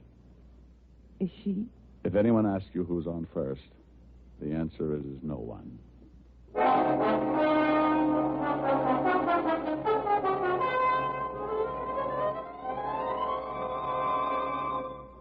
Diamond, this department isn't in operation so that you can find girls. I don't care how she looks in her baseball uniform. Oh, but this is business, Walt. I tell you, she's been kidnapped. Another girl on the team was just murdered. Another murder? Where? West Frampton. West who? Frampton, out on Long Island. City limits? No. That's the quickest case I ever marked closed. What do you want to waste my time with imported homicides for? Don't I have enough to do right here? Oh, but Walt... Don't butt me. They've been knocking each other off like flies this week. We're so jammed up, I got 3 stiffs that don't even have a place to lie down. 4, if you include Otis. Oh, just for that wise guy, I ain't talking. Oh, if I could only be sure of that. I mean, I ain't talking about the guy you played tag with in the cemetery. I found him in the picture book, all right, Diamond. It took me 2 hours. And just for making cracks at me, I ain't telling you his name. Whose name? Joe Gabberdine's, that's whose. And I ain't telling you what else I found out about him in the picture book either. Why not? Because you think you're smarter than the whole police department put together, that's why not. Oh. And so if I go spill to you that this Joe Gabbardine used to work as a gunsel for the late Bigfoot Grafton, you're going to right away say Bigfoot Grafton ain't dead after all, and that I'm a dope. Walt, you hear that? The guy that threatened me if I went looking for Lottie Warachek, this Joe Gabardine, is one of Grafton's boys. Say, who told you? Was one of Grafton's boys. Grafton's dead. No, but maybe not. Maybe all these shenanigans are part of Grafton's plot to put some sucker in his coffin and stay undercover. Sure. Maybe Lottie Warachek knew in some way or other that the guy they fished out of the river and buried today wasn't Grafton. Look, Walt, you got to... Diamond, tell me. That name you said, the one that sounds like something spelled backwards. Warachek? That's funny. What's funny? That's the same name as this dame's in the file missing person sent over. Only this one's name is Lottie Warachek. So's this one, you dope. You mean there's two dames with a name like that? Yeah, just like there are two heads on a sergeant named Otis Loveloon. Now, listen here. Who reported her missing? Just for being a fresh guy, I ain't going to tell you. You ain't going to tell him what? That it says here on the file card that this doctor reported her missing. Who said anything about a doctor? Huh? You sick, Otis? You need a doctor? I ain't sick. Besides, he ain't that kind of doctor. He's a dentist. Who's a dentist? This Dr. Alman, Dr. Percy Alman, 223 Park Avenue. So? What do you mean, so? What about him? What do you mean? What about him? Well, you brought him into the conversation. Dr. Percy Alman. You said 223 Park Avenue. What made you mention him if you don't have anything to say about him? He's the guy who reported this Lottie Whatchamacek missing, you dope. Gee, Diamond, are you dumb?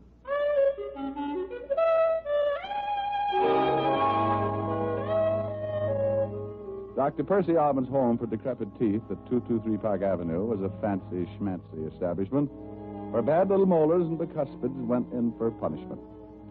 I could tell even before I met Alman that he was the kind of drill artist who assured the customers there'd be no pain. No pain at all, and there usually wasn't.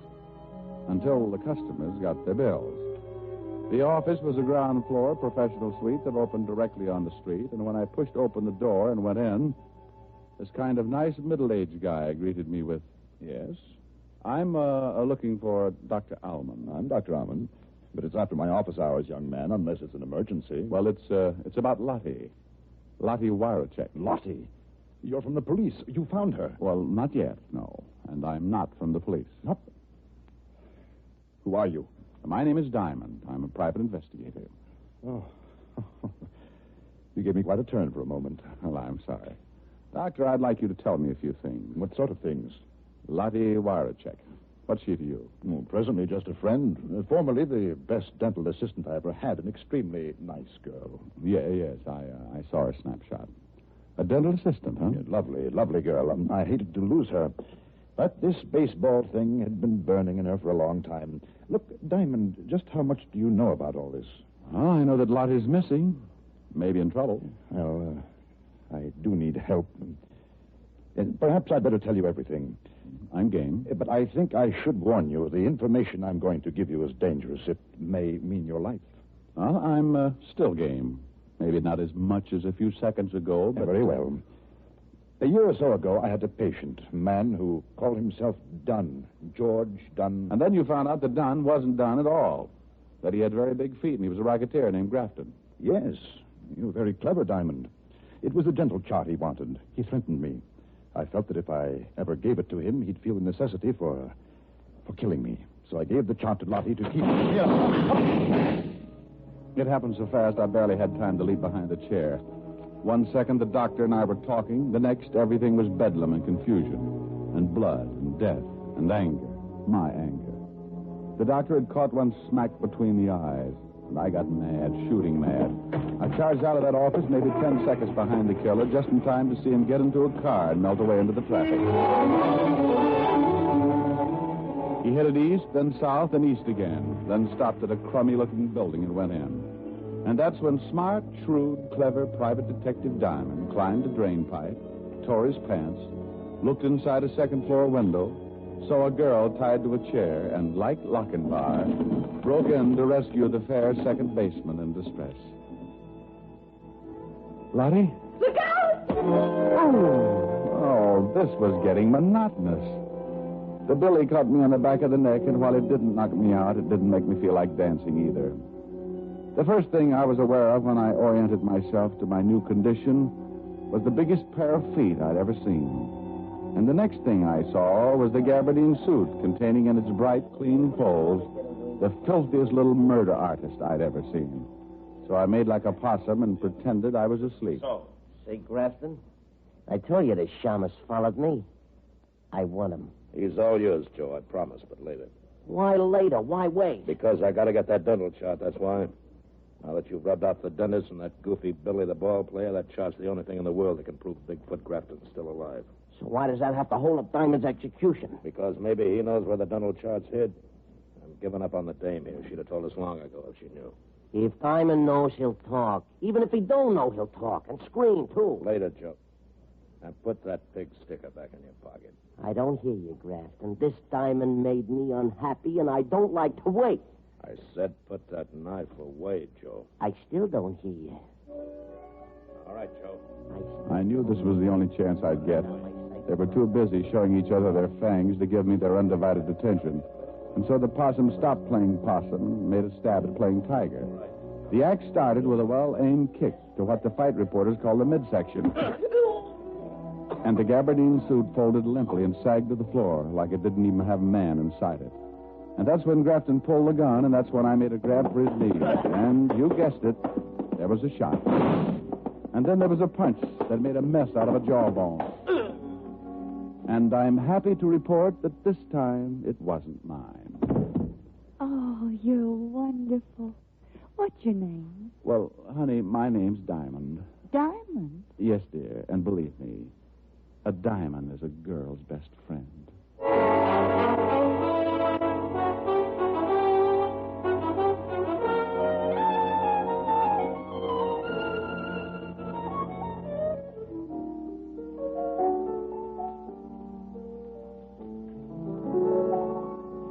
I hadn't anyone till you. I was a lonely one till you.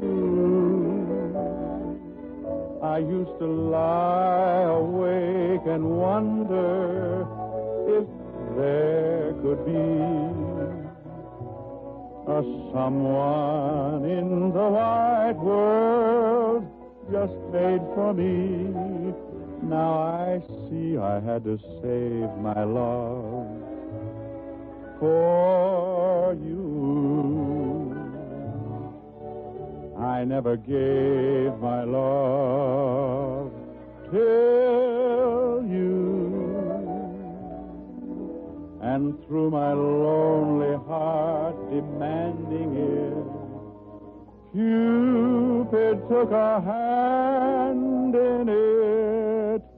I hadn't anyone till you. You're so romantic, even with a black eye. Oh, thank you, dear. Oh, Ricky, darling, it must have been dreadful. Oh, it had its moments, Helen. Yes, I saw that photograph. A second baseman. What's the matter with a second baseman? Well, Ricky, if she were any good, wouldn't she be a first baseman? Honey, I don't think you understand too much about baseball. Teach me. Oh, it takes years, baby, years. Well? Well, baseball's a game that's divided into innings. 9 innings. Inning? What's an inning? Maybe I better teach you how to play post office. No, Ricky, please. Well, let's see now. An inning is a sort of a division, a stanza, a frame. Yeah, that's right, a frame. A frame? An inning's a frame? Yeah, you're digging it. No, I'm not, Ricky, not really. Maybe we'd better forget it. All right. An inning is a frame. That's right, dear. An inning is a frame. Ricky, was she nice? Lottie? Mm-hmm. Well, I'll say this for her. She sure had a beautiful inning.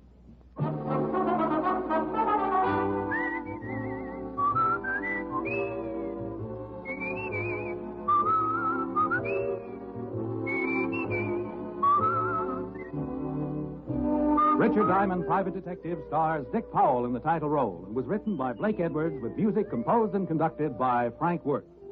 This is Bill Foreman speaking. Richard Diamond, Private Detective, is transcribed in Hollywood by Jaime Del Valle.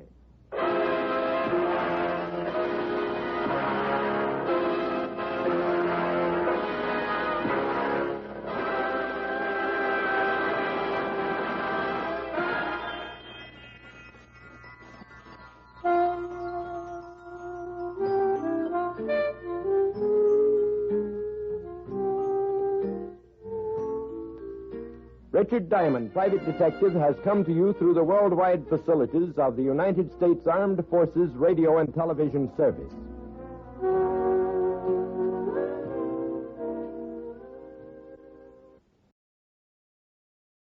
Here, transcribed, is another in NBC's great parade of new shows.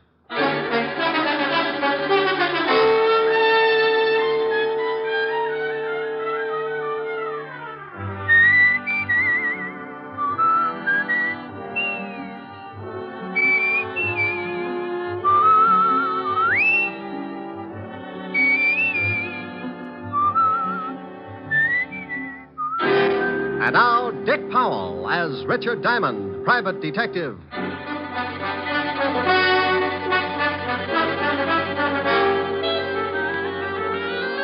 Hello there, this is Diamond. If you happen to wake up some morning and spot something walking in front of your house and it looks like Santa Claus with jaundice, don't turn the hose on him. He's not on fire. He's just wearing the newest thing in men's fashions. They call it the bold look. And it's supposed to be the masculine answer to Dior's new look for women. It's an answer, all right. Like walking up to your best girlfriend and slashing her down the middle with a broadsword.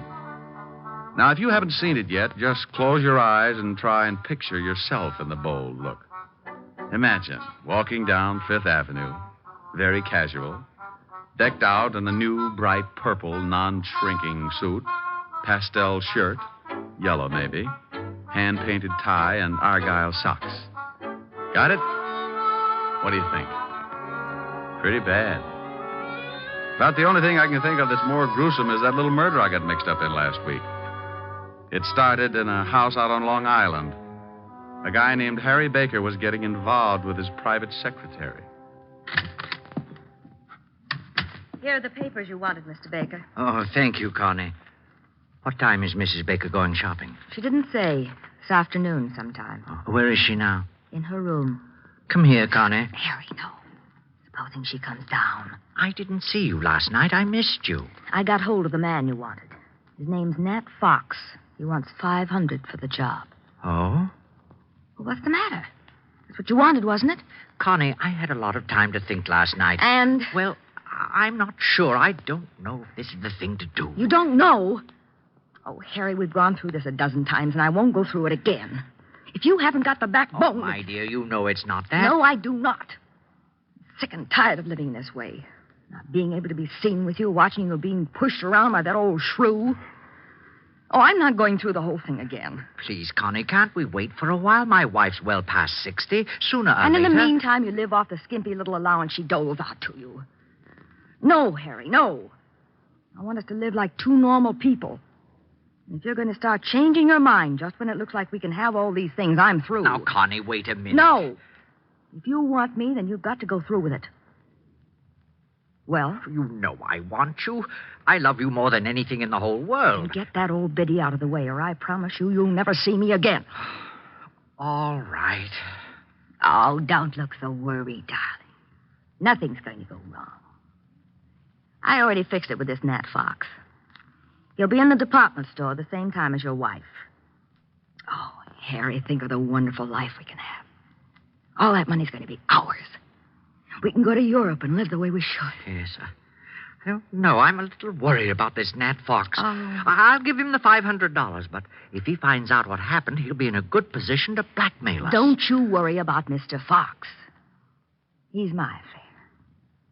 You just leave everything to me.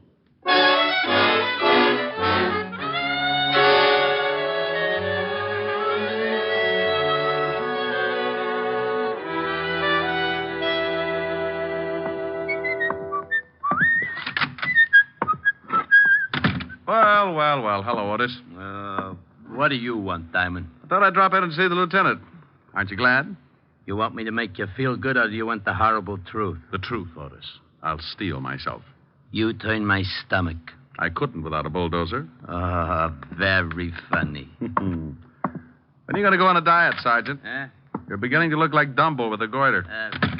Hello, Walt. Oh, no. Who's dead this time? No, don't be silly. I just came down to talk, see how you were. I don't believe it. Say something without corpse in it. Your smile is like the first dawn of an Indian summer. You said Indian. So what? If you said it, he's dead. All right. If that's the way you feel about it, goodbye and good luck. Oh, now, wait a minute. Stop being an idiot. That's all right, Walt. I understand. Now, come back here. You know very well I'm glad to see you. And you think just because I come down to see you, I've gotten mixed up in some kind of a murder. Oh, a fine friend. Now, you stop acting like that. You're a worse ham than Otis. That did it. I'll never send you a good dead body again. Is that a promise? Is what a promise? That you'll never send me a good dead body again. Oh, want me to break the law, huh? Hold out police evidence. Of course not. You know I was only kidding. Just like the police force, making fun of a corpse. I have never made fun of a corpse. So that's what's the matter. What? Too serious. That's what's ruining your stomach. Oh, now stop that. You know what's wrong with my stomach. I've been working too hard, that's all. So the next time I find a corpse, you'll want to take a vacation. This precinct is more corrupt than I thought. What do you mean, corrupt? Just what I said. I find you a corpse and you won't even look at it. You want to go on a vacation. I don't want to go on a vacation. I'll look at the corpse. What corpse? The one you wanted me to look at. There you go, acting like I've gotten mixed up in another killing. Trying to make it look like the corpse is mine. What? Well, it's not my corpse. It isn't? No. Well, whose is it? Well, you know. You tried to frame me with it. I did not. Don't you try to shove that body off on me. Yeah, what is it? Oh, hello, Helen. It's for you, Rick. Thanks. Hi, baby. Hold it a minute. Walt, you better do something about that body. Oh, yeah. Otis, put in the general alarm. Diamond's found another killing. Oh, wait a minute. No, Walt, it's your killing, remember? Oh, yeah. Forget about the general alarm, Otis. I've got... Oh, Diamond. Sure, Helen. I'll meet you at the store. Oh. Sure. I love you. Bye. Oh. Walt. What a funny look. You're all red. Walt, you're turning blue. Well, I got to go shopping with Helen. I hope you find the body. Bye. Lieutenant, I'm still waiting. Sergeant. Yeah, Lieutenant? Shut up.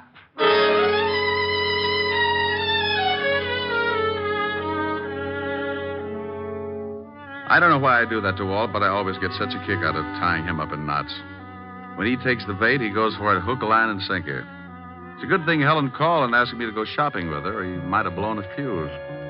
I don't generally like the idea of shopping, but she said it was Francis's birthday, and any kind of an afternoon with Helen could always work its way into a wonderful evening. What do you think I ought to get him, Rick? I'll get him some shirts or something. Hey, look at these. Rick, get away from that counter. What's the matter? My hips too big? Oh, I wonder if these come in baby blue. Rick, now stop that. People are looking. Is there something I can do for you? You seem to be interested in the lingerie. Is there something I can show you? Oh, I'm looking for something for a birthday. Oh, well, then may I suggest a nightgown, perhaps? We have some lovely numbers. This is for Butler. A butler? Yes. Oh, then you were thinking of getting something for the lady, too. No. Just seeing whether the baby blue went with my eyes. Well, really? Oh, come on, Helen. Rick, she must think you're crazy. 5 minutes more, and there wouldn't have been the slightest doubt. This is fun. Rick. That woman. What woman? The elderly one over there with the mink stove. Oh, yeah. I just saw her put a box of stockings in her purse without anyone seeing her. You saw her? Yes, but the clerk didn't.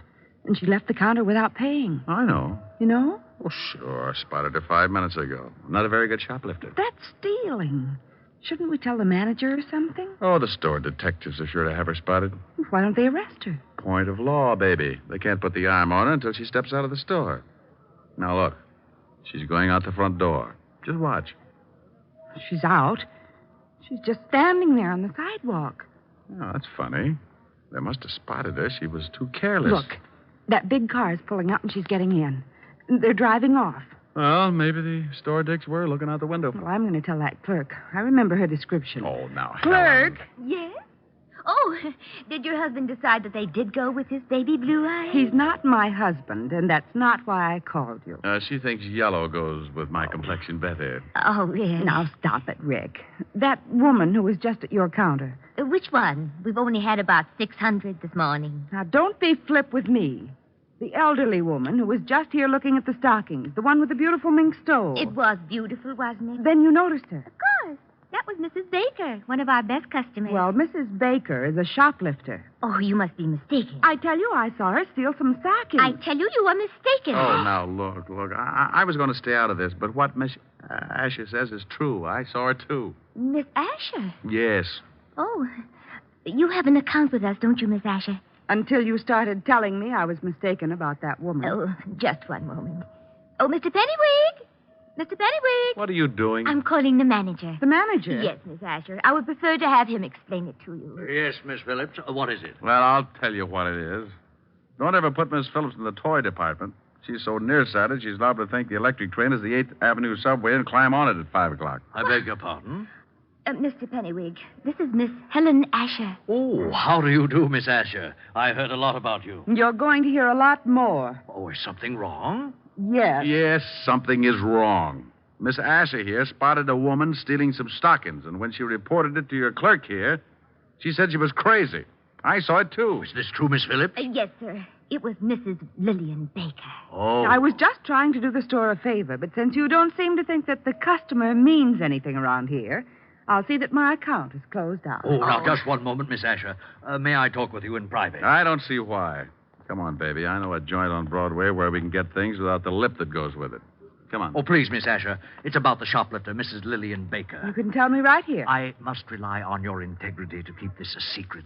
You see, we know that Mrs. Baker stole those stockings. She steals something nearly every day. What? She's very wealthy, very eccentric, and very much a kleptomaniac. Oh. Her husband handles all her affairs, and he's instructed us to watch her and send him the bills for the goods she steals. Oh. Well, can't you break her of the habit? Her husband must lock his pants in the family vault every night. Yes. She's under a doctor's care, and he advises letting her continue, but without her knowing that anyone else has found out her secret. She's quite old, you see, and her husband assures us that discovery might be very disastrous. Oh, I see. Well, I'm very sorry. I didn't know. Well, I'm not. This pixie behind all the unmentionables can get a person steamed up enough to cause a minor explosion. I was just doing my duty, sir. Mr. Pennywig. Mr. Pennywig. Now what? Yes, what is it? Oh, Mr. Pennywig, we've had a jewel robbery. What? Yes, sir. 3 of our most priceless gems are missing. Oh, dear. Mrs. Baker? I don't know, sir. We watch her very closely when she's looking at jewelry. But 5 minutes after she'd gone, we discovered the loss. Was it of any consequence? Was it? $300,000 worth. Oh, Lord. Hey, wait a minute. Who else was in the jewelry department? Oh, several people. I'm so upset. Take a look over there. Where? Over there. The man in the wide pinstripe near the linen counter. Excuse me, I've got to go call Mr. Baker. Now, wait a minute. Yes? Maybe Mrs. Baker didn't lift those rocks. That man over there, was he in the jewelry department? Why, come to think of it, yes. Oh. Now, wait here. Rick! Hello, Nat. Hey, what are you doing? Now, take it easy. I just want to see what you got in your pockets. Well, Richard Diamond. You must think you're still on the force. Someone just lifted some stones out of the jewelry department. You still in the racket? In a store like this? Are you crazy? No, but I thought maybe you were. Now, let's see your pockets. You ain't no cop. Go on and peddle your papers. You look pretty silly with a broken arm. Okay, you don't have to get rough. I'm clean. Now, well, that's better. Now, turn 'em inside out. Hey, what's going on here? Now, meet Nat Fox, one of the better-known jewel thieves. Yes. He was in the shop about the time Mrs. Baker was. Oh, I've quit the rackets. I just like to look now and then. Oh. Well, at least he hasn't got them on him. Oh. What have we here? Gum wrappers. I like to chew gum. Ah, well, you chew a lot of it.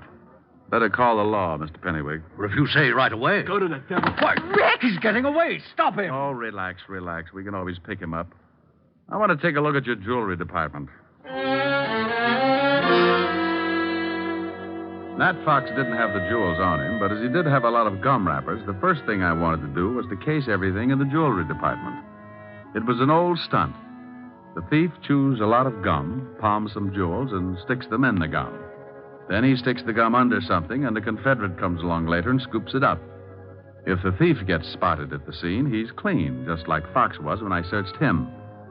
Well, I looked under everything, on everything, in everything. There was a lot of gum, all right, but no jewels in any of it. Rick, couldn't someone have picked it up already? Well, that's the only thing I can come up with, unless this Mrs. Baker really did steal them. Well, the police will be here in a few minutes. No, clerk. Yes, sir? Can you remember who was in the jewelry department when you discovered the jewels were missing? Well, this Mr. Fox and Mrs. Baker had already left. But I believe there were several women. Yes, there weren't any men, just several women. Uh-huh. Well, thank you. Come on, Helen. The robbery detail can take it from here. Well, thank you very much for your help, Mr. Diamond. Oh, where can the police get in touch with you if they want to ask any questions? They know me. And if you ever need any guidance, just look me up in the book on the private detective. Can't miss it. The one with the biggest ad.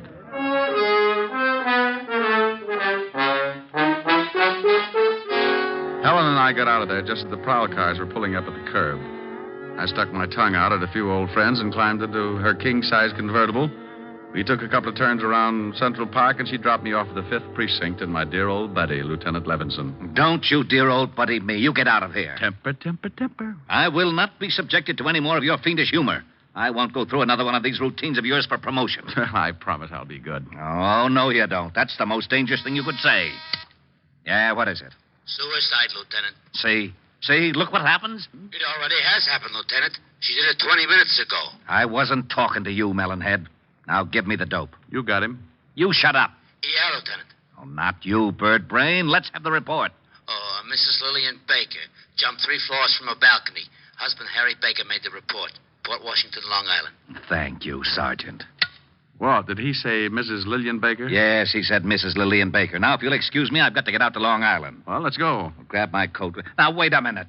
What makes you think you're coming along? And why in blazes are you interested in Mrs. Lillian Baker? If you know something, by heaven, I'll... Walt, you're turning blue again. Come on, I'll tell you on the way.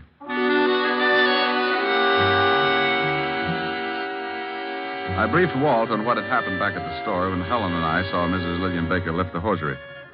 We reached the Baker estate about 3 o'clock in the afternoon and drove up a long circular driveway to the big house. The husband, Mr. Harry Baker, met us at the door. Oh, please come in, gentlemen. Thanks. You'll have to forgive me, gentlemen, but I'm still a little upset. My wife was a sick woman, but I never expected her to do anything like this. Where's the body? Out in the garden. Right this way. Have you any idea why your wife committed suicide, Mr. Baker? Oh, yes. There's the body. You don't mind if I go back inside, do you? I want to ask you some questions, then you can. I understand that your wife was a kleptomaniac. Is that right, Mr. Baker? Why, yes. How did you know? Mr. Diamond here saw her steal something from the store today. You mean the jewels? No, I mean the stockings.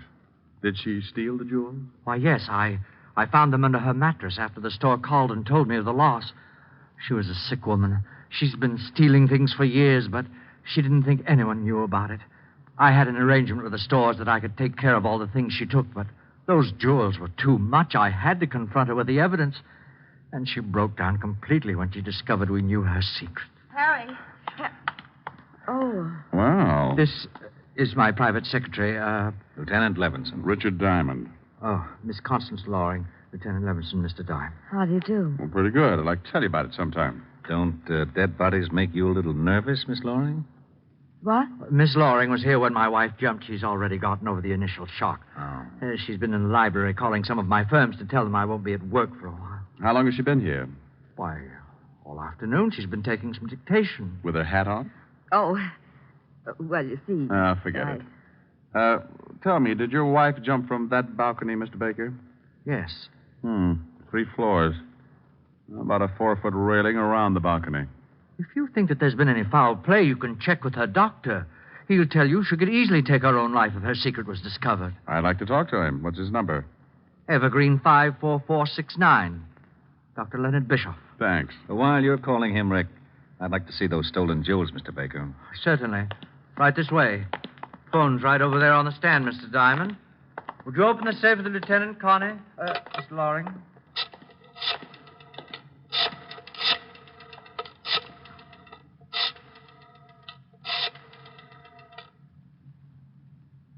Dr. Bischoff, please. Richard Diamond. Yes. Hello. Dr. Bischoff, this is Richard Diamond. Here they are, Lieutenant. Now, you can easily see why I wouldn't, or should I say, couldn't pay for them. Is the store coming over to pick them up? No, I told them I would bring them down. What's this all over them? Well, I don't They're know. all sticky. Got something all over them. That's probably gum, Walt. Gum? Yeah, the kind you chew. Oh, by the way, Baker, you were right. Dr. Bischoff says your wife was a sick woman, but he didn't think she'd carry it to such extremes. Well, we never know what we will do under such stress. No, I guess we never do. Walt, can I use the car for about an hour? It'll take it that long to clean up things around here. Well, you got something? Yeah. Mr. Diamond, if you think... I don't think, Mr. Baker. I find out. Oh, Walt. Yeah? Bye. I went out fast and climbed in the prowl car. I grabbed the two-way radio and put in a call to Sergeant Otis. He gave me the address I wanted, and 10 minutes later, I was rolling up in front of an old brownstone where Nat Fox, the not-so-ex-jewel thief, was now living. I went up and knocked on his door. Well, there was nothing like finding out. Well, what do you know?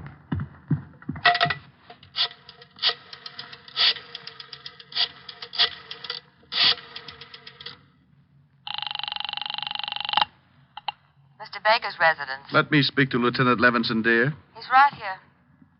Hello? Walt, I'm over at Nat Fox's place. Now, don't say anything. Right. You remember I told you I spotted him right after the theft and shook him down? Yeah? Well, he's through giving the police department headaches. What do you mean? He can't explain the 2 bullet holes in his head. I called the station and had them send over the wagon, then I took off for the department store. I was sure that Mrs. Baker hadn't jumped, and I was pretty certain that whoever had knocked off Nat Fox was in on the Baker killing. Oh, hello again, Mr. Diamond. Have you heard we found out who stole those jewels? Nat Fox? I know. It was Mrs. Baker after all. Mr. Baker called us back and said that he'd found the stones. Oh, well, that's dandy. Well, I'm going to take your clerk who was in the shop at the time of the robbery. Take him? Yes, I want him to identify someone. I'll have him back in about an hour. Oh, well, I suppose it'll be all right. George? Yes, sir? I want you to go along with Mr. Diamond here. He wants you to identify someone. It's official, I guess. It's official, all right. When you point out a thief and a killer, it's always official.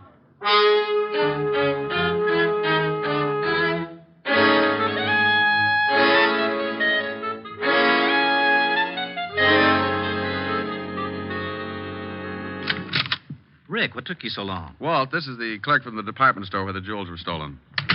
How are you? What's he here for? I want him to see if he can identify someone. Oh, where are Baker and his lovely secretary? In the library. Come on. Now, look, George, I Yes, want sir? you to stand outside this door until I call you. Then I want you to come in and see if you've ever seen anyone in the room besides myself and the lieutenant. I'll do my best, Mr. Diamond. That's all I want. Come on, Walt. What are you up to? Surprise. Well, hello. Why, hello, Mr. Diamond. Come in. Thanks. How are you, Connie? I see you've taken off your hat. You're very observing. I sure am. Why did you kill your wife, Mr. Baker? What? All right, I'll word it a little different.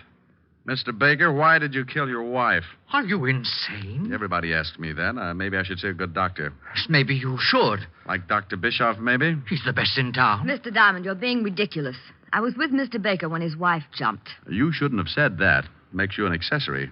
What do you mean? I mean, you're lying if you try and tell me Mrs. Baker wasn't killed. She jumped.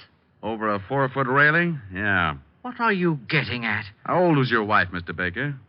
Close to 70. Why? Pretty good health physically? Why, yes, of course. You say you were in the house and neither one of you gave Mrs. Baker a push off that balcony, Connie? Of course. Are you sure you weren't out putting 2 bullets in a cheap thug named Nat Fox? I don't know what you're talking about. Rick, what is this? Who has the money in the family, Mr. Baker? Why, my wife did. And who does it go to in event of a death? To me, naturally. Naturally. Walt, Mrs. Baker couldn't have taken those jewels. She was too much of an amateur. Helen and I spotted her swiping stockings at 50 paces.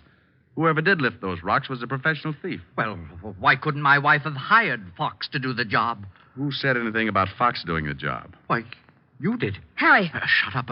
I just said that Nat Fox was dead and that I thought Connie killed him. I didn't kill anybody. You were just coming back from it when you bumped into us. You hadn't even taken your hat off, and you were still carrying your purse. I was just going out. Let me see that purse. You stay away from that. Anything in it? Yeah, well, no gun, but she probably threw it in the river. Nice handkerchief. I'll sue you, Diamond. Look at the handkerchief, Walt. It's sticky. Give me that. Sit down, lover. Oh. Oh, I'm sorry. I thought there was a chair there. It's sticky, all right, Walt. That's gum. And gum on the jewels. She must have picked them up. Yeah, right after Nat Fox stuck them somewhere. Oh, you're both crazy. She was here with me all day. Yeah. George. Yes, Mr. Diamond. Who's this person? You just relax. I want to find out what's going on, too. Well, George? Yes, sir. That girl was in the shop right after Mrs. Baker. That's a lie. I wasn't. I didn't kill anybody. One of you hired Fox to steal the jewels, then you picked them up and brought them to Baker here. You killed Fox to keep his mouth shut. I did not. Yes, she did. Harry! We might as well tell them. You're right, but I didn't kill my wife. I can't get first-degree murder. Why, you dirty old man. You did kill her. You told me you were going to. You were up there and you pushed her off. Try to prove it. She jumped. No, she didn't. There was a 4-foot railing all around that porch. Well, she could have climbed it. That's right, Rick. She could have, but you should keep in touch with her doctor, Mr. Baker. When I was in the store today, I spotted your wife with a cane. A cane? Yes. Dr. Bischoff said she didn't want to tell you about it because she didn't want you to worry. Didn't want me to worry about what? She had arthritis, Mr. Baker. And Dr. Bischoff said she could barely walk upstairs, let alone climb over a 4-foot railing. He also told me that under the conditions, her age and everything, she couldn't have lasted more than a year. You were in too much of a hurry. Okay, Walt, you run with the ball from here on. I got a date.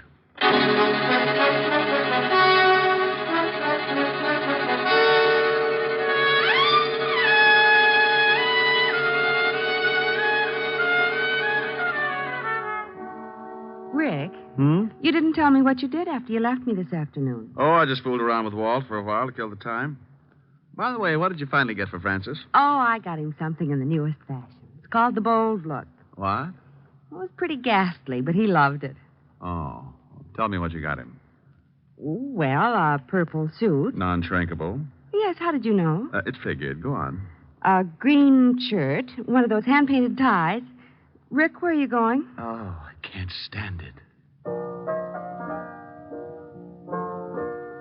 Oh, that's wonderful.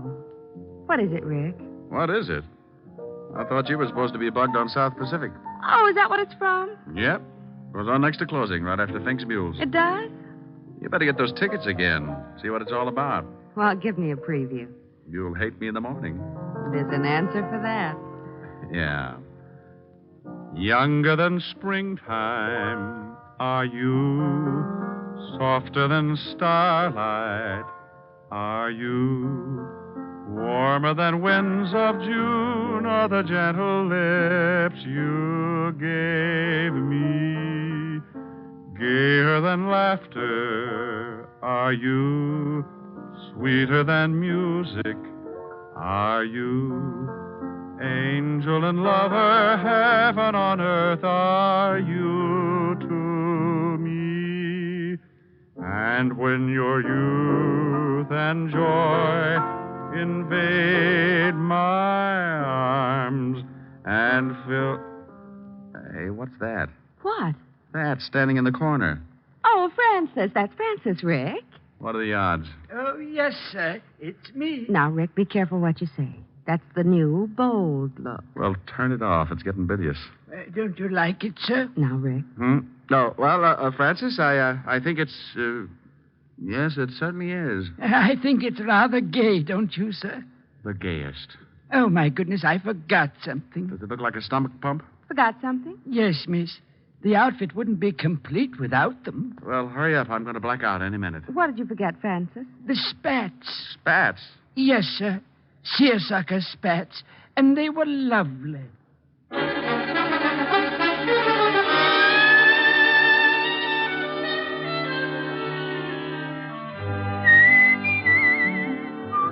You have just heard transcribed Richard Diamond, Private Detective, starring Dick Powell.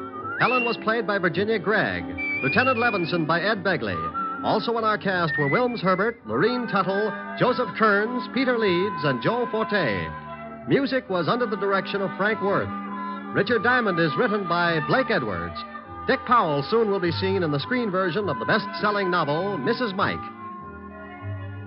Now, this is Eddie King inviting you to be with us again at the same time next week when we will again bring you Dick Powell as Richard Diamond, private detective.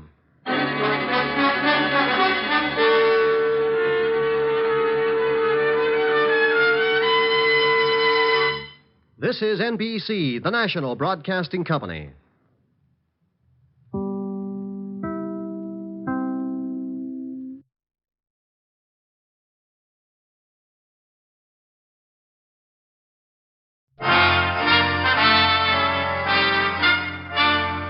Listen while the makers of Rexall drug products and 10,000 independent Rexall family druggists bring you Dick Powell as Richard Diamond, private detective.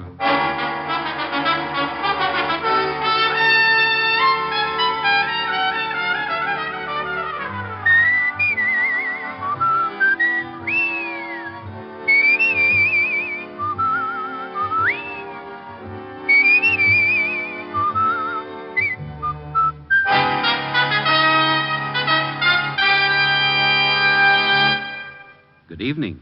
This is your Rexall family druggist speaking to you for the 10,000 independent druggists who have made the word Rexall part of our own store names and who recommend and sell the 2,000 or more drug products made by the Rexall Drug Company. Like Rexall aspirin, for example. There's no faster-acting aspirin made than Rexall aspirin. When swallowed with water, Rexall aspirin is ready to go to work for you even before it reaches your stomach. Quality like that is what we family druggists are talking about when we tell you you can depend on any drug product that bears the name Rexall. Good health to all from Rexall. Now, your Rexall family druggist brings you a transcribed half hour with Richard Diamond, private detective, starring Dick Powell.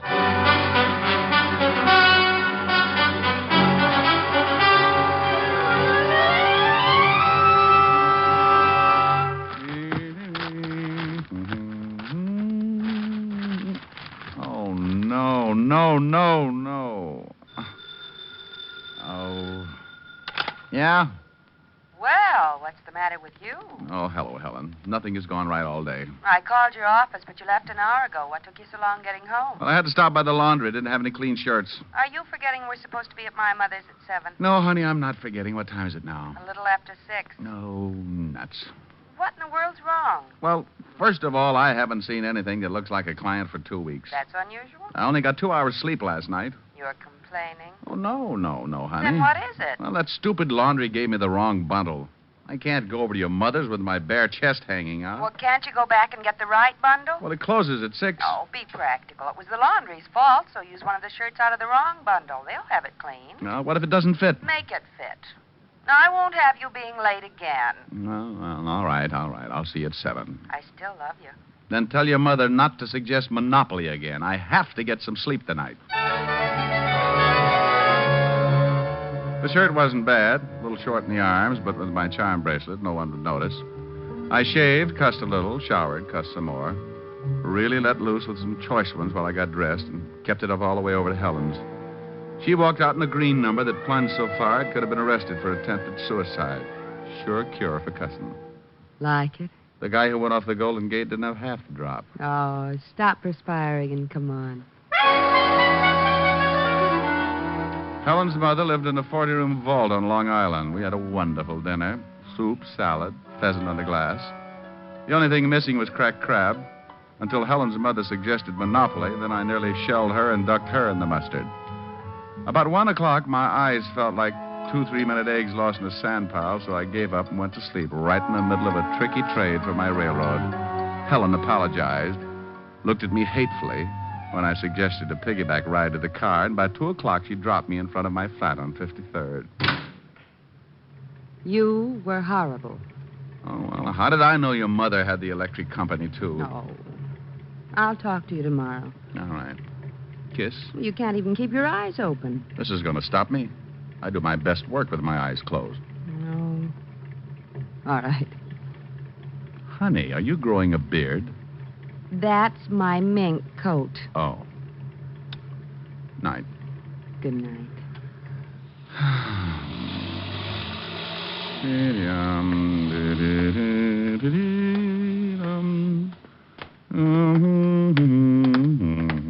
Evening, friend. Hmm? Your name Diamond? Yeah. What do you want? I got some laundry that belongs to you. That's nice. Nothing like getting your laundry at 2 o'clock in the morning. You got mine. We'll stop around about noon tomorrow and we'll swap. I'd like it now, friend. I gotta leave town. Oh, look, I'm a little tired, friend. I want the laundry. Yeah, well, you're dealing with a bad customer. I just traded Pennsylvania Avenue for one lousy railroad. What? Come back tomorrow, friend, and I'll give you your laundry and a detailed explanation. I want the laundry now. Now, look. You look. Well, if anything could have opened my little old sleepy blue eyes, it's that lovely gun. You look divine together. Now, let's go up and get the laundry. What's the matter? You got the only long underwear with sequins? Move. And I moved. Up to my little flat with the laundryman sticking close enough so I wouldn't forget the big gun on his hot little hand. We went in and traded bundles. You opened it, huh? Well, what did you want me to do? Put it on a table and offer up prayers? You're a little too wise for your own good, but I got what I wanted. No hard feelings. Yeah, well, I hope your socks fall down. You just stay put until I'm out of the building. Thanks, friend.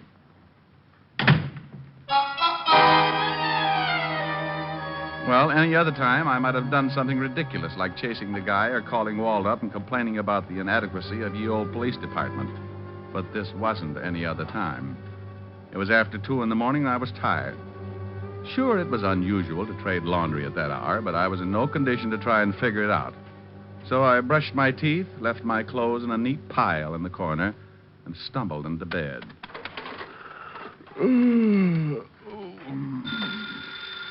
Oh, no, I'll never get any sleep. I'm coming. Yeah? Mr. Diamond? Yeah, who is it? This is Mr. Green, Mr. Diamond. Swell. Thanks for calling, Mr. Green. Good night. Oh, wait, please wait, Mr. Diamond. This is Mr. Green, the man who owns the Bluebell Laundry. Well, how's business? Can you come over to my apartment right away? Why? Someone's going to try and kill me. What time is it? 3 o'clock. Look, can't you hide in a closet or something until noon? I tell you, someone's going to kill me. Oh, get in the closet and close the door. If anyone opens it, take a bite out of the nearest coat and head for the closest bright light. This is serious, Mr. Diamond. I haven't got much time. Well, if you don't think you can look like a moth, maybe I'd better drop around. What's your address? Savoy Arms, apartment C. And hurry, I'm desperate. Well, if you're just half as desperate as I am sleepy, you're really in trouble. I'll be right over.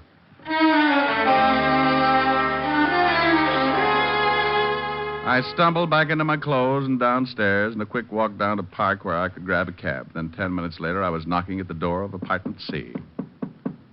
No answer. I was about to try the door when it opened. Mr. Green? You're too late. Mr. Green. He opened the door all right, but that was as far as he got. He just slid down and stretched out on his stomach, head turned sideways, thick glasses pushed up at an angle, his weak eyes trying hard to see everything there was to see before they closed for good. I kneeled down beside him. Jones. Wrong laundry. Number Jones. Green. Well, everybody dies. He'd been shot just under the heart from the back. A warm breeze made me turn and look out the open window on the far side of the room leading out to a fire escape.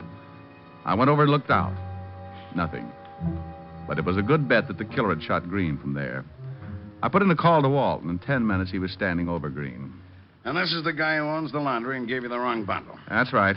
How do you always get mixed up in things like this? Well, it's a talent. Did he say who he thought was after him? Oh, he just told me that he was in fear of his life. Now, what about the guy who shoved the gun in your face and took away the bundle of laundry? Oh, about my size. Had a hat on, light gray suit, brown eyes, heavy eyebrows, high cheekbones, very sharp features. Well, let's go down and run through the gallery, see if we can get an identification. Okay.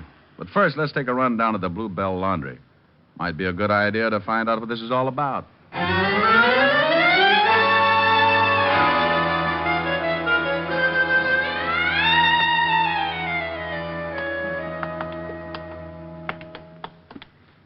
Here it is, Lieutenant. Bluebell Laundry. Oh, he read the sign. If a guy with fangs and a long black cape answers, drive a stake through his heart. Or shoot him with a silver bullet. You keep your suggestions to yourself, Sergeant, or I'll open this door with your head. These keys are in better shape. I tell you, we can't use them. If no one answers, then we got to get a search warrant. Why? Because that's the law. What is? That we got to get a warrant to search the laundry. Well, what do you want to search the laundry for? What do I want to search it for? Because a man's just been killed. Okay, so what? What's that got to do with the laundry? The guy who was killed was the guy who owned the laundry. You told me yourself it had something to do with getting the bundles mixed up and that guy who stuck you up tonight. Okay, but you can't just go busting into a laundry just because of a stupid little old hunch. What do you mean, stupid? You could be wrong, you know. Just because you think you might solve this case, that's no reason for you to go busting into a laundry. Well, why not? The answer to this whole thing might just be in that laundry. Well, you've certainly been right in the past. No, not always. Oh, most of the time, Walt. Well, just lucky.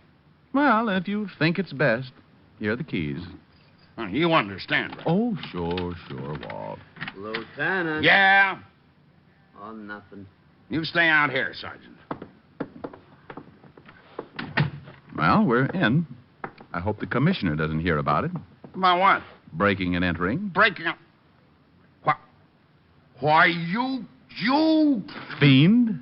Yes. Walt hopped around for a while until he ran out of steam, and then we went to work and took the laundry apart. The way it stacked up, I had gotten the wrong bundle of laundry. The guy who'd stuck me up at 2 a.m. had gotten mine. So the bundle that I had gotten by mistake figured to be pretty important. There must have been something else in there besides clean shirts.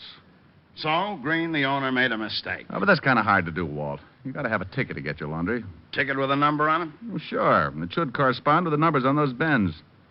Hey, wait a minute. Before Green died, he said something about a wrong number and a name. What name? Jones. Now, look, when I brought my laundry in, Green wrote my name and number down in a book. Let's see if we can find that book.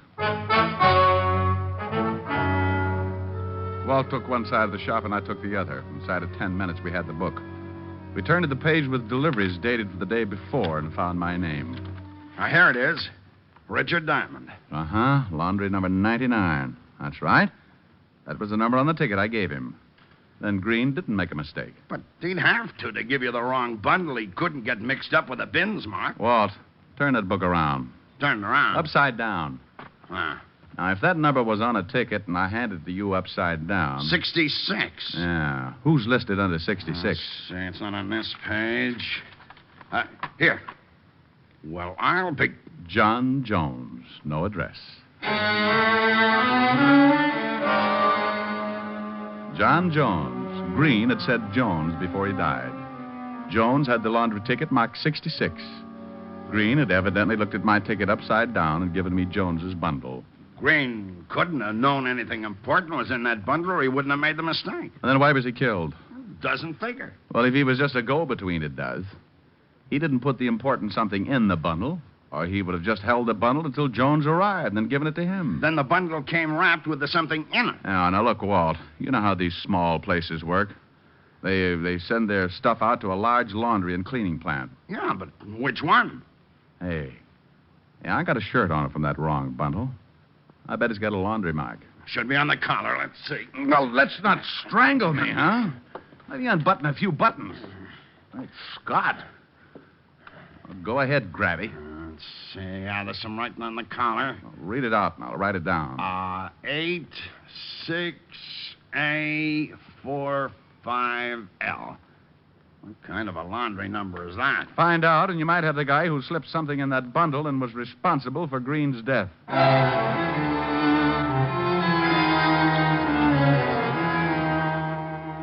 We went through the rest of the place, but found no evidence to show us what big plant Green sent his laundry to. I bowed out as gracefully as possible and went home to get some sleep. It was 4 a.m. when I stumbled into my flat with just one thought in mind: sleep. And I got it in a hurry. Oh.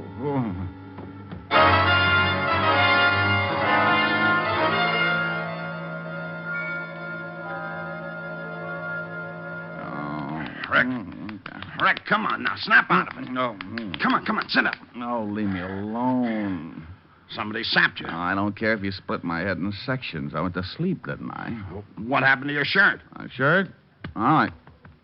Oh, so that's it. What's it? The shirt.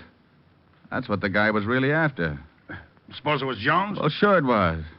Walt, when he traded bundles with me, he didn't have any way of knowing that I'd taken a shirt out of it. That shirt was what made that bundle important. Those numbers on the collar. I checked. They weren't a laundry mark. You still got them? Yeah. Well, they sure mean something. Let's see if we can figure out just what.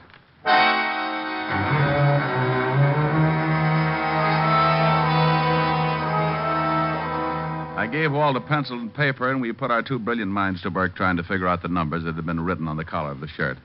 Just numbers with two letters, A and L. Easy problem for two brilliant students of criminology. I got it. You have? Let's take the numbers down to the decoding department. Oh, that's what I like. Perseverance, a sharp mind, and nothing's too tough for us.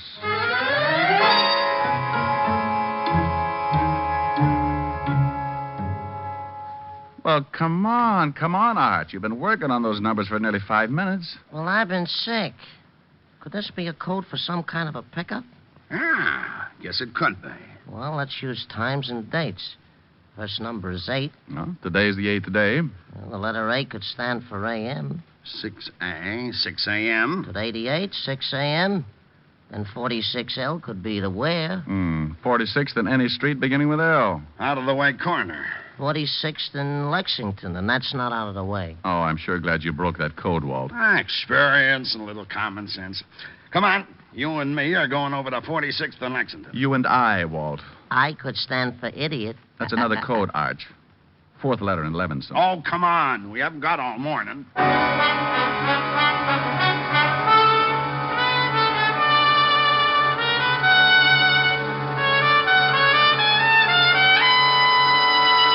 You're listening to Richard Diamond, Private Detective, brought to you by the makers of Rexall Drug Products and your Rexall family druggist.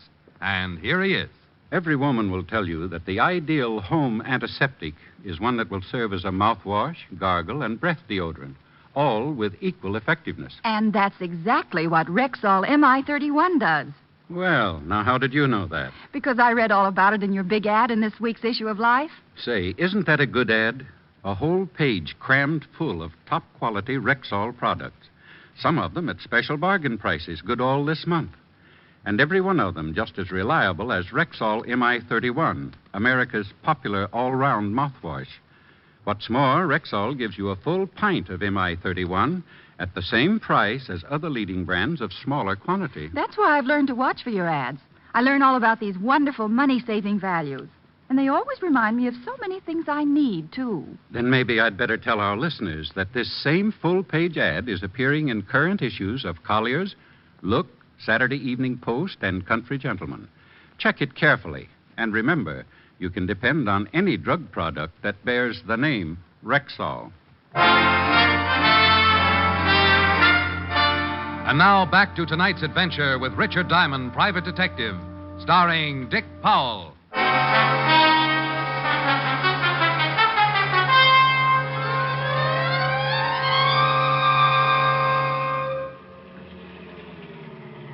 Yeah, this is a good spot. No one on the corner of 46th and Lexington yet. What time is it? 5 minutes to 6. Yeah, well, I hope we figure this out right. Car 86, car 86. Yeah, that's us. Car 86, Levinson, go ahead. Sergeant Otis wants to speak with you, Lieutenant. Go ahead. Lieutenant, I checked and found out where the Bluebell Laundry sends its cleaning. 2 companies, Monarch and the Superior Cleaning and Dyeing Works. Mr. Ralph Collins owns Monarch, and Mr. Arthur Levin owns Superior. Find out the addresses of the plants and the home addresses of the owners, and then put a stake out at the homes of the owners. Don't pick them up, but stop them if they're trying to leave. Wilco, Roger and out. Oh, I'm surprised he didn't get tired of Roger and use McGillicuddy just to be different. Hey, Walt, there's our boy. Huh, Jones? Yeah, across the street on the corner. Same guy who got the bundle from me. Let's go. No one else yet. He's waiting for something. It's about 2 minutes to 6. Yeah. A car pulling up. Jones is going over to it. Get going. Guy in the car gave Jones a package. They spotted us. You get the car, I'll take Jones. Stop! Stop that car! Stop, Jones! Jones! Okay. Car got away, but I put some bullet holes in it. Drop the gun, Jones. Okay. Okay, I'm hurt bad. Don't shoot again. Get me an ambulance, would you? Walt, he's got another bundle with him. I'll get back the car and get the wagon. I think he got me in the stomach. You want to talk? Yeah, okay. What's in the bundle you got from the car? Junk. 100,000 in morphine. How did Green figure? It's just a go-between. He worked for the big boy. Took our money, sent it in with an order for the stuff. Instructions in the collar of one of the shirts. Yeah. You killed Green? Yeah. Who's the big boy? Jones. Jones. The wagon's on its way. He's dead. What was he picking up? Narcotics. Well, Walt, we know the code was put in the laundry bundles at one of the cleaning works. Well, go to both of them and check. Yeah, and you can never tell what else might turn up. We waited until the wagon pulled up and carted Jones off, then we headed across town toward the first of two stops, the Superior Cleaning and Dyeing Works. 7:30 when we pulled up in front and let ourselves in with one of my pass keys. This is the only one we can check quietly. They open at 8, don't they? Yeah, got a half an hour to make a noose for a pretty big operator.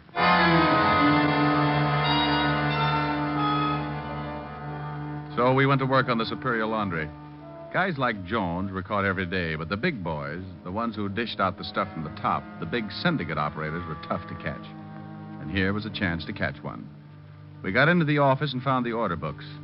Jones appeared in nearly every one. This was the place where Green had sent Jones's laundry. But it still doesn't prove enough. We've got to prove that the code was slipped in the bundle from this plant. Then we got to find the guy who does it. Well, come on. We got to work fast. This joint opens up in a half an hour. Hey, Walt, hold it. Car pulled up outside. Yeah. I can see it out of the window. Rick, it's the same car that passed the junk to Jones. The one I put the bullets in. Hey, he's coming in. He's coming up here. Get in the other room. Yeah, leave the door open.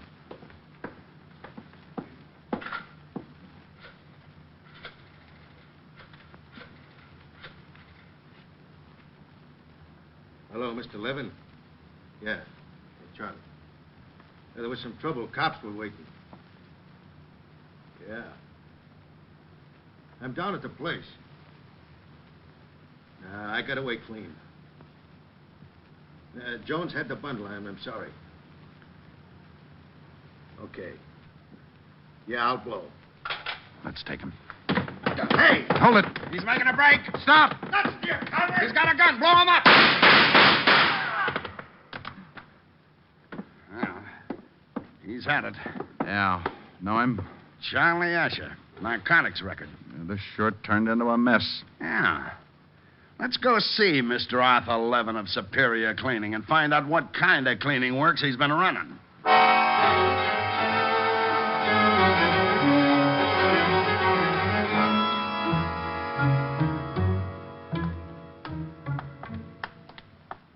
Hi, Lieutenant. We got the whole place surrounded. Levin hasn't tried to leave. He's been out of the house once. Went to the garage. Have anything with him? Well, now, when he came out, went in with a big box. All right, let's take him. You better get out of sight, Otis. You'll see that uniform and get jumpy. Get down there in the end of the porch. All right.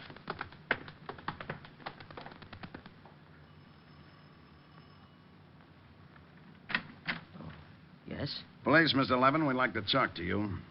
Oh, well, come in. Thank you. I was just going to my office. Where is your office, Mr. Levin? I own the Superior Cleaning and Dye Works. You do laundry for Mr. Green's Bluebell Laundry?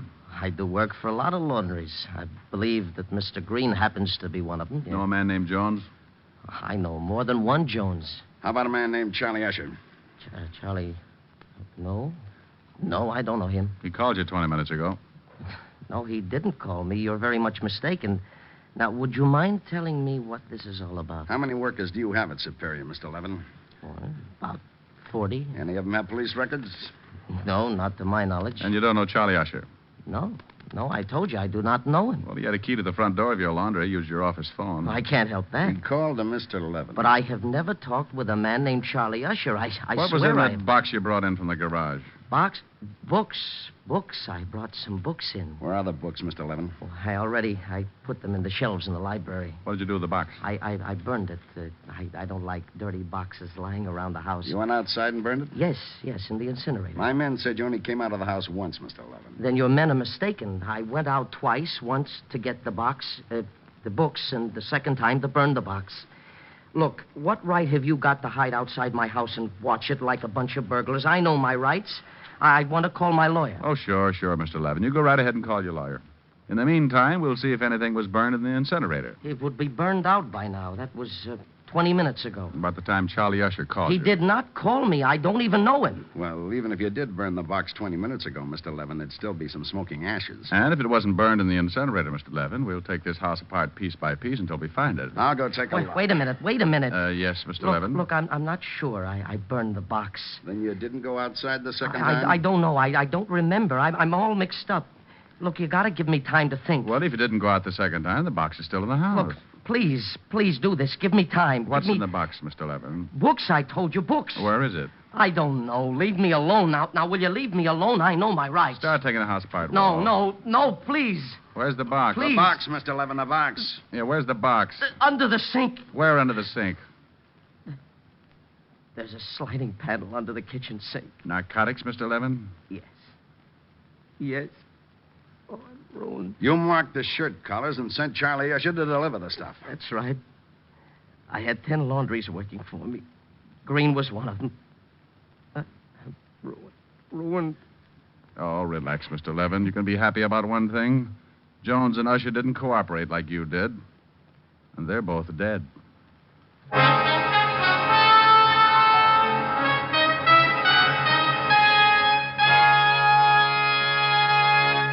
Again, here's your Rexall family druggist. If you're often troubled with acid stomach, or if you're looking for a gentle, non-irritating way to achieve regularity, try Rexall Milk of Magnesia. Pure, mild, creamy smooth, and with no unpleasant earthy taste. Rexall Milk of Magnesia is justly popular. Buy the economy size, quart bottle. It costs only 69 cents at Rexall drugstores everywhere. And remember, you can depend on any drug product that bears the name Rexall. Good health to all from Rexall.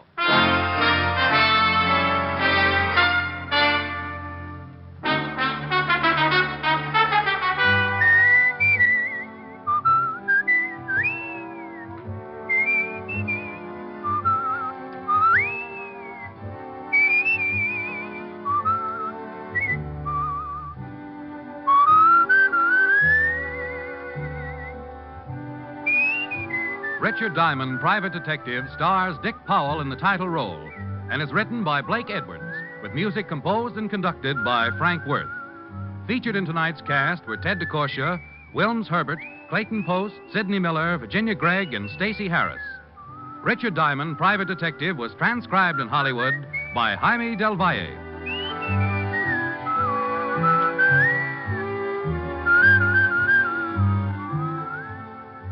This is Bill Foreman inviting you to be with us next Wednesday at this time when we will again bring you Dick Powell as Richard Diamond, Private Detective.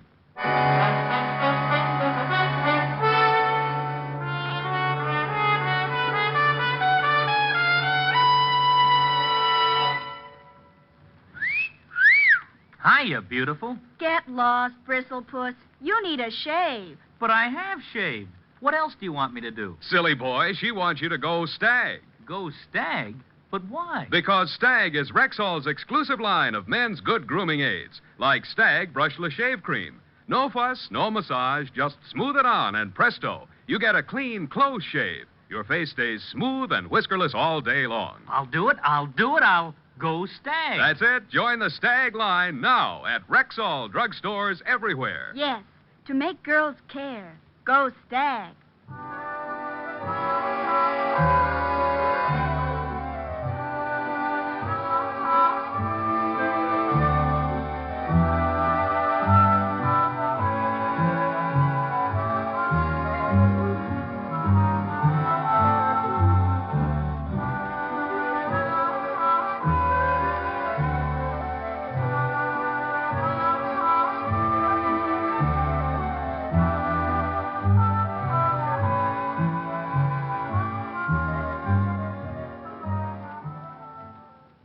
Three chimes mean good times on NBC. There's entertainment in store for you every Wednesday night on NBC. In addition to the action-packed adventures of Richard Diamond, Beginning next Wednesday, listen to Mr. and Mrs. Ronald Coleman returning over most of these stations with their delightful series, The Halls of Ivy. In 4 weeks, laugh with Groucho Marx and You Bet Your Life on NBC.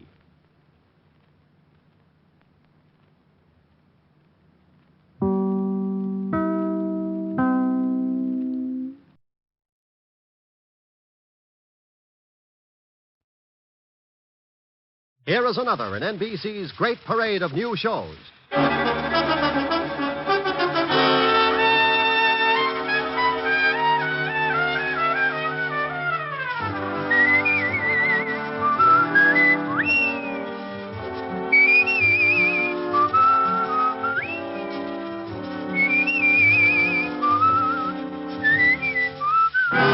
Now, Dick Powell as Richard Diamond, private detective.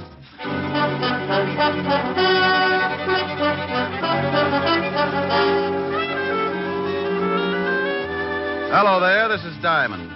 I'm a private detective. And as long as I've been in this business, I've found only 4 things that really make this racket worthwhile. Women, money, women, and more money. Don't misunderstand me. I've got other habits, too. I drink lots of milk, go to the fights, dance meanest rumba west of Ebbets Field, and write fan letters to June Allison. But no matter how you slice it up, it still boils down to the same ghastly facts. To drink the gallons of milk, you've got to have loot. To go to the fights, you've still got to have it. But you add a little something, or a big something, as the case may be. That's right, a woman. Then if you're going dancing, you like to go to a nice place. Nice place? That's an 8x10 dance floor supported by bodies of patrons who couldn't pay the $12 minimum. So now you get into more money, and there you are. Women, money, more women, and more money. About the fan letters to June Allison? Oh, who knows? She never writes back anyway.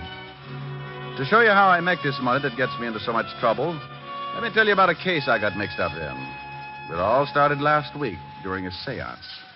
Quiet, please, quiet.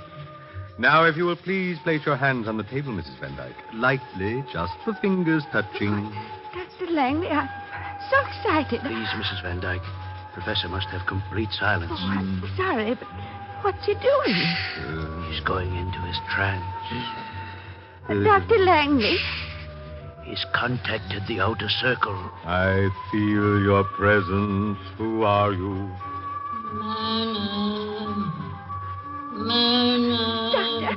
Doctor, that voice is calling me. Not too loud. You'll break the contact. But Myrna's my first name.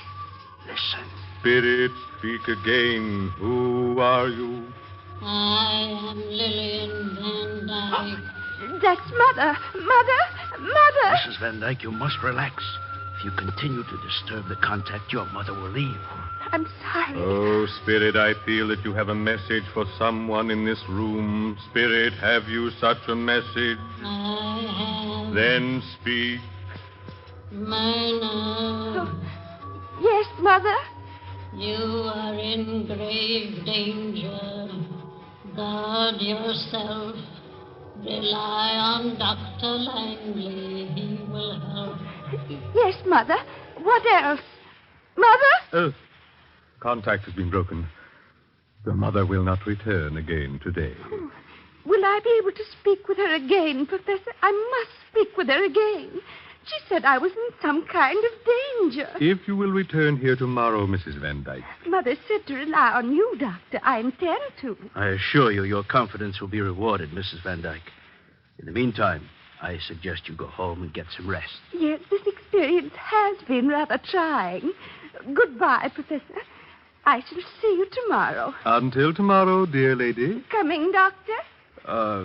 I wish to consult with the professor for a moment. I'll be right along. Very well, Doctor. I'll wait in the car. Goodbye again, Professor, and bless you. Goodbye, and bless you, you old goat. Take it easy. Until she gets out the front door. Okay. Now, look, Langley. When are we going to pull the job? I'm getting tired of drumming up banshees for old moneybags. Let's get those jewels. Look, tomorrow her mother is going to tell her that someone is after her precious jewel collection. Tell her? She'll lock them up in Fort Knox if that happens. Oh, I'm surprised at you, Professor. What if her dear old departed mother tells her to leave them with Me, for safekeeping. I get it. By the time she gets wise, we'll be in Mexico. Right. I'll see you tomorrow morning before Van Dyke gets here. We'll plan what we want the voice to say. And for Pete's sake, tell that old witch to sound like a ghost for a change. She came on today like Apple Mary with a hangover.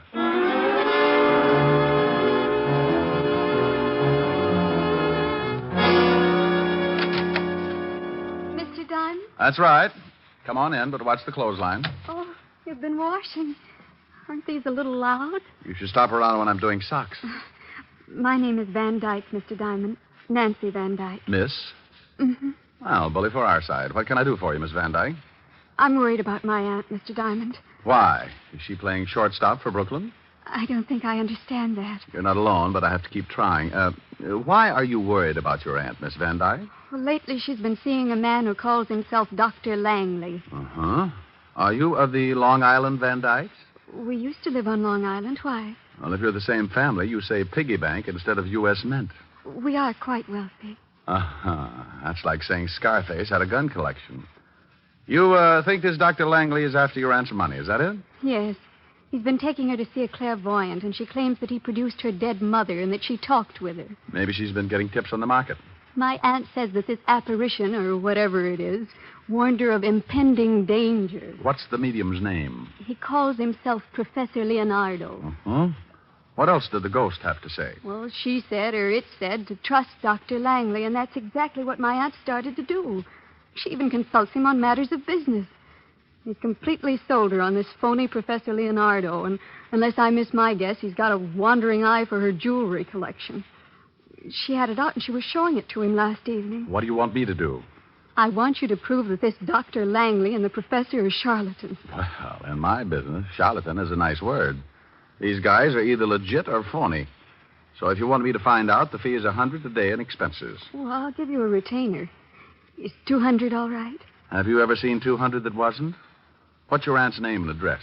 Mrs. Myrna Van Dyke, 326 Park Avenue. There's your $200, Mr. Diamond. Thank you.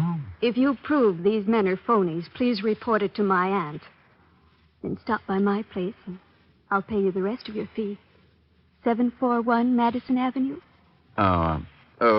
Miss Van Dyke, did you ever model bathing suits? No, Mr. Diamond. But I have a very nice one. I got it in the south of France last season. I'll show it to you sometime. I hope it won't be on a hanger. Goodbye, Miss Van Dyke.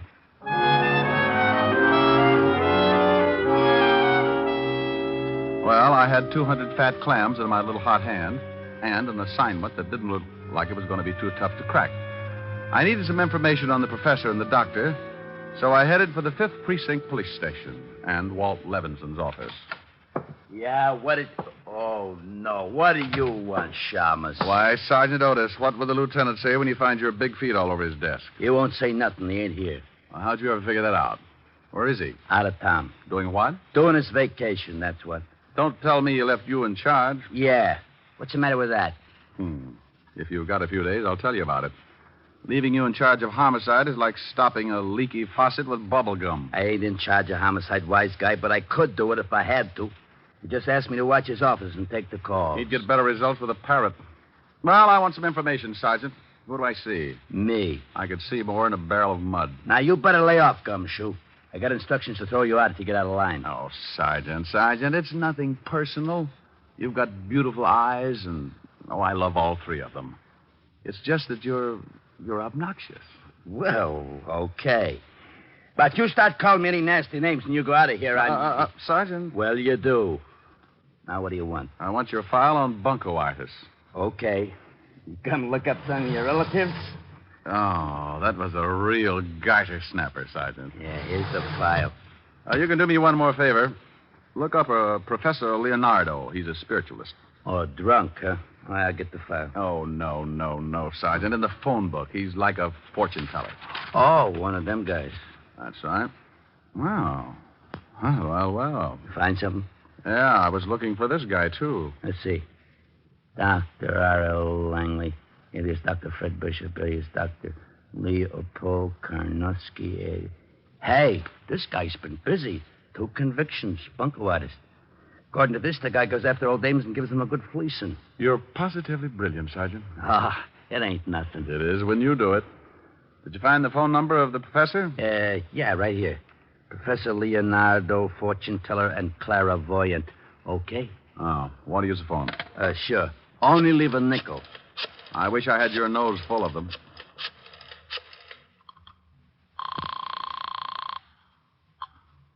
Professor Leonardo's Psychic Sanctuary. My name's Appleknocker, Harold Appleknocker. I'd like to make an appointment with Professor Leonardo. Just what seems to be your problem? Well, you see, it's like this. I have a 1,000-acre hog ranch in Kentucky, and last week my brother Oney got lit up on juniper juice and fell in a waller.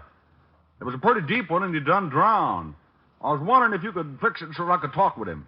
Who recommended you to us? Ain't nobody recommended nothing.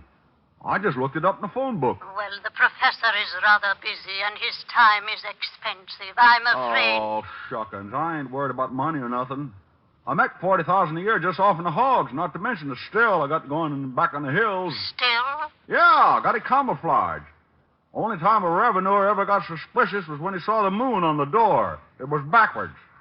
The price is $50 a reading, and $100 if the professor is able to contact your brother. Fine. I'm going to be busy at the stockyards this afternoon, and I'd like to drop around this evening if I could. How would 8 o'clock be? Just dandy. Goodbye, then, Mr. Appleknocker. Bye, you all. Hey, what's going on? I'm going to have my fortune told, Sergeant. If you want to come along, you can put your shoes if you want to, and come along, George, come you're along. nuts. Oh, you're just lonesome. Bye, y'all.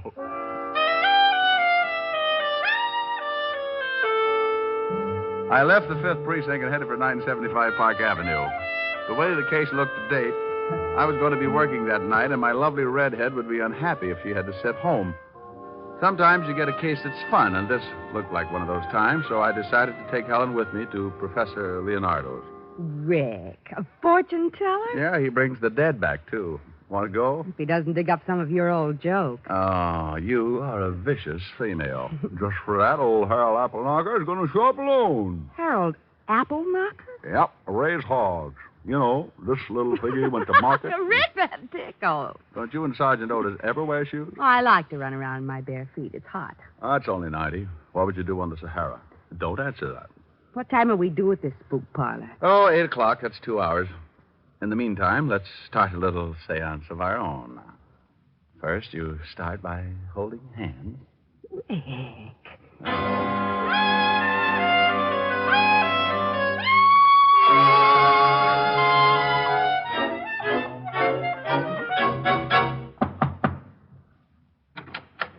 Yes.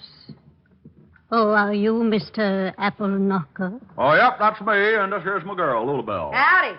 Yes. Well, won't you come in? Professor Leonardo isn't back yet, but if you'll just be seated in here, he should be in at any moment. Well, just look at this here room. What are all them figures all over the wall? Those are the signs of the zodiac. Hey, look at there, Harold. That's a goat. Well, so it is. Bless my little pointed head. Used to raise goats, too, along with the hogs. That's the professor now. Good evening, Professor. Good evening. Oh, this must be Mr. Applesucker. Appleknocker, Professor. And this here's my girl. Lulu Bell. Yep, that's right. Howdy.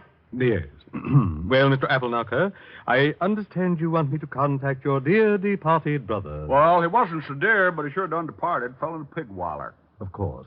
Now, if you just take these chairs around this table. Where do you want him to go? No.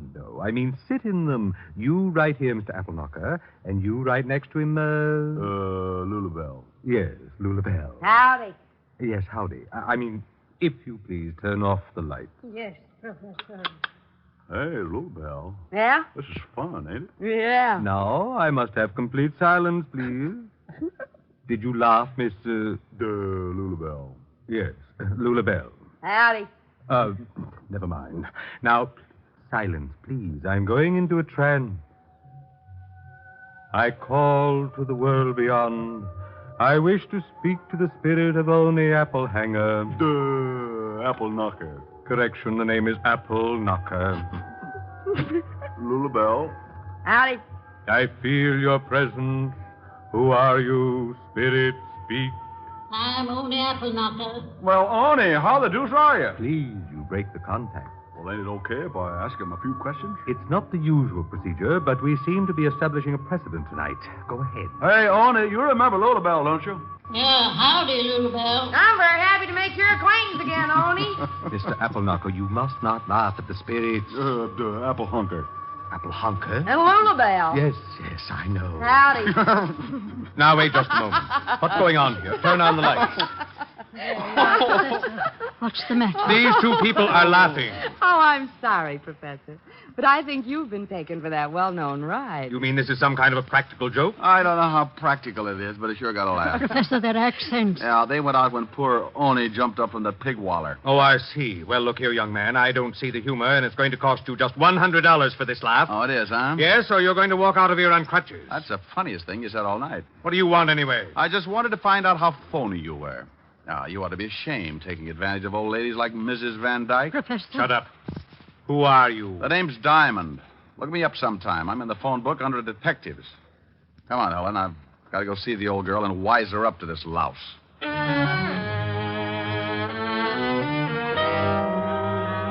Helen and I left the professor and his witch and went out on the street. I hailed a cab and put Helen in it and sent her home to wait for me. 20 minutes later, I was ringing the doorbell of the Van Dyke residence. I stopped ringing and tried my knuckles, and that's when I noticed that the door was ajar. I pushed it open and walked in. I stopped cold in my tracks. The hair on my neck jumped off and hid in the corner. Lying on the bed was what looked like a body. I couldn't tell because it was covered with a sheet. I was sure of one thing. Whatever it was bleeding all over the place, and the first word that came to my mind was murder. I pulled the sheet back and took a look at what could only have been Mrs. Myrna Van Dyke. She was about 60, and she was wearing a quilted housecoat. She didn't have to worry about trying to button it, because it was pinned together at the neck with a long knife. Well, Diamond, you sure can dig 'em up, can't you? Huh? Oh, Otis, how did you get here? After you left the station, I called Lieutenant and told him you'd been in and you was acting screwy. He told me to tell you. Now, I'm glad I did. Yeah, mess, isn't it? Yeah, stabbed in the throat. Looks like she was getting ready for bed. That's a towel around her head, ain't it? Could be her hair, but I doubt it. It says Adams Hotel on it. Let's take a look around. Oh, hey, got a load of this. What? Over here on the dressing table. Hey, ain't that a wig? It sure is. I want to look at the body again. You can't do that. You ain't supposed to touch anything. I'm just taking off this towel. Well. She's bald. Yep, nearly. Otis, check on Professor Leonardo and Dr. Langley. They the guys you picked out of the Rogues Gallery this morning? Yeah. I already did. The doc lives on Charles Street, apartment 209. You mean you did all that by your little lonesome? Well, when I talked to the lieutenant, he told me to, just in case. You continually amaze me, Sergeant. Yeah. Now call the wagon and get the coroner over here. Then get some of the boys to pick up the phony professor. Where you going? Over to the good doctor's house. The body's been dead about an hour. That would make it between 7 and 8. Now, you see if the professor's got an alibi, and I'll check back here. Hey, I don't know whether I'll let you go or not. Sergeant. Yeah? Bye. I went out and grabbed another cab for Charles Street. It was dark out, and the heavy fog was rolling in and staking a claim on the city. By the time I reached the doctor's, it was thick enough to be sliced up and sold in large economy cartons. The doc didn't answer my knock, so I went in anyway. I stumbled into a little two-room joint that looked like a chick sales architectural achievement. The doctor was not home, and neither were his clothes and toothbrush, so I started casing. I tore the place apart and came up with a big fat 0, but that was before I looked in the wastepaper basket. Among the trash, I found a rental bill for a hangar and an airplane at the Flyaway Airport on Long Island. I grabbed the phone and called Sergeant Otis. Yeah? Otis, this is Diamond. Oh, the boys are here now. You were right about the time of death, around 7:30. What about the professor? We sent a car over to pick him up, but he skipped. We got some dame, though, and she told us that the prof was giving one of them seances from 7 to 8. Did you check it? Yeah, and you was. Good. Now check and see who gets the dead woman's money in event of her death. Well, how am I going to find her lawyer at this time of night? Just find him and meet me at the Flyaway Airport on Long Island. Okay. Did you get the doctor? That's what I'm going to do now. And if this fog keeps up, I've still got a good chance. Sometimes a case starts off like a party and ends up like a funeral. This was one of those times, and when it happens, you're never really prepared for it, so you've got to work fast. I used my last $10, besides the $200 the girl had given me, and got to Flyaway Airport in a hurry. The fog was so heavy, I had to almost kick it aside. But I finally found the row of hangars and started looking. I reached the last hangar when I spotted the plane. It was sitting on the strip, and as I moved nearer, I could see the man. Who's there? Who is that? I got a gun out, Doctor, so just stand the way you are. Who are you? What do you want? I want that little suitcase you've got. I want to take you back to the police. Police? Oh, what on earth for? Mrs. Van Dyke is dead, been murdered. Oh. Oh, now, come on, stop that. Why, I know nothing about the killing. I swear I had nothing to do with it. What's in that suitcase? Why, just some clothes. Not the Van Dyke collection of jewels? Of course not. What would I want with them? Miss Nancy Van Dyke seemed to think you did. Oh, that's absurd. Here, you can look at the bag if you like, sir. Well, I'd like. Let's take a walk over here where we can see some light. If you insist. Where were you between 7 and 8 this evening, Doctor? Why, I was at home. Ah, now, you're a two-time loser. If you're lying, they'll wash your mouth for 20 years. You know about my record, do you? Looked it up this afternoon. Well, I suppose I may as well tell you. I wasn't home until nearly 8. Where were you? Mrs. Van Dyke's apartment. I was supposed to put her jewels in the downstairs vault. What happened? She was dead when I got there. You sure she was dead? Yes. Lying on the bed under a sheet. Pulled it back, saw she'd been stabbed in the throat. I left, packed, came out here. I knew I'd be accused, but I didn't do it. Hold it. Here's the light. Well, if the jewels are in this bag, you're going to be in a tough spot. You're welcome to look. Thanks, loads. Oh! Whatever it was, it caught me across the back of the head, and I went down like a dead palm tree in a hurricane. It wasn't the doctor who had lowered the boom, but someone who had sneaked up in the fog and gotten around behind me. I wasn't knocked out, and I could still hear things, so I just lay there and listened. Oh, thank goodness you came along. He was going to take me to the police because someone had killed Mrs. Van Dyke and stolen her jewels. He thought I had them. What are you doing? No! No! No! I rolled over and looked at the doctor. He was very dead. I got up as fast as I could and started after the killer, but in that fog, it was like looking for a hangnail in a mine shaft. I went into one hangar after another, and I guess if you keep after it long enough, sometimes you get lucky. I went into the last hangar and stopped to listen. Okay, you, come on out. If I have to come in after you, it's going to be the hard way. Well, you're the boss. Now, why don't you stop it? You can't see me any better than I can see you, but I've got the door covered. Now, come on out. If I guess right, that's one big sergeant, and he's so stupid he's liable to shoot you. Diamond! Diamond, where are you? In here, Otis. Watch your step. We're playing cops and robbers. What do you mean? What are you talking about? Oh, stop. You all right, Otis? Yeah, but this cement's hard. Crawl over here. Okay. Hey, who's shooting? Well, one of two people. Just shot Dr. Langley back on the airstrip. Yeah? Why don't you blast him? I guess I'll have to. He doesn't want to come out. Otis, crawl over about 12 feet and make him shoot. Me? Yeah, I ought to get a good line on him. He's behind those oil drums, and I've got to stand up to do it. Oh, all right. Hey, Diamond, now? Yes, Otis, now. Okay, like I said, you're the boss. I've been hit. Come on, Otis. Good shooting. Glad you liked it. Well, how about you, Professor? I'm not happy. I got all three of them. He won't be around long. Why did you hit me, and why did you kill the doctor? I wanted the bag. I thought the jewels were in it. Aren't they? No, I opened it back here. I thought the doctor was double-crossing me. Well, if you ain't got the jewels, why'd you try to kill the old lady? I didn't. Oh, come on. This ain't no time to lie. He isn't lying, Otis. You told me yourself his alibi was good. Hey, that's right. Then who did? The one who would benefit most by the death of the woman. The one who had a perfect setup because two con artists could be blamed for it. Let's go. Yeah, what about this guy? How do you feel, Professor? Oh. Like I said, Otis, you keep. Come on, let's go.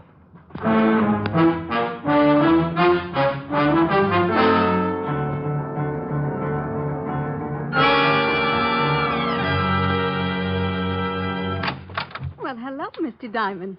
You come to see the bathing suit? I hope it comes in stripes. What? This is Sergeant Otis, homicide. Has someone been killed? Your aunt. Oh, no. Isn't that touching, Sergeant? Yeah. For that horrible doctor. Oh, you've got to arrest him. Why would he want to do it? Why, for the jewels, of course. Now, put your hat on. You must have known that the doctor was going to get the jewels tonight, so you killed your aunt, knowing he'd get there and wouldn't have an alibi. Why, you're insane. The trouble was, he got so scared he ran off without him. So he had no motive. That it was the professor. Strike two. He didn't have them either. You're crazy. You can't prove a thing. I didn't stab my aunt. Who said she was stabbed? Well, I just... Something else tipped me to you. The minute I took a good look at your aunt, I knew it couldn't have been a man who'd done the job. Why not? You're just presuming. Because there were no signs of a struggle. Your aunt must have known the killer pretty well. She knew the doctor very well. Well enough to meet him with a towel around her head and her wig in plain sight on the dresser? What? Yeah. And I got in touch with a lawyer, and he said you was the sole heir to the estate. Were, Sergeant. Oh, yeah. You were the sole heir, and I'm arresting you because I were there and saw the wig.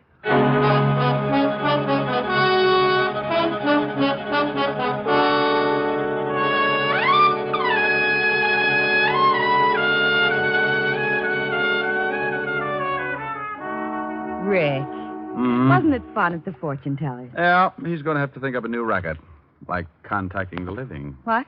No, forget it. What's to eat? I'll go look in the icebox. Bring some milk, will you, dear? Mm-hmm. If you'll play something. I'll try. Oh, no, not again! Oh, swell. Can't you get on the night shift or something? I can't get anything around here, especially sleep. Now, please, will you kindly shut your big fat face? What do you mean? I haven't sung anything yet. Oh, but you will. I just know you will. Well, if you insist. Oh, no, please, please. I'm a nervous man. Oh, it calms you right down.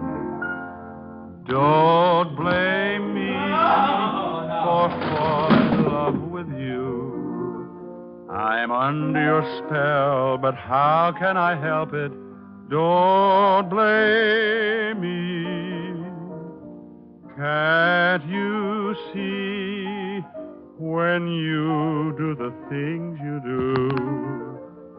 If I can't conceal the thrill that I'm feeling, don't blame me. Oh, that's pretty. Don't stop. Oh, I must. Food looks too good. Did I hear you talking to someone? Mm-hmm. Listen.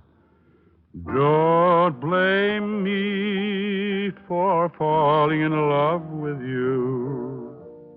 I don't hear anything. Oh, that's funny. He was there a minute ago. Don't blame me for falling in love with you. I still don't hear anything. Rick, who are you calling? Sergeant Otis. I'm afraid the guy next door just cut his throat.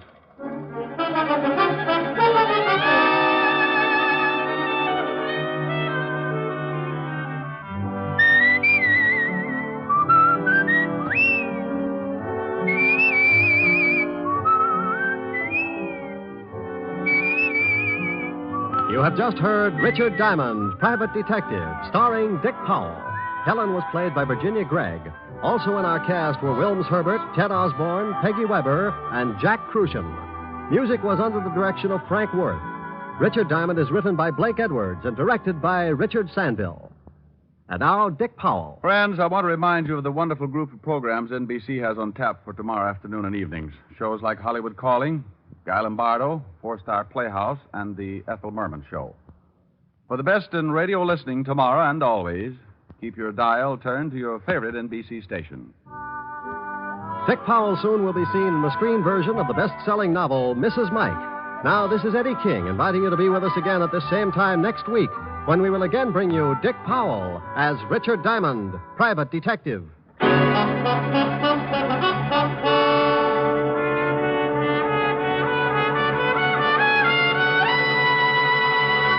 This program has come to you from Hollywood. Theater Guild on the Air returns tomorrow night on NBC.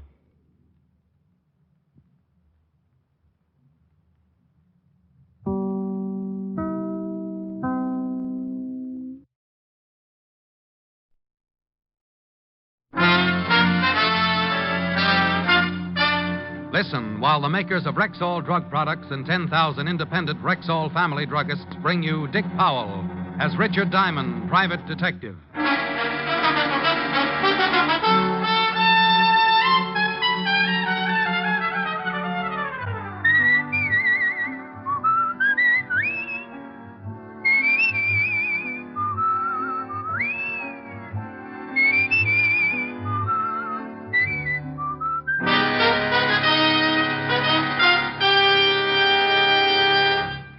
Good evening.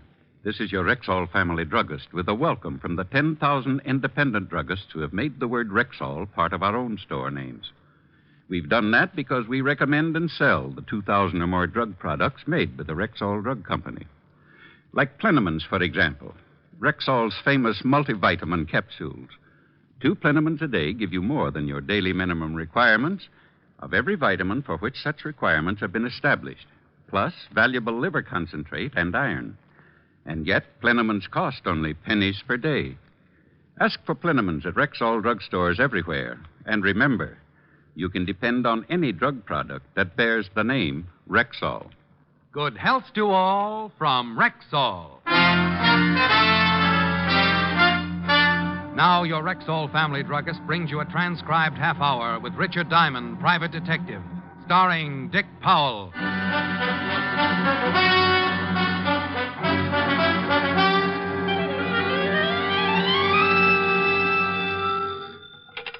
Diamond Detective Agency.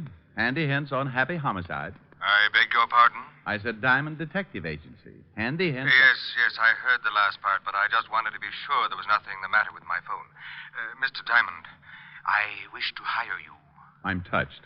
$100 a day in expenses. I'm touched. Well, if the figure depresses you a little, I suggest getting out in the fresh air. Exercise. Play a little golf. If you could use a dandy caddy on Sunday. I can easily afford the fee, Mr. Diamond, but to be frank, it wasn't exactly what I expected. Isn't it a little high? Well, frankly, yes. But if you hire another detective, you won't be getting the prettiest. I see. Can you come to my house at 6 this evening? Name, address, and reason for hiring me? George Lexington, Golden Strand, Long Island. And I'm in fear of my life. I'll see you at 6, Mr. Lexington. On the dot. Please be prompt. Just have a substantial retainer ready.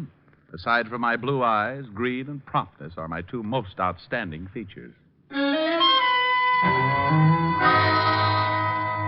Well, that's the way a buck's made in my business.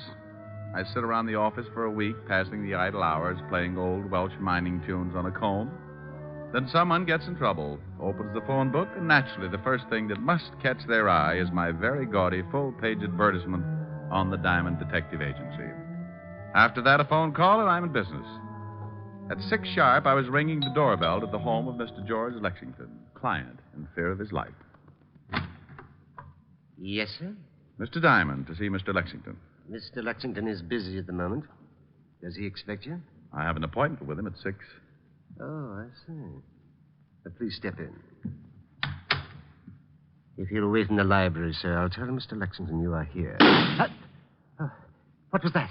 Unless you keep a car in one of the upstairs rooms, that, my friend, was a gun going off. Come on. With the butler right behind me, we took the long, curved staircase 3 steps at a time. The butler managed to pant out that Mr. Lexington was in the study at the head of the stairs, so that was the door we went through, only to be stopped cold on the other side. Standing in the middle of the room was a girl.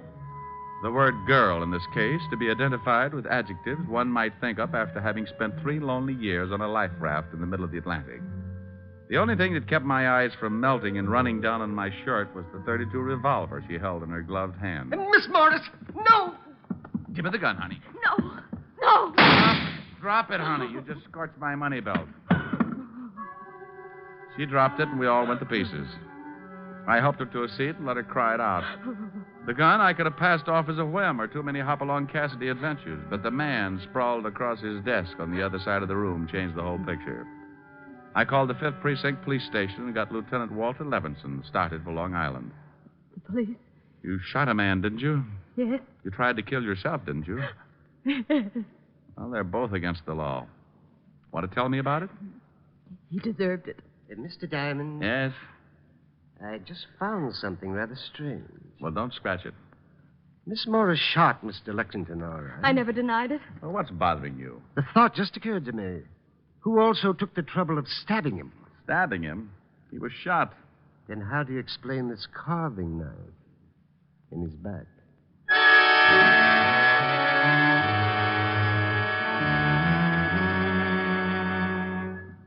Oh, now, Diamond, you stop that. But it's true, Walt. Sure is, Lieutenant. Been shot in the chest and got a knife in his back. Oh, how do I get in on these things? This is Miss Morris, Walt, the girl who shot him. How do you do? Oh, you shot him, huh? Yes, Lieutenant. Well, who stabbed him? Have no idea. Swell. Miss Morris, why did you shoot this, what's his name? Lexington, George.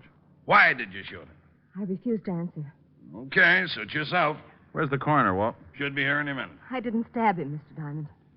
When you came in, did you talk with Lexington? I just opened the door, saw him sitting at the desk, and I shot him. Did you talk to him? Oh, sure, Walt. She played 20 questions with him while he was trying to paw the knife out of his back. I was just trying to trap her. Why? Why? Because if she said she'd talk to him, it would have been an admission that, She'd talk to him. No, that he was still alive before she shot him. Okay, who stabbed him? How do I know? Well, if he was still alive before she shot him, she talked to him, then she must have seen who stabbed him, right? Yeah. Well, if she saw who stabbed him, she couldn't have done it, right? Right. And no one would have stabbed Lexington if he'd already been shot, right? No one would have stabbed Lexington if he'd already... Yeah, of course. Do you think I'm stupid? Lieutenant. You shut up. So if they stabbed him, he hadn't been shot and he was alive. Of course. Then if he was alive and they stabbed him, the girl didn't do it to confuse you. Huh? So if she didn't do it, she can go home. Go on home, Miss Morris. But, Mr. Diamond... You heard him. Go on. That's what I was trying to tell you, Lieutenant. Diamond's at it again. Otis. Yeah, Lieutenant? Take the girl, the butler, and Diamond down to the car. And when the coroner gets here, we'll all take a little drive down to the station. Understand? Yes, Lieutenant. What are you yelling at? I don't know. I don't know.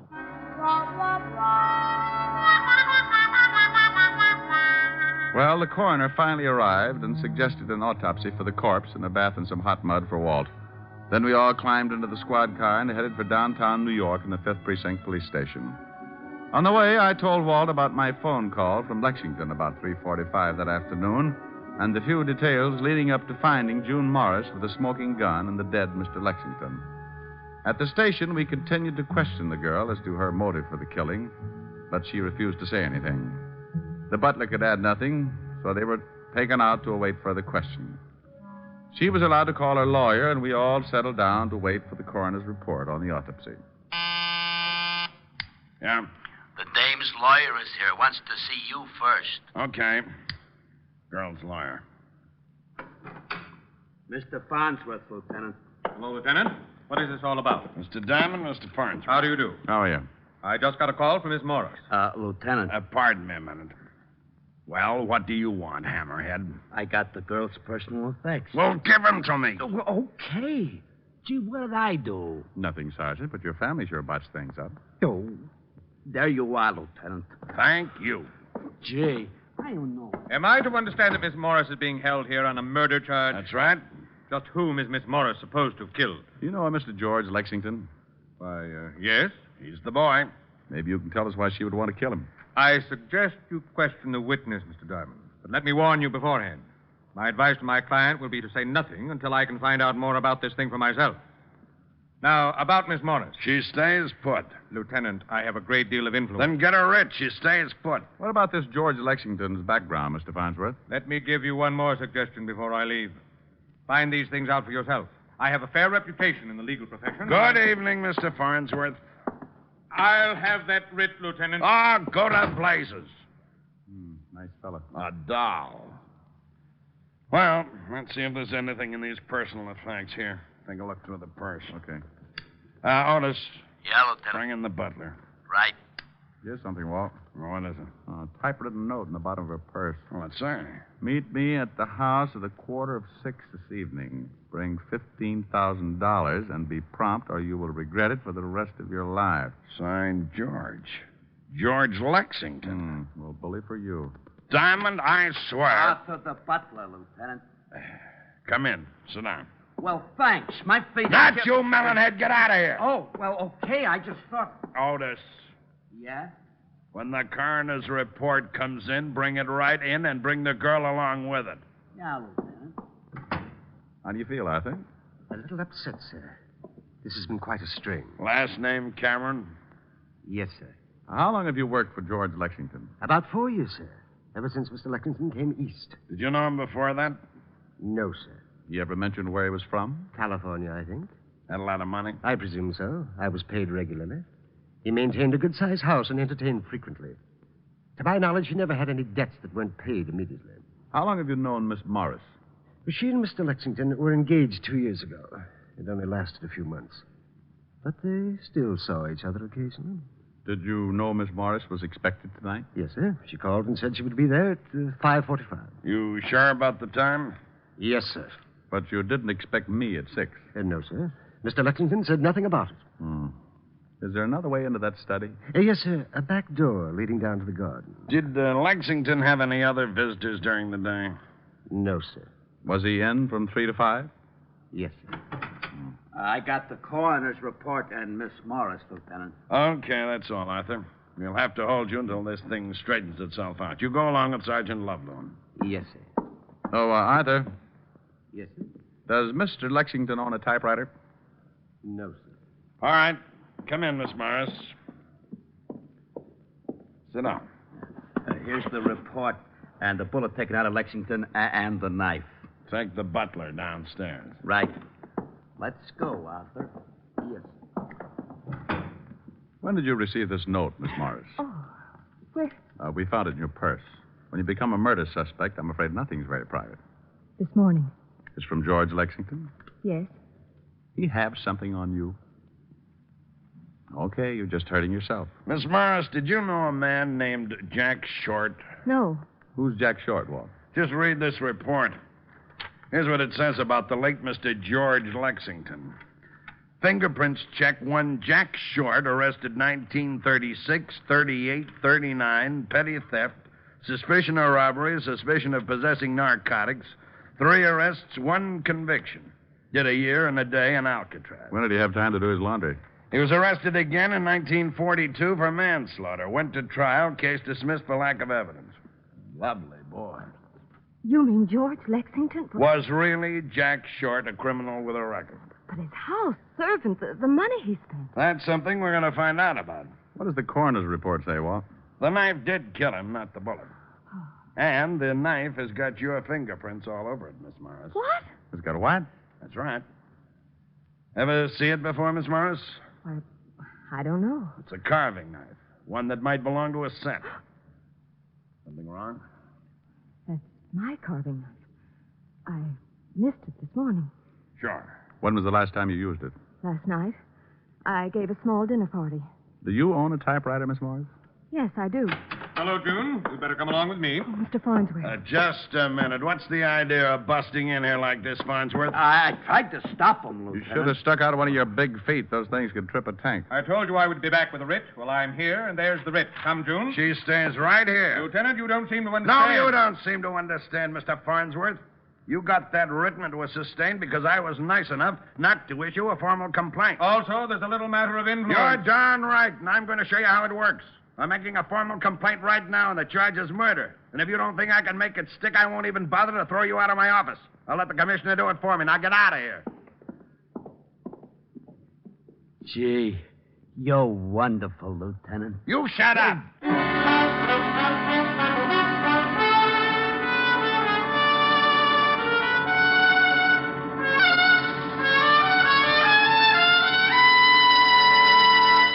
Before we continue with the adventures of Richard Diamond, private detective, here's your Rexall family druggist. One of the questions most often asked a druggist is this: what can I take for fast relief from acid stomach? I've often wanted to know that myself. What's your answer? Naturally, ma'am, it's Bismarex, Rexall's justly famous antacid. Well, why? What is it that makes it so outstanding? Well, the secret lies in the scientifically developed formula. You see, the active ingredients in Bismarex vary in the time it takes them to dissolve in the stomach. That way, the relief it gives is not only fast, but continuous and prolonged. Excess acidity is often neutralized in less than 1 minute. Then the other ingredients, dissolving more slowly, ease up that gastric distress. And finally, Bismarex leaves a soothing protective covering on irritated stomach membranes. Well, I'll have to remember that. Bismarex. Is that how you say it? That's right, ma'am. BISMA-REX. Bismarex. Ask for Bismarex at Rexall drugstores everywhere. And remember, you can depend on any drug product that bears the name Rexall. And now back to tonight's adventure with Richard Diamond, Private Detective, starring Dick Powell. Well, Farnsworth got the idea in a hurry and took off like a rabbit with his tail on fire. Walt lived up to his word. After making the formal charge and producing the evidence, the writ was dismissed. He then secured a search warrant for both Miss Morris's flat and George Lexington's house on Long Island. Our first stop was Miss Morris's apartment, and when we went in, I thought how much it looked like her. Small, beautifully decorated. We went over the whole place, nothing except in the small den. Here's the party list you told us about. Good 30 names here. Typed. There's a typewriter. You got that note you had in the purse? Yeah, here.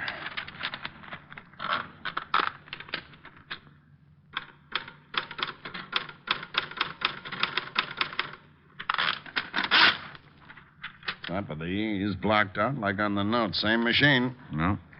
Bring the typewriter, Otis. Right, Lieutenant. You going over to Lexington's home? Yeah, aren't you coming along? No, I got an idea. Do me a favor, will you, Walt? Well, sure, why? When you get over there, besides checking that back door to the study, put in a call to the phone company and see if a call was made around 3:45 this afternoon to El Dorado 1234. It's a toll call from there, and they'd have a record. Now, let me write that down. El Dorado 1234. Yeah. I'll call you at Lexington's in about an hour. If that number wasn't called from there, check every name on that party list. Well, there are 30 names there. You want me to check each one to see whether a call was made to El... What's the matter? El Dorado 1234. That's your office number. Walt. Yeah? Bye. I left Walt turning that awful green and headed for the Times building. It was a little late when I got there, but an old friend at the morgue noticed the $5 bill I was wearing in my lapel and agreed to take care of it for me while I looked through the newspaper files. I dug up everything on Jack Short and his alias George Lexington. The stuff on Short wasn't much, except the trial for manslaughter had made the front page. The items on George Lexington could all be found in the society columns. From what I could gather, he'd started his social whirl in 1944. He'd been engaged several times, and each time to a wealthy woman. I even came across a picture of June Morris on the evening they had announced their engagement. Well, having all the information I could get, and with one little item dated California, June 26, 1942, tucked away in my pocket, I put in a fast call to Walt, who was at the home of the late George Lexington. Yeah? What did you find out? Well, someone could have gotten in the back door. There were some blurred footprints outside in the garden, but they won't help. If you had a key, you could let yourself in and walk right up the study. What about the phone call? There was no call made from here to your office, but one of the names on the list paid off. Mrs. Julia Wright out on Long Island. Now, would you mind telling me what this is all about? You stay right there, Walt. I'm going out to see Mrs. Julia Wright. If she called your office today at 3:45, you certainly must have talked to her. George Lexington called my office today at 3:45. But he couldn't have. The butler said Lexington wasn't out of the house and the call wasn't made from here. Well, someone called. Maybe it was the right day. Maybe she got a low voice and told you she was Lexington. Walt. No? Oh, forget it. You wouldn't like it anyway.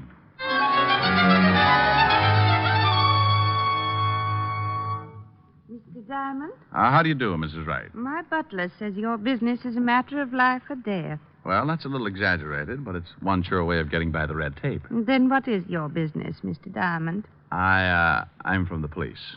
Oh.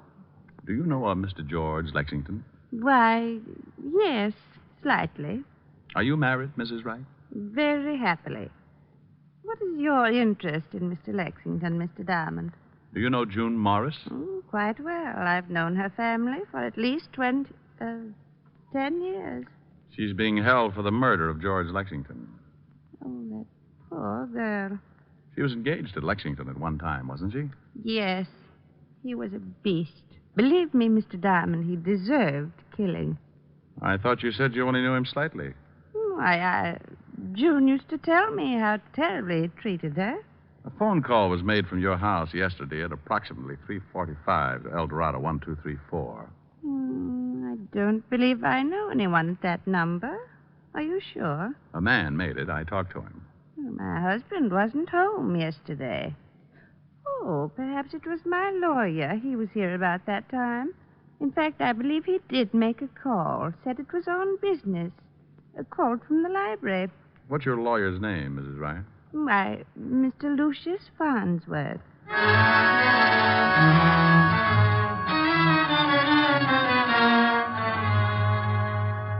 I don't believe it. I just don't believe it.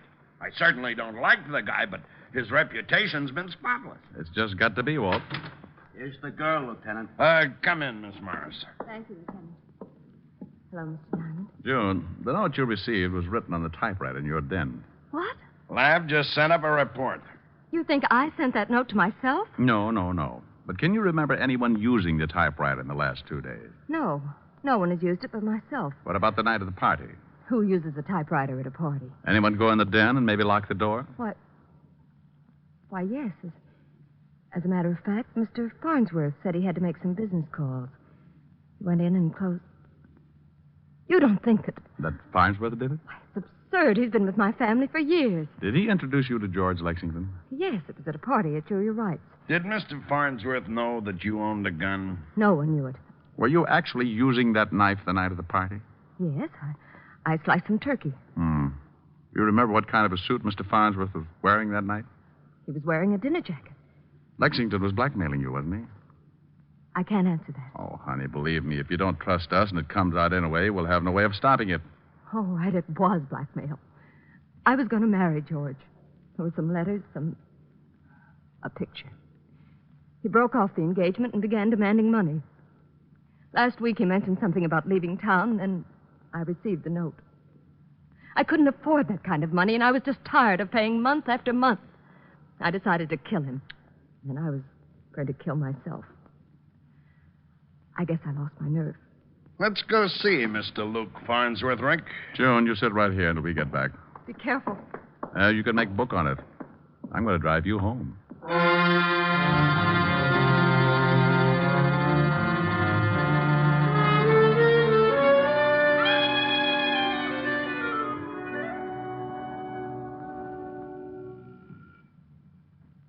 Use your paw. All right. There he comes. Yes, what do you... Oh. What do you want, Lieutenant? Got any hot coffee? If this is your idea of some kind of a joke... Mind if we come in? I most certainly do. Thanks. How dare you break in here like this? I can cause you a great deal of trouble, Lieutenant. How well did you say you knew George Lexington? Only slightly. Hey, get a load of these fancy ashtrays, Walt. Yeah, but I don't go much for modern. Pretty drapes, though. Oh, the policemen are being casual. You only knew Lexington slightly, huh? Yes, and this is the third time I've said it. You must make a lot of money. I have wealthy clients. How much did Jack Short pay you to get him out of that manslaughter charge? What? You remember him. Sensational case. Made you quite a reputation. Of course I remember it. This Short was sure a handsome fella. Did he change his name later? I don't know. That was a long time ago. Didn't he change it to Lexington? George Lexington? What is this all about? Mind if we look around the place? I most certainly do. Is that your bedroom? You have no right to go in there. Where's your warrant? Nice bedroom. Get out. Get out. I'll call the commissioner. Why don't you do that? These your keys? Put those down. Take it easy. I wonder if one of these fits a back door to George Lexington's study. Don't be ridiculous. I've only been to Mr. Lexington's house twice in my life. Arthur, the butler, will verify to that. You mean you've only been there twice, but the front way? I mean exactly that. What are you doing in that closet? Nice wardrobe. This your dinner jacket? Lieutenant, I warn you. No, I'm going to warn you, Farnsworth, officially. Anything that you may say will be held against you. I'm charging you with the murder of George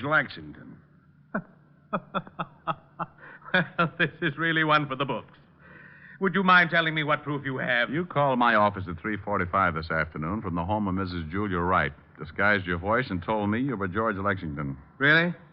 Hearsay. You were at a party given by June Morris. You stole a carving knife that she'd been using, probably wrapped it up in a handkerchief to keep her fingerprints on the handle. Did someone see me? For some reason, you wanted George Lexington out of the way. He'd been blackmailing victims that you introduced him to.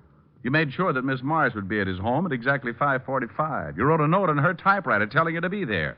You called me to be sure that someone would catch her. Interesting theory. You went up the back way into the study, probably with one of these keys. You stabbed Lexington and got out just before the girl came up. You made one mistake.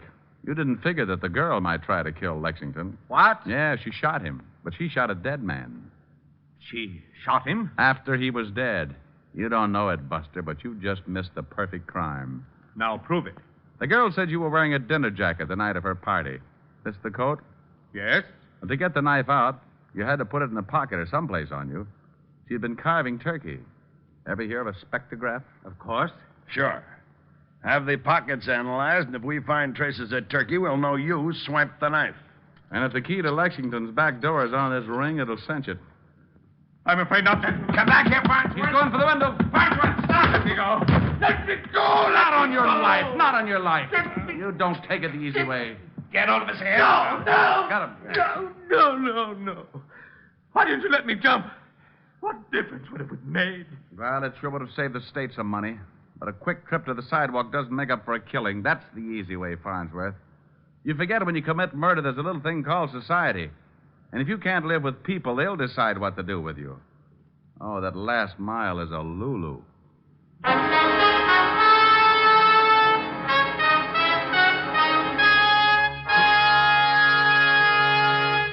Again, here's your Rexall family druggist. If you're a user of mineral oil, remember that Rexall mineral oil is carefully refined by a special process to achieve an extra heavy body. What's more, because it's so exceptionally pure and gentle in its action, Rexall mineral oil is non-irritating, non-habit forming. You'll also like the fact that it's tasteless, odorless, colorless. Next time, try Rexall mineral oil. And remember, you can depend on any drug product that bears the name Rexall. Good health to all from Rexall.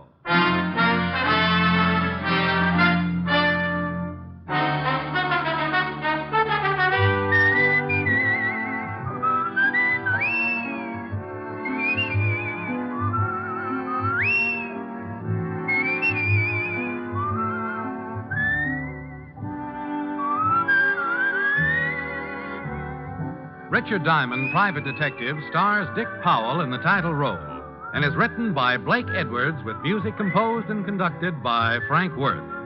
Featured in tonight's cast were Ted DeCorsia, Wilms Herbert, Ted Osborne, Betty Moran, Howard McNear, and Virginia Gregg. Richard Diamond, Private Detective, is transcribed in Hollywood by Jaime Del Valle.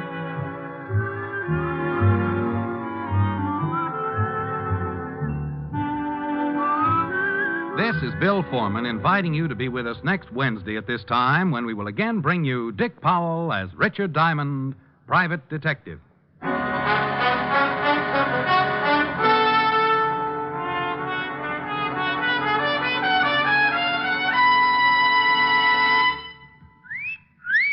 Hiya, beautiful. Get lost, Bristlepuss. You need a shave. But I have shaved. What else do you want me to do? Silly boy, she wants you to go Stag. Go Stag? But why? Because Stag is Rexall's exclusive line of men's good grooming aids, like Stag Brushless Shave Cream. No fuss, no massage, just smooth it on, and presto, you get a clean, close shave. Your face stays smooth and whiskerless all day long. I'll do it. I'll go Stag. That's it. Join the Stag line now at Rexall drugstores everywhere. Yeah. This is NBC, the National Broadcasting Company.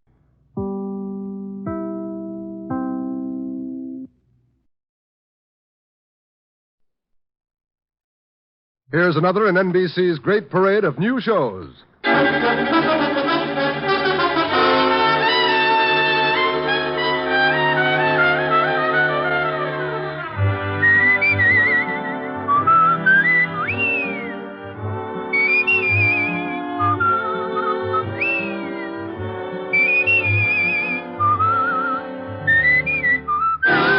Now, Dick Powell as Richard Diamond, private detective.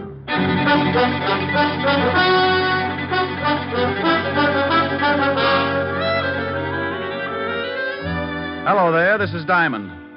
You know, if you've ever got a few idle minutes and you need a good chuckle to keep you going, just turn to the personals in any of the local papers. Now, I'm a guy with a strange sense of humor, and it really takes something right out of left field to get a spasm out of my funny bone.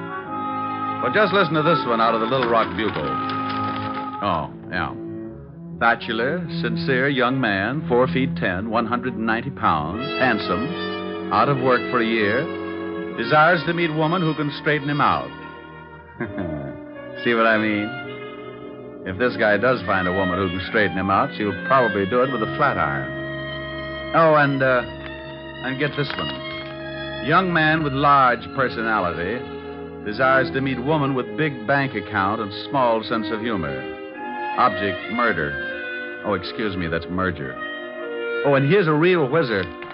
Attractive, intelligent girl, 30 years old with bubbling enthusiasm for life. Neither smokes, drinks, nor stays up late. Vegetarian and hates comic books. Would like playmate who enjoys active recreation.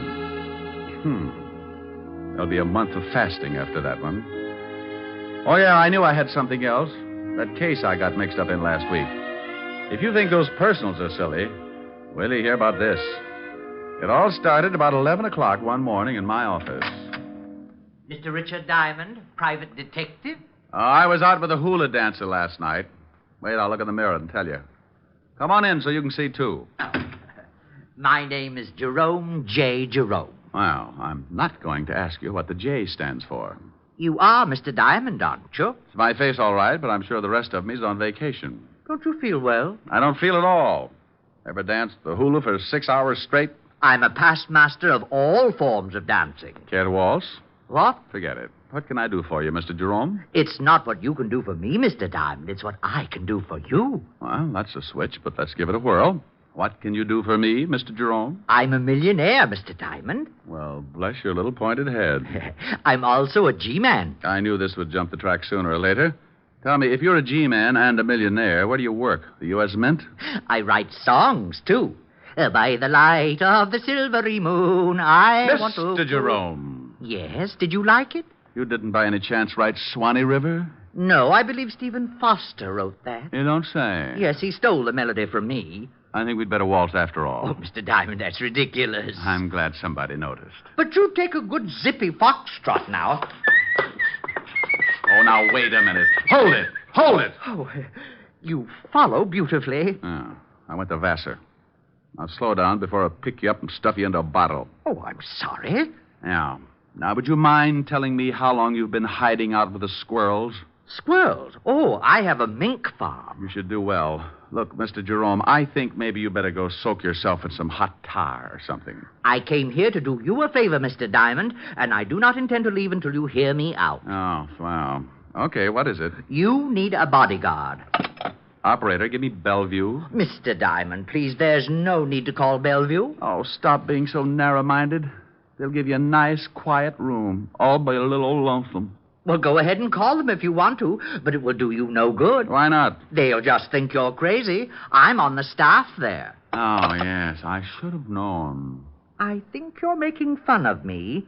I came up here because I knew of your reputation as a detective, and I want to help you with your work. You get in trouble, don't you, all the time? Habitually. Well, I want to protect you. Now, that's nice, but I really don't need a bodyguard. Early stages of schizophrenia, also a slight persecution complex. Have you seen a good psychiatrist, Mr. Diamond? It's certainly a thought. Well, when do I start work? Well, you see, it's like this. I'm awfully sorry, but I have my own nutcracker. Oh, no. I mean as your bodyguard. I'm afraid the requirements are too tough. What are they? Well, first you have to find a freshly murdered corpse. It's kind of like a treasure hunt. Oh, I've got that. You got what? A freshly murdered corpse. That's one of the reasons I came up to see you. I thought you'd like to know. Oh, well, now, I'll tell you what you do. You go back and see if the corpse is still there. If it is, call me at once, okay? All righty. I'm off. Amen. Mr. Diamond? Yes? Remember, hopping hot toads have no hair. Oh, no. Mr. Diamond? Huh? Oh. I thought you'd better know something. I can only be your bodyguard for a week. I'm getting married. Congratulations. Who's the lucky girl? It's Miss America. But don't breathe it around. I want time to check her measurements. I'll send you a fruitcake. Just bring it in. You're invited. Goodbye. Diamond's Rest Home. We specialize in nervous disorders, ingrown scalps, and the world's largest bowling alley. Oh, don't laugh. If you'd seen what just walked out of here, you'd go back to yo-yos. Well, what did just walk out of there?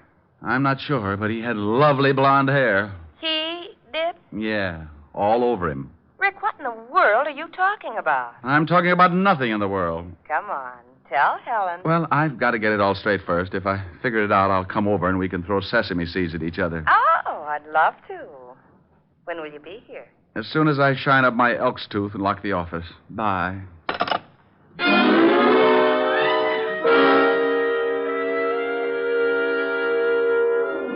Well, I usually get some screwy ones, but this one was the topper of the season. I had a hunch that Jerome would be back, so I locked the office and did a quick sneak down the back stairs. I grabbed a cab, and 10 minutes later, I was sitting in Helen Asher's study at 975 Park Avenue. Do you think his story about the body had any truth behind it? Well, he told me he was a millionaire, a G-man, owned a mink farm, and was going to marry Miss America. Now, tell me you think there's some truth behind it, and I'll have you committed. Well, all right, but if he continues to pester you ought to call the authorities about him. Yeah, I guess I'll have to. Poor little man. It's a poor little man like that who ends up hanging his grandmother on a meat hook. Oh, he doesn't sound dangerous to me. Well, sometimes the harmless ones work themselves right into a storm. Now, take me. You'd never guess that somewhere in the back of my head a square knot is being tied. Rick, now stop that. See? You didn't know it, but at high noon I grow fangs and long claws. Now stop it. You do that every time a good-looking girl walks past. Rick. You complete idiot.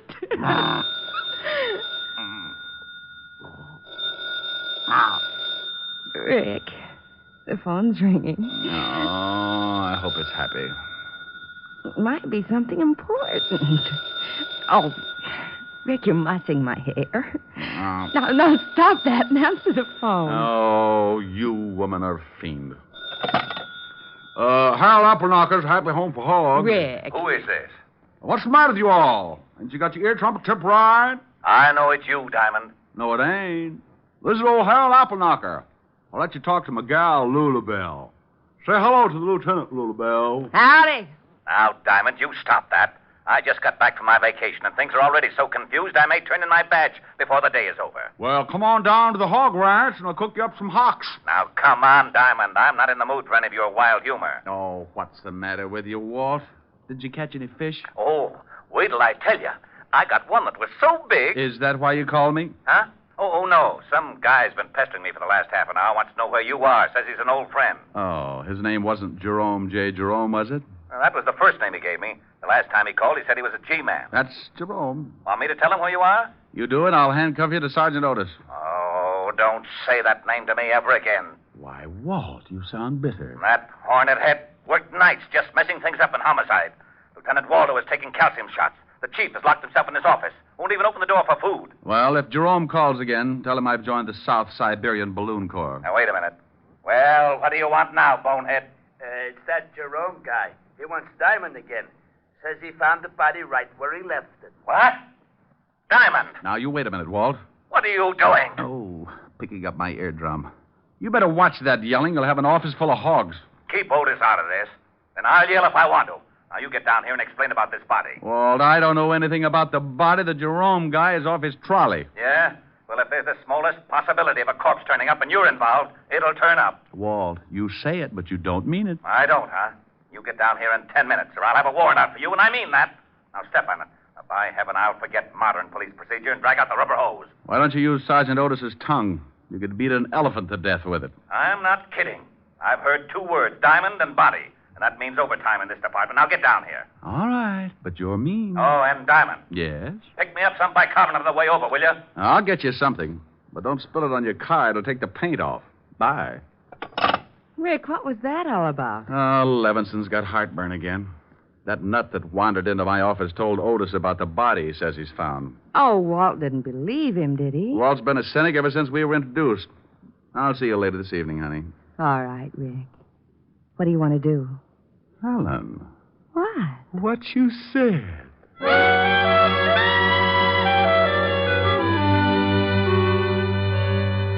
I had a mental picture of Walt eating his way through his desk, so I got some bicarbonate at the drugstore and hurried over before he got to the wiring and shorted out the whole department.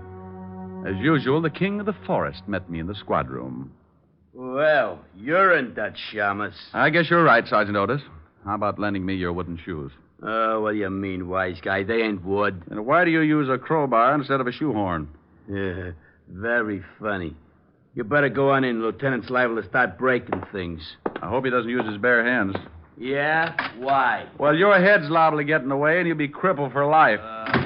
All right, Walt. Stop chewing on that desk. Here's your bicarbonate. What are you talking about? Now you listen to me, Diamond. That's like telling a man to turn up his hearing aid in a bombing. You can stop being cute. That guy, Jerome J. Jerome, phoned just before you came in, and he sticks to his story about the body, but he won't tell us where he is. You don't really believe him, do you, Walt? He's nuts. Well, he did say something about playing quarterback for Notre Dame, but if you're mixed up in this, I can't take any chances. Oh, don't be an idiot, Walt. This little guy, Jerome, came waltzing into my office this morning, and... Lieutenant. Oh, what is it? That guy Jerome's on the phone again. He wants to talk to Diamond. Rick, pick up that phone and find out about that body. Oh, now, come on, Walt. You can use the extension in here. Go on. I promise you'll be sorry. You pick it up and say hello. Not to this guy, you won't. You'll come back with hopping hop toads have no hair or something. Hello, Jerome. Oh, Mr. Diamond. Good. I've been trying to get you for some time. The body's here, all right. Where, Jerome? Anyone here? No, Jerome. Well, I thought maybe they had the line tapped. They do that, you know. Yes, Jerome. Now, where are you? I'm at the Osterham place. And if you don't want this corpse, I'm calling in Hawthorne of the death squad. Jerome, please. Now, where are you? The Osterham place on 74th Street. I'll be right over, and don't let the corpse get away. Oh, it won't. I'm sitting on it. Oh. Well, did you find out where he is? Oh, he said the Osterham place on 74th Street. What the devil's that? The Osterham place? That's old man Hoster Osterham's home. You know, the eccentric old millionaire that died last year? Oh, how did Jerome get in? It's been turned into kind of a museum. The old boy had quite a collection of rare antiques, and when he died, he left the house to the city as sort of a showplace. You mean he's open to the public? Yeah. Wow, well, let's go. Jerome's probably found a mummy for us. On the way over, I told Walt about Jerome's sweet little visit in my office, and the lieutenant was all for stopping off for a straitjacket. When we got there, we looked out of the squad car at an old three-story brownstone. But more interesting was the sign that hung from the door. Closed Saturdays. And you guessed it. It was Saturday. We got out of the car and went up. Well, don't just stand there. Try the door. I'm with you. Got an axe? Ring the bell. If Jerome's in there, he'll probably answer. Oh, anything to make the police force happy. Mr. Diamond. What is that? That is Jerome over in the window. You will have to climb in here. Come on, Walt. We can't do that. Who's that with you, Diamond? Oh, this is Lonely Levinson, Jerome. He collects bodies. Oh, good. He'll just love this one. Climb in. Coming on? Oh, go ahead. If there's a corpse in there, it's in the line of duty. I'll give you a boost. I can make it. What you read, old fat berry? You shut up. There. All right, Red Heart, you're next. Up, and away! Oh, I'm glad to see you both. I was getting tired of sitting around with her. The conversation was so one-sided. Sitting around with who? Her. Rick. Yeah. Do I qualify, Mr. Diamond? Young girl. Been dead quite a while. Jerome. Yes, boss. Well, old Ricky, how you found her? Well, this room is supposed to be sealed up. Sealed up? Yes, the building is a museum. Not a very good one. I have much better things in my apartment. We're losing him. Jerome, how you found her? Oh. Well, when the building is open to the public, they take you on tours. When we passed this room, we noticed it was sealed. I asked why, and the guard said it was because the late Mr. Osterham had stipulated in his will that the rest of the house could be shown, but not this room. It was his private study. And he said if he ever wanted to come back, he didn't want a lot of people cluttering it up. Who broke it in? I did. You did? Don't they have burglar alarms in this museum? Mr. Diamond, Lonely Levinson has an extreme case of supersensitivity. Does he always snap like that? Only when he hasn't been fed. Why did you break in? You should be careful, Mr. Lonely Levinson. You'll bite someone. Have you been checked for rabies? Now you listen to me. Walt.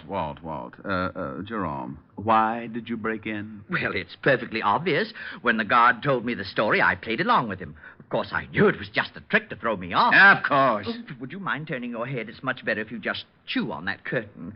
Well, I waited until they closed the place. Then I came back, jimmied this window, and found the body. Then I came to you, Mr. Diamond. Simple? Oh, sure. Rick, what are you doing? Oh, just looking at the dead girl. Come here. You find something? Yeah. Got on an anklet. Name is, strike a match, will you? Oh, wait a minute. There. Oh, Adelaide. Looks like she's been dead quite a while. Yeah. Jerome, when you found... Hey, Jerome. What? He's gone. Oh, we're a couple of swell sleuths. He's not out on the street. Must have climbed out and run for it. I'll send out a general on him. Yeah, I would if I were you. A guy like that shouldn't be running around loose. He's liable to wind up on Stromboli. Well, Walt put out a general alarm on Jerome and then called in the rest of the experts to give him the dope on the dead girl.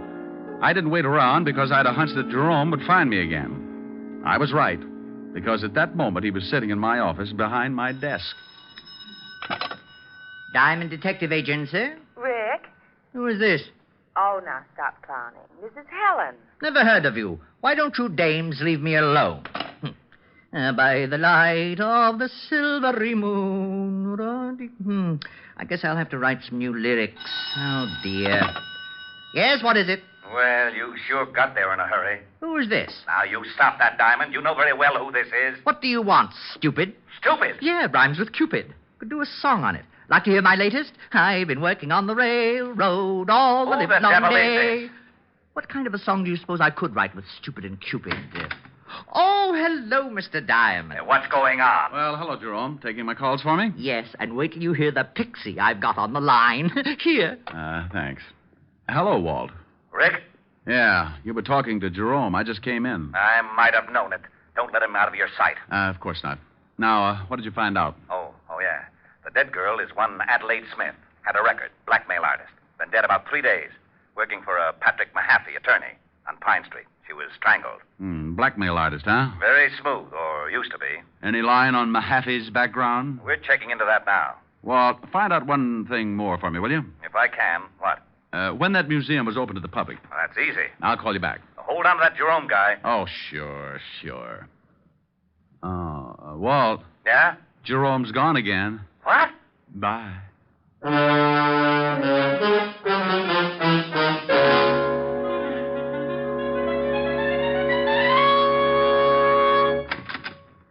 Sorry to bust in, but you seem to be missing your secretary. Come in. My secretary just walked out the other day. I haven't had time to get another from the agency. Are you Patrick Mahaffey? Yes. What can I do for you? Was your secretary's name Adelaide Smith? Why, yes. How did you know? Oh, from the police. They just put a tag on her down at the morgue.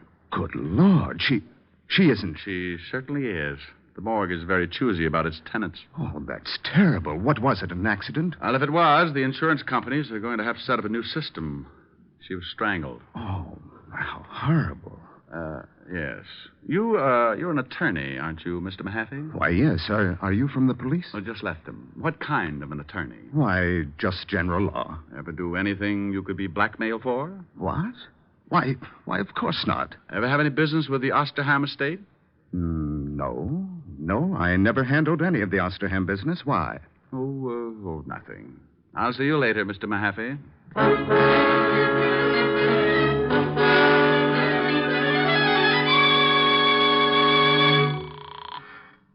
Homicide, Lieutenant Levinson. Walt Diamond. What did you find out about Mahaffey? Rick, there's something fishy.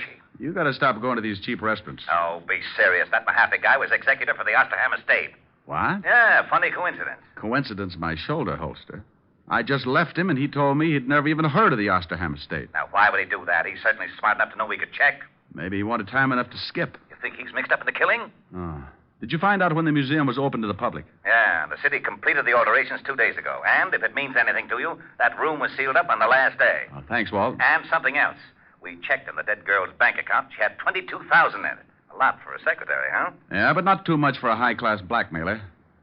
Do one more thing for me, Walt.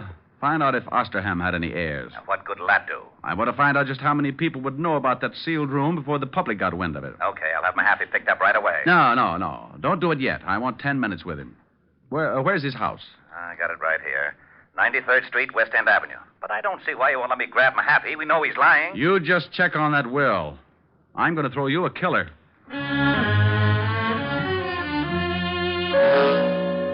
I left the phone booth and headed for West End Avenue and Patrick Mahaffey's residence.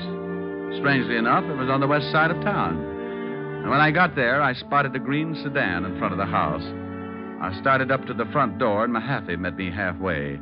He had a suitcase, and he was in a hurry. Oh, it's you. Your memory's getting better. Come on, you don't want to leave right now. Let's go back inside. But I have to catch a plane. I'm leaving town on business. Oh, I'll bet you are. Let's go. Now, wait just a minute. You have no legal right. Do I have to show you my biceps? Well, all right, but make it brief. I'm late as it is. Now, just what is this all about? I thought you said you didn't have any business with the Osterham estate. Why, that's right. I checked. Oh. Just exactly what was your capacity?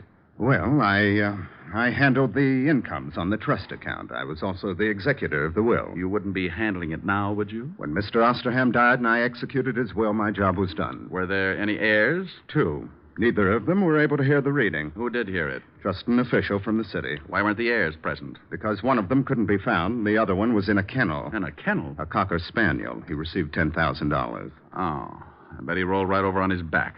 Who was the other heir? Mr. Osterham's nephew. He hasn't been heard from in 10 years. He went to France to study hat designing, but hat jobs were very scarce, so he just vanished. He was rather eccentric. Oh. Now we come to the jackpot question. What you got in the bag? What? You look a little green. Open it up. Now, look, you can't do this to me. It's against the law. Where's your warrant? I got a fistful of them, see? Oh.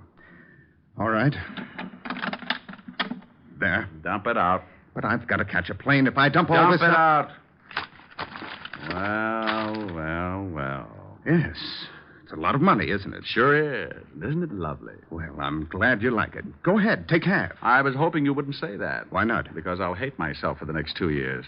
Put it back in the bag and let's go. But I'm offering you $100,000. You must be a fool. Oh, this is a very elementary deduction. Come on, you can figure it out in Sing Sing. I don't think so. You should have looked in my pocket, too. Oh, I hope that's an old pipe you're pointing at me. I hate to disappoint you. It's a 38. Now you're turning green. Now, you better answer it. It's the police, and they know I'm here. All right, but you say one thing wrong, and I'll have to shut you up permanently. Yes? Is Diamond there? Yes. Let me talk to him. All right. You were right. It's for you. Go ahead, talk to him. But I warn you again. Hello? I'm getting tired of dialing. Everything all right? Just dandy. What did you find out? There were 2 heirs, and get this. One of them was a... Cocker Spaniel. Yeah, how did you know? What else? Well, that guy Mahaffey's a crook. We checked and found out that there's only about 10,000 left in the trust fund. The bank says Mahaffey had power of attorney, and he'd drawn out about 200,000. You got him there with you? Yeah, but it's all in the way you look at it. Oh, it's like that, huh? Let's see if you can stall him. There ought to be a prowl car nearby. Goodbye, Walt. Did you get the information you wanted? Yeah, you killed the girl. Probably because she found out you were dipping into the till. You paid her $10,000 and got her over to the museum and strangled her. I took the money, yes. But you're just guessing about the murder. No one else but you knew about that closed room until after it was sealed and the public was told. The girl was killed the day before the room was sealed. You figured she'd never be found, but a little guy named Jerome J. Jerome went in and found the body. And if I'm right, little Jerome is really the missing heir. Impossible. Wasn't the museum rigged with a burglar alarm? Yes. Well, we found Jerome inside and the window open. He'd climbed in, but the alarm hadn't gone off. Simple. A member of the family might still have a key. He found the alarm and disconnected it. I don't believe it. But you must, Mr. Mahaffey. What? No, it can't be. Oh. Well, you really throw a beautiful left jab, Mr. Diamond. Oh, thanks for turning his head, Jerome. Now, would you mind telling me something just to sort of clear things up a little? You mean, am I really cracked? No. Like Mr. Mahaffey said, just a little eccentric. You see, I found out the money was missing, so I looked up the girl. She told me for $20,000 she'd show me the thief. She told me to meet her at the museum that night and the thief would be there. When I got there, she was dead. Well, I knew I couldn't solve the case myself, and if anyone found out who I really was, I might be held. So I became Jerome J. Jerome and hired Richard Diamond. Correction. I was not hired. Correction again. You'll receive a very substantial check as soon as the estate is settled. And thank you. Thank you. Oh, you might do me one more favor. If you know anyone who would like to buy a hat, I have got some dillies. I'll speak to Hedda Hopper in the morning.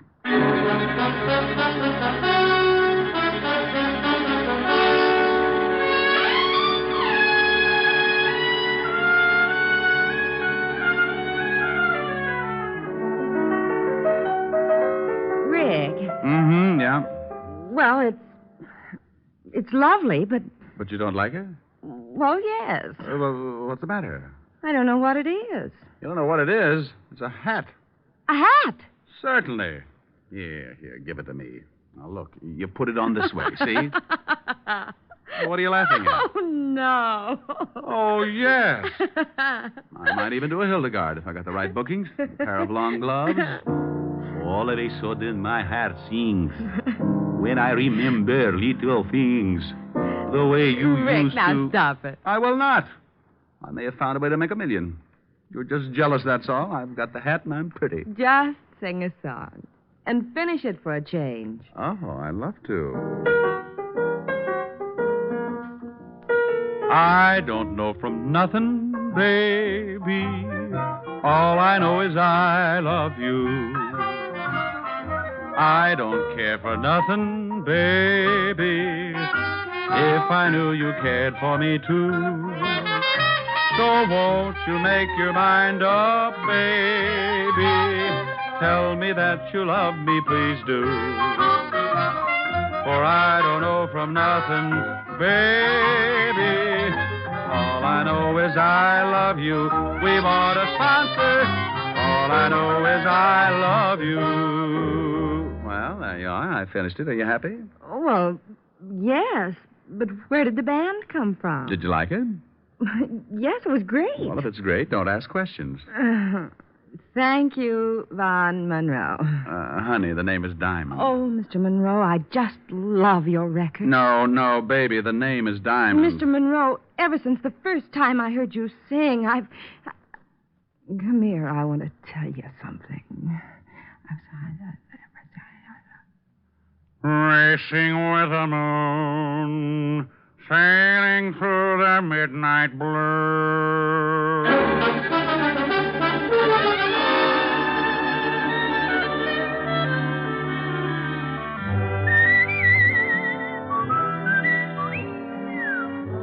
You have just heard Richard Diamond, Private Detective, starring Dick Powell.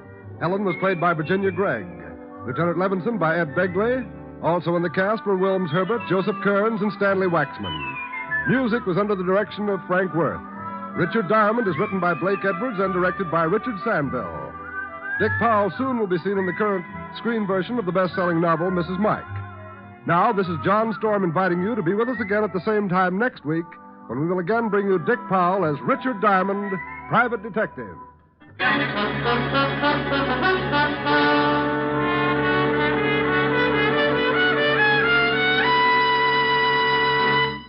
You don't have to go to Alabama. You don't have to eat ham hocks and butter beans. All you have to do is enjoy Phil Harris and his ever-loving wife, Alice Faye, when they return to NBC tomorrow. For 30 minutes of Southern fried joy, lend an ear to Phil Harris, Alice Faye Show, returning tomorrow on most of these same NBC stations. Your tune for the stars on NBC.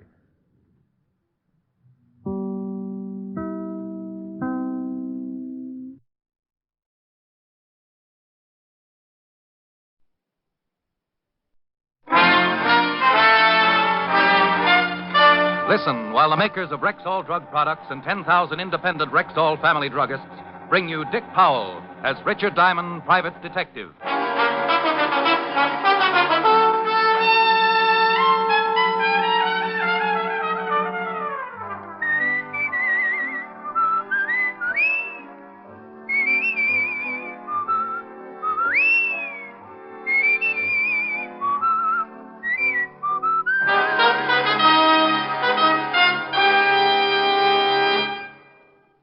Good evening. This is your Rexall family druggist with a welcome from the 10,000 independent druggists who have made the word Rexall part of our own store names. We've done that because we recommend and sell the 2,000 or more drug products made by the Rexall Drug Company. Like Rexall Milk of Magnesia, for example. Here's the milk of magnesia that's so pure and creamy smooth, so free from that unpleasant earthy taste. Even children spot the difference. Ask for the Rexall Milk of Magnesia at Rexall drugstores everywhere. And remember, you can depend on any drug product that bears the name Rexall. Good health to all from Rexall. Now, your Rexall family druggist brings you a transcribed half hour with Richard Diamond, Private Detective, starring Dick Powell.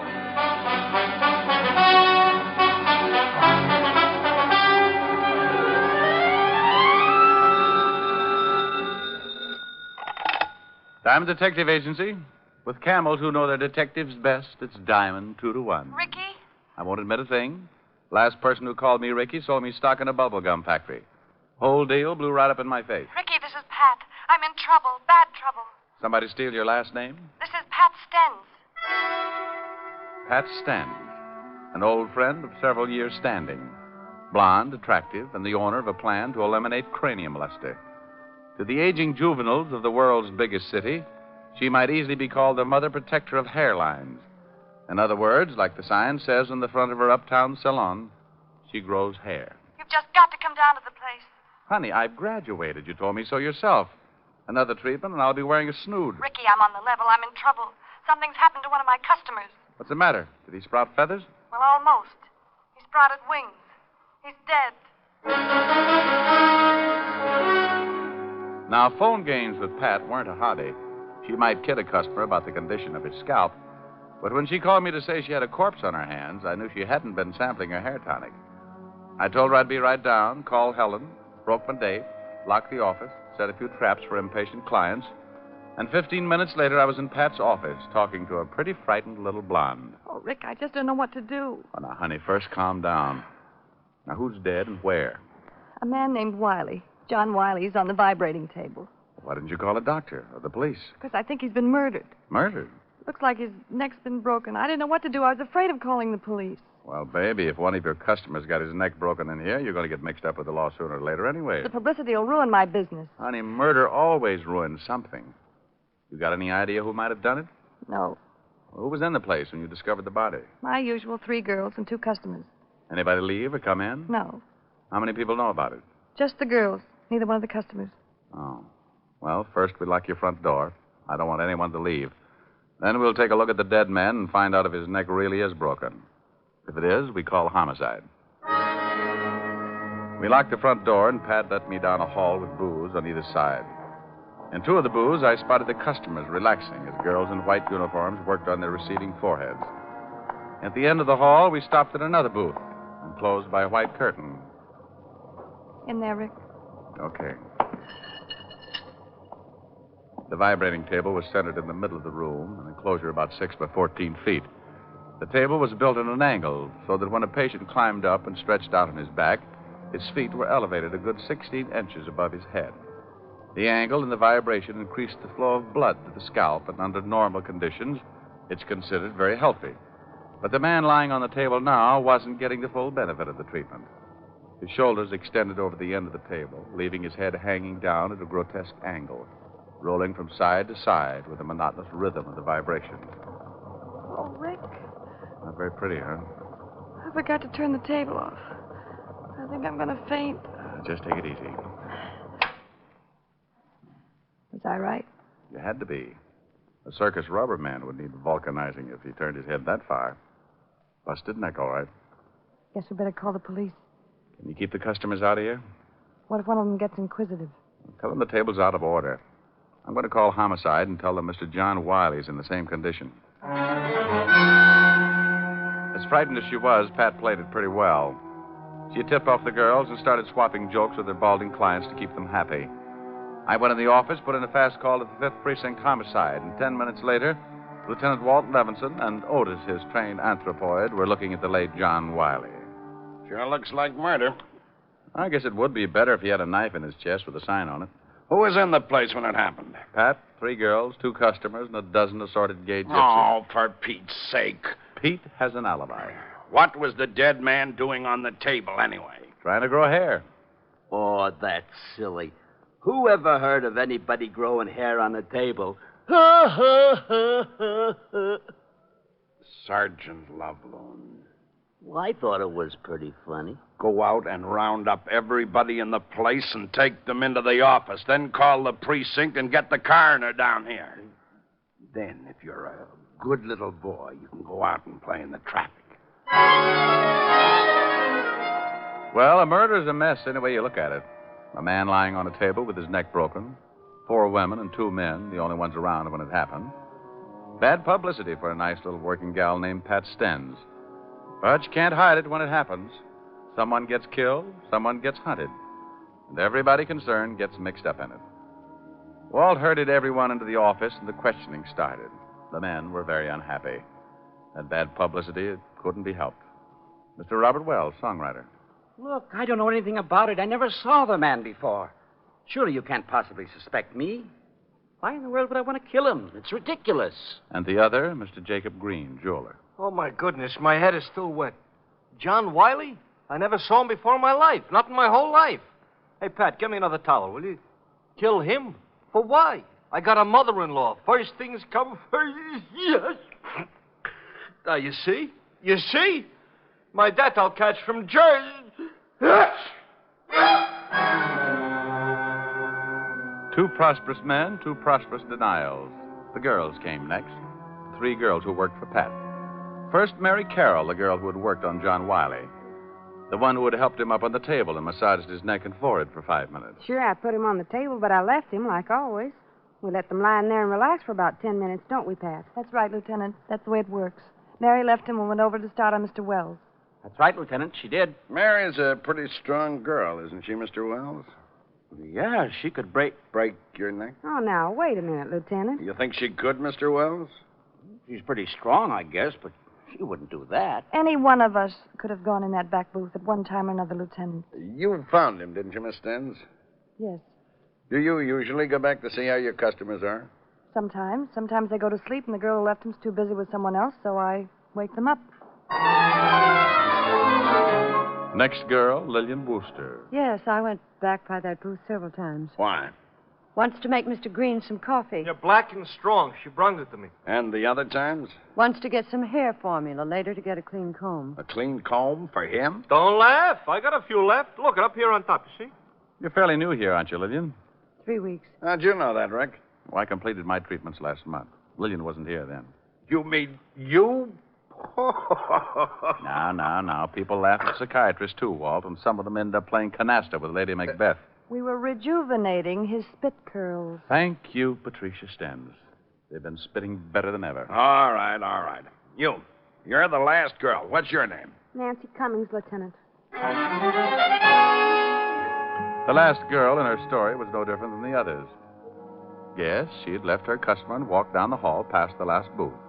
No, she had not slipped in and popped Mr. John Wiley's neck while he lay resting. The coroner arrived, and the whole party went down to the precinct to sign formal statements. They were then all released and sent home, pending further investigation. I took Pat home to her apartment. Don't you drink, Rick? Oh, yeah, sure. Water? Mm-hmm. You didn't kill him, did you, Pat? Don't be silly. He was growing hair. Kill off my advertising? Here. Thanks. You got any ideas, Rick? No. How long has John Wiley been coming to the shop? Oh, about 6 months. What do you know about him? Not much. He was a wolf. By your standards or Kenzie's? He got grabby occasionally. Put him straight. Know what business he was in? Well, whatever it was, he had a lot of money. Big tipper. Oh, excuse me. Yes. Oh, yes, just a minute, Lieutenant. It's for you, Rick. Thanks. Hello, Fatty. I got something on the dead man. Got a record. Blackmail. Oh? Know where he lived? We're checking. Now, wait a minute. Pat, you wouldn't by any chance know where John Wiley lived, would you? Well, I send a bill to him every month. I've got a duplicate set of books here in the apartment. I'll get the address. Walt, Pat's got his address. I found something else in his personal effects. Key to a safety deposit box. Otis is checking to find out which bank. Well, we should at least have the answer by doomsday. Here's the address, Rick. John Wiley, 709 East 45th Street.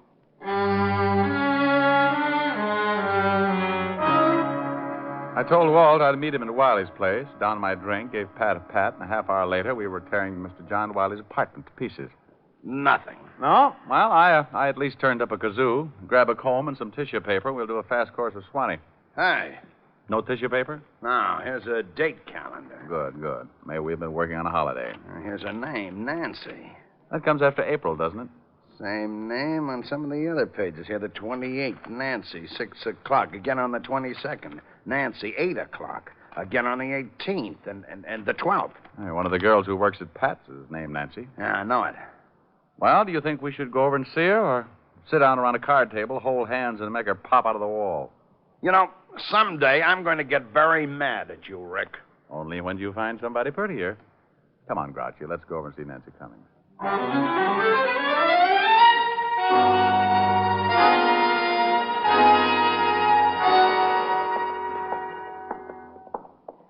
Here's her apartment. She lives with that new girl. Lillian Wooster? Yeah, and stop flexing your claws. Who is it? Police. Yep. Open up or we'll huff and we'll puff and we'll... My, what big noises you make, Grandma. The better to scare the men out of your closet, my dear. We'd like to talk to you, Miss Cummings. Certainly, Lieutenant. Come in. I was just making some lemonade. Would you like some? Oh, thanks. It's pretty hot out. Maybe you'd like something stronger? Lemonade's fine. I'm on duty. He's on duty. You better give him some torpedo juice. Miss Cummings, you didn't tell us that you had dated John Wiley. Would you like your lemonade, sweet Lieutenant? Medium. Yeah. Thanks. You never asked me if I dated John Wiley. The lieutenant found your name written on Wiley's date book. I've been out with him 6, 7 times, I think. You know what his business was? We never discussed it. Ever meet any of his friends? No. Did he ever mention any of the other girls in the shop? I don't think so. You live with Lillian Wooster, don't you? That's right. Hey, whose picture is that on the piano? Lillian's father. You still don't have any idea why anyone would want to kill Wiley? No. How did Lillian Wooster happen to move in with you? I asked her to. When she went to work for Pat, she was living in a terrible place. One small room. I told her she could come in with me and share the rent. Well, how well did she know John Wiley? She'd seen him at the shop, seen him here when he came to pick me up. Where's Lillian now? Shopping, I think. Well, thanks, Miss Cummings. We'll be talking with you again. More lemonade? Or later, maybe. When things start getting a little hotter.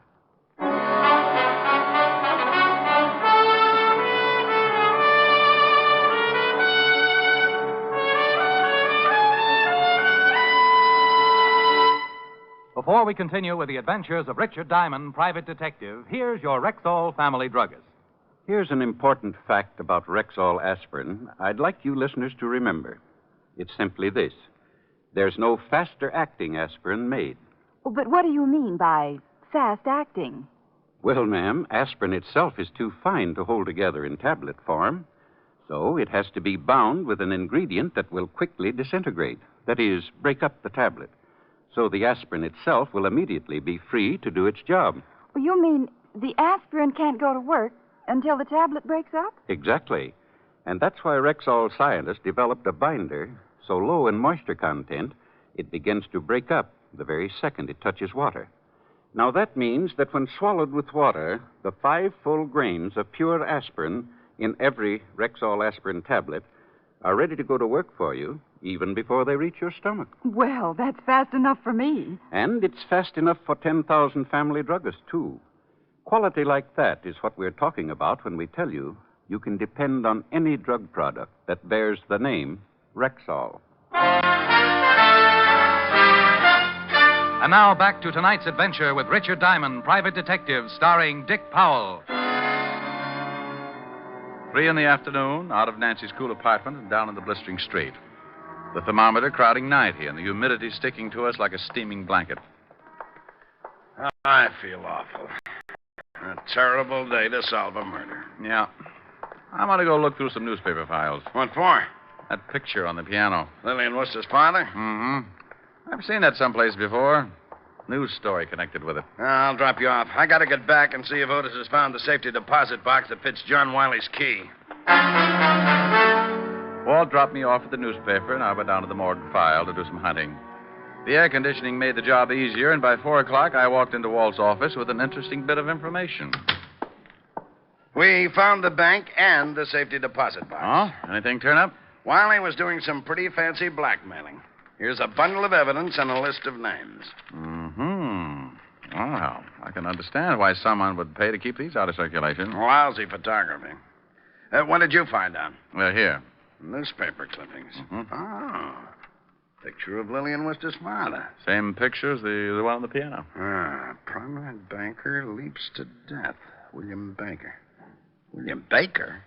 The girl's name is Worcester. That's what she calls herself. William Baker.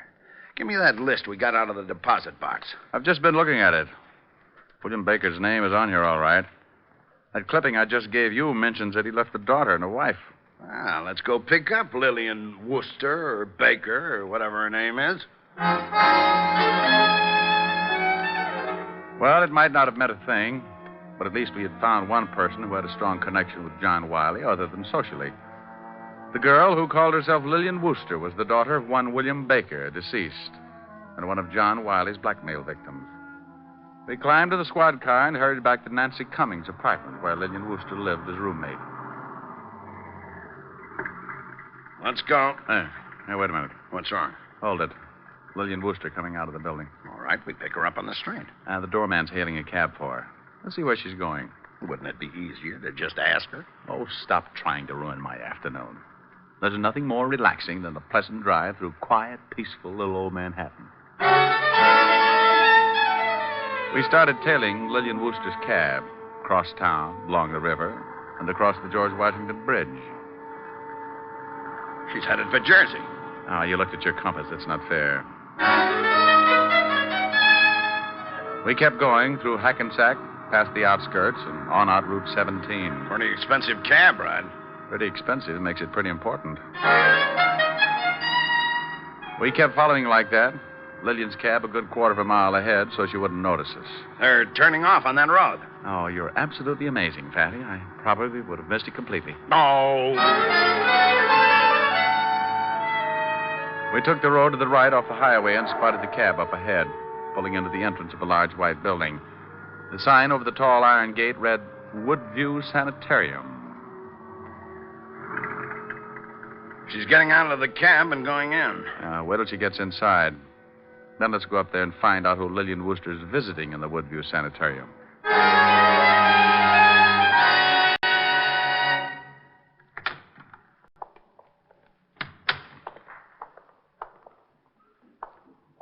Yeah? Something I can do for you? I'm looking for a girl. You know, honey, something that doesn't look like a man. Now, you stay out of this, Diamond. Don't you start getting me confused again. He gets confused? At the drop of a hat. Watch, I'll drop my hat. Now, you stop that. He doesn't like it, does he? Oh, it nearly drives him with... Now, you understand. Yes, of course. Where are you going? I think you better talk with Dr. Gerson. All right, run him out. Temper. Rick, I swear if you don't stop these confounded routines. Routines? Well, you know what I'm talking about. Who's on first base? Oh, don't you know who's on first? Huh? I'm Dr. Gerson. My friend here is given to mass demonstrations in the aisle. Oh, shut up, Rick. I'm Lieutenant Levinson. I'll bet you're with the cavalry. You get wise with me, Mac, and I'll bust you one. Extreme persecution complex ever since Uncle Julius took away his mandolin. Well, we have some lovely mandolins here, Lieutenant. I am Lieutenant Levinson, New York Police. Now, it's more fun in the cavalry. Maybe you'd think it was more fun in a cell. Well, it's wonderful. We have some very nice ones. Let me show you. Now, listen, I am Lieutenant Levinson, New York Police, 5th Precinct Homicide. And if you don't lay off this foolishness to help me, I'll tear you limb from limb. I'll get some help. You won't get anybody. Get away from that phone. Look, I think you better let him tell you why he's here. Will it calm him down? I'm here trying to catch a girl. Oh, Rick. That's right. He's here trying to catch a girl. Certainly. Why don't we all try and catch one? Look, would you do me a favor, friend? Why, of course, Lieutenant. Take a look at those credentials. Certainly. Oh, my goodness.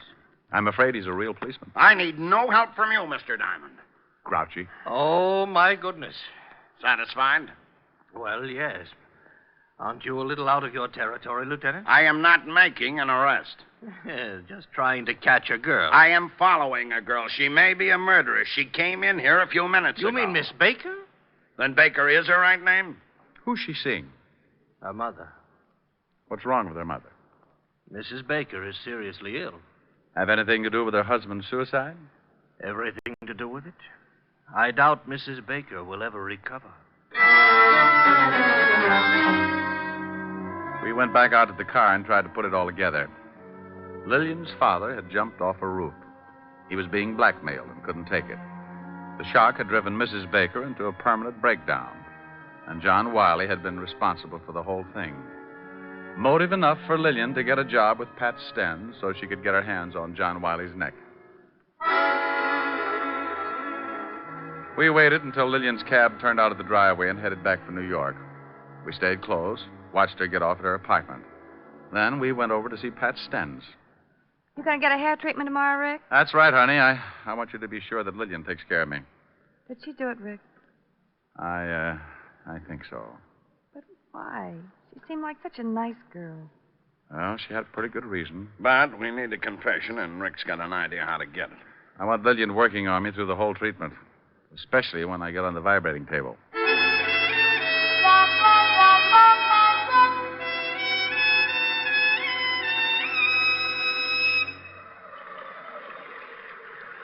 Your scalp looks pretty good, Mr. Diamond. Oh, it's been itching a little. Losing any? Some. Hi. Oh, hello, Pat. His hair looks pretty good, Miss Dent. Let's see. Use both solutions. Okay. I'll see you later, Rick. Nice girl, Pat. Very nice. Have you found out anything about Mr. Wiley's death? Oh, the police have gone to few R&Ds. The lieutenant went to see her roommate. Nancy told me. I hope you don't suspect her. She rather liked Mr. Wiley. She wouldn't have any reason to kill him. All right. Let's go down to the other booth. Huh? You mean you're going to stick me on that vibrating table? Not if you don't want to. Well, full treatment. That's what I came here for. Let's go. You don't mind going in there, do you? No. Why should I? Oh, some people are funny about rooms where a murder's been committed. It doesn't bother me, Mr. Diamond. Give him a good rub and let him relax for about 10 minutes, Lillian. Yes, Miss Dent. All right, up on your back. Slide down a little, please. All right, yeah. That's good. What did you do before you went to work for Pat, Lillian? Oh, not much. Went to school. Finally decided to look for a job and found this one. Ever study this sort of thing? No, there's really not much to it. Pat shows us how to wash, apply the formulas, and rub the neck and shoulders. And all you need is a strong pair of arms, huh? I guess so. Your family live in New York? No. Oh. I noticed the picture of your father on Nancy's piano. A fine-looking man. He's dead now. Sorry. So am I. Mother still living? No. Oh. I'm sorry. Am I rubbing too hard? It's okay. Well, you've got the strength for the job. Did the police find out anything about Mr. Wiley? Yeah, he was a blackmailer. Ouch. Oh, I'm terribly sorry. I'm a little nervous today. Maybe I better get one of the other girls. No. That's okay. I'm just a little tied up. Next step. Yeah. Try and relax. I guess I keep thinking about Wiley and his broken neck. Think I might break yours, Mr. Diamond? Well, it wouldn't be hard. If I was good and relaxed, you could snap it in a minute. I guess I could. So Mr. Wiley was a blackmailer? Yeah. Had a record. They're the foulest people on earth. They certainly are. You think he was blackmailing someone here in the shop? Oh, not necessarily. Well, if he wasn't, then no one in the shop would have a motive for killing him. Well, I've got a theory about that. I think someone in the shop hated him so much they waited until no one was looking and the girl was out of this booth. And they slipped in on him and twisted his neck until it broke. Why would they hate him that much if he wasn't blackmailing them? Oh, somebody else he might have blackmailed. Someone very close and dear to the killer. Maybe the person Wiley was blackmailing couldn't stand it and committed suicide. Interesting theory. Take your family, for instance. Ouch. Sorry. You aren't relaxing. Supposing Wiley was blackmailing a member of your family, your father, for instance. I Can't rub your neck unless you relax more. Maybe your father couldn't take him. Maybe he couldn't pay him anymore, and instead of disgracing his family, he committed suicide. Just turn your head a little to the side, Mr. Diamond. Better? Much. Well, if that happened to my family, Mr. Diamond, I guess I'd kill Mr. Wiley and not mind it a bit. Think of the shock. I even put the wife in a sanitarium. It probably would. How did your father die, Lillian? He jumped off the roof. Now, if you'll turn your head a little more, I'll try to pop your vertebra. We followed you out to Jersey yesterday, Lillian. I'm going to adjust your neck, Mr. Diamond. It's better if you relax so it won't hurt. Well, if you wanted to, you could pop it anyway. I couldn't stop you in time. I don't guess you could. There. Now the other side. No. Did you kill John Wiley? Yes. Relax. All right, Mr. Diamond. Let's go down to the police station.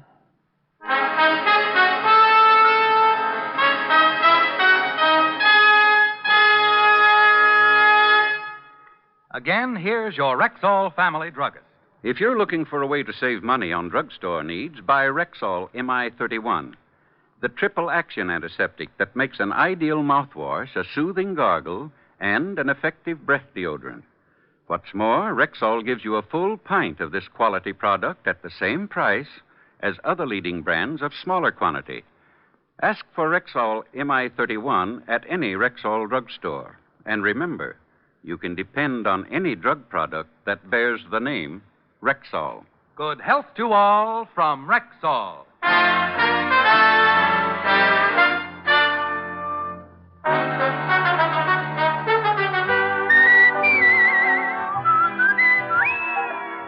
Richard Diamond, Private Detective, stars Dick Powell in the title role and is written by Blake Edwards with music composed and conducted by Frank Worth. Featured in tonight's cast were Mary Jane Croft, Ted DeCorsia, Wilms Herbert, Virginia Gregg, B. Benaderet, and Larry Dobkin. Richard Diamond, Private Detective, is transcribed in Hollywood by Jaime Del Valle. This is Bill Foreman inviting you to be with us next Wednesday at this time when we will again bring you Dick Powell as Richard Diamond, Private Detective.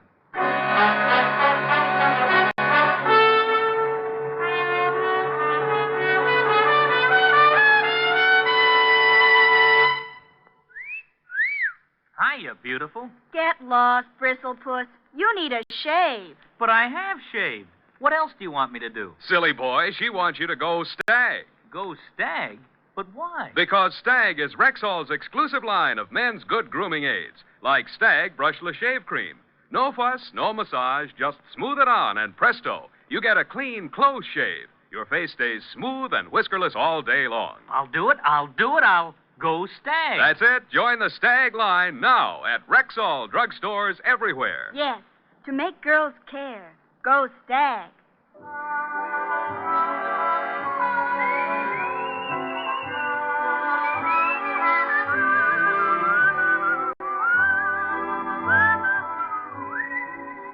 This is NBC, the national broadcasting company.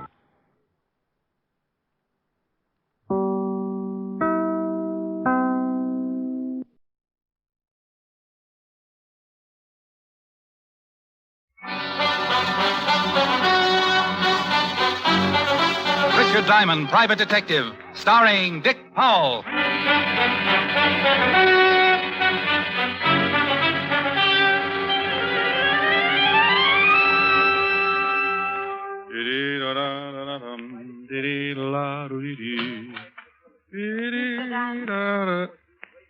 Well, are you, Mr. Diamond? Oh, my goodness, yes. Come right in. My name is Wolf. Unofficially, so is mine. Sit down. Thank you. Oh, no, my pleasure. You must get a dividend from the Nylon companies. It'd be terrible if there was a shortage. I'm well stocked. Yeah. What can I do for you? Start by calling me Edna. Then what? I'd like you to follow my husband. As a detective or a replacement? I think he's been seeing another woman. Why? Have you been running around the house in a diving suit and swim pins? I've always tried to keep myself attractive for my husband, Mr. Diamond. Well, then, if your husband is seeing another woman, Mrs. Wolf, it's got to be an optometrist assistant. Well, thank you. I think you and I are going to get along just fine. Well, now that we're all agreed, tell me some more about your husband. What makes you think there's another woman? Usual thing. The way he's been acting. Business appointments every evening. Nothing else?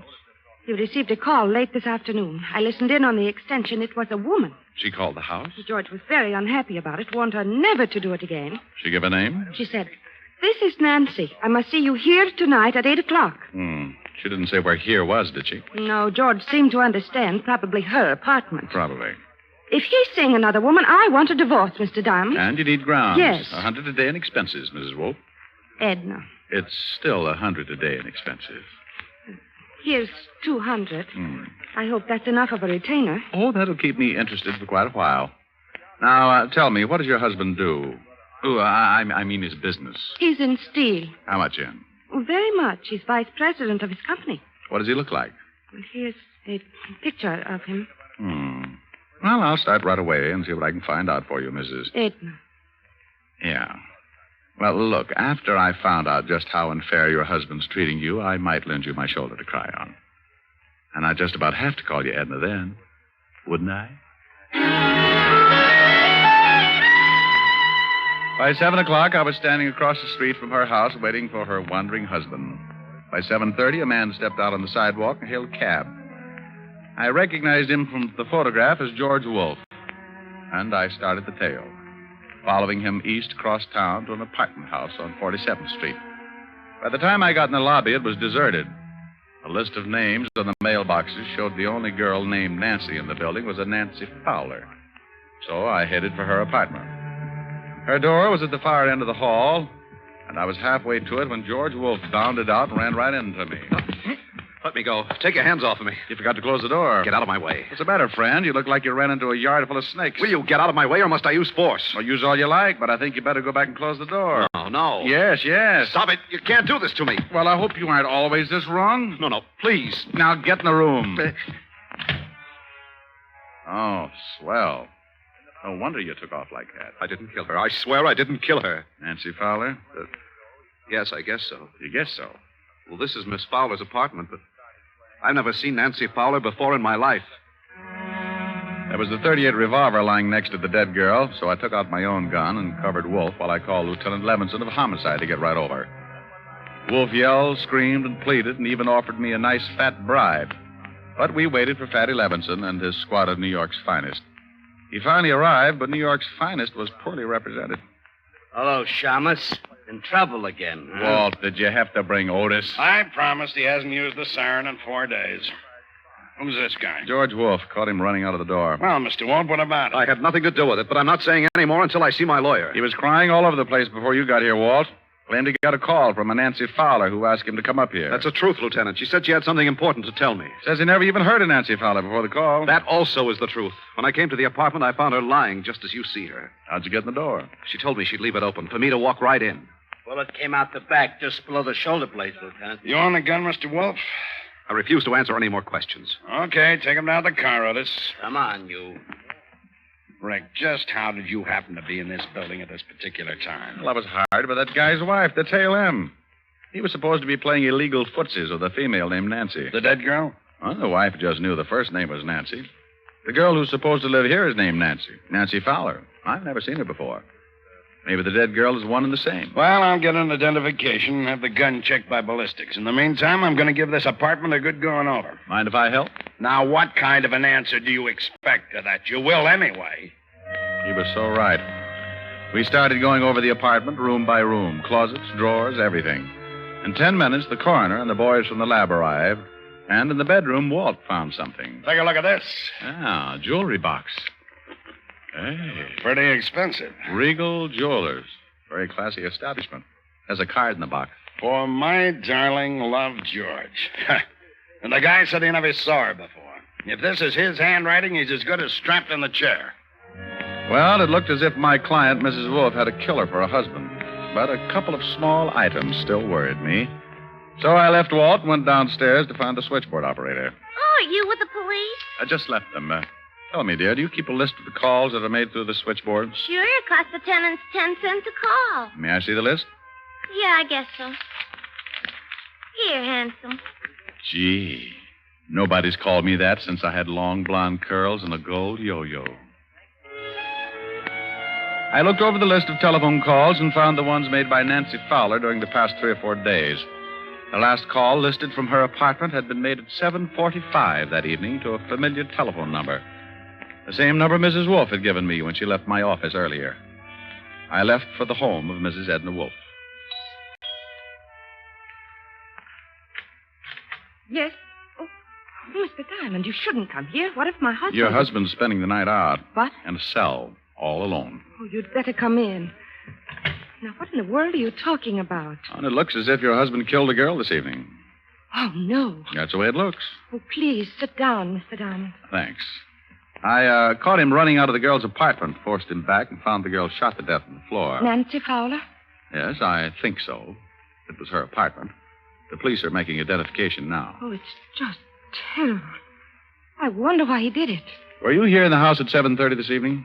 Well, no, I was with a friend until about 8:30. Well, a call was made to your house from Nancy Fowler's apartment. She was charged for it, so the call was completed. But she probably talked to George. Your husband swears he didn't know the girl. Claims he got a phone call, and she asked him to come right over. That she had something to tell him. He knew her all right. You remember, I told you I overheard them talking. Your husband own a gun? Well, yes, I believe so. You know what caliber? No, I don't know anything about guns. A bracelet was found in the dead girl's apartment. The card with it was signed Love, George. Oh, it looks pretty bad, doesn't it? If it's his handwriting, it does. Well, I guess he deserves it, but I'll call our lawyer and see what can be done. I'll keep in touch, Mrs. Wolfe. I hope you will. Just because the case is finished. Well, there are still a few things that bother me, so I'll just kind of keep looking around until I'm satisfied. You mean you think maybe my husband didn't kill the girl? There's an awful lot of evidence that he did, but there's still a motive to be found. You've got the grounds you wanted, so from here on in, anything I do for you or your husband will be on my own time. Anything you do for my husband, I'll be glad to pay for. Oh, well, now, that's real nice. Well, I'll take a run down at the precinct and let you know what the lieutenant has found out. Good night, Mrs. Wolfe. Still can't get used to Edna? It'll take a while.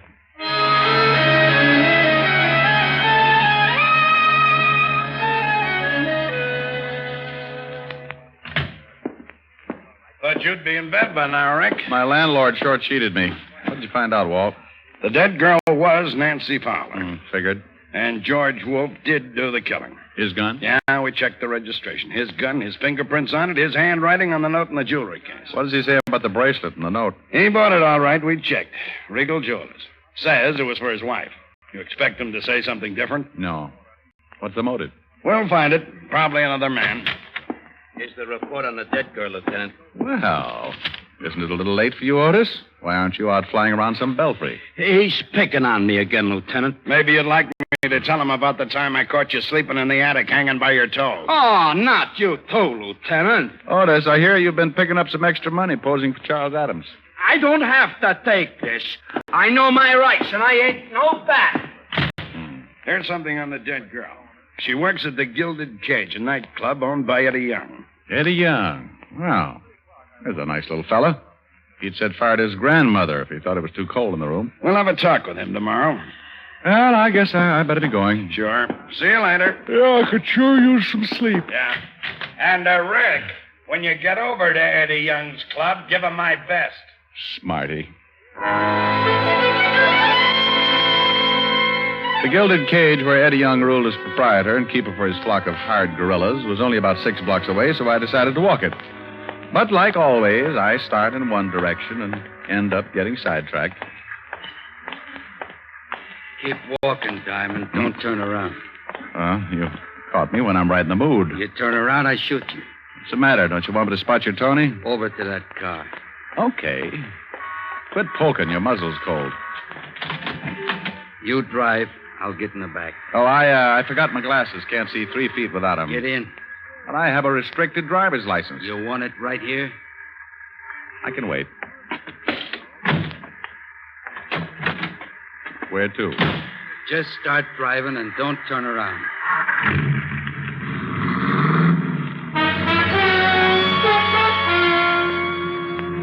We headed east across town with a gun pointed at my neck. I tried to get a look at the guy in the rear vision mirror, but he was sitting too far to one side. I didn't know where we were headed, but I had a pretty good hunch why we were going there. Turn right. And take it a little slower. I don't want to have to shoot a cop. Well, if we're headed for the river, I've seen it. From the bottom? Don't you think we'd better stop at a bathhouse or something? I know a spot where you can go in, clothes and all. Okay. But if there's anything I hate, it's getting my money wet. Turn right again. We were headed for a cross street. I could only turn right or left.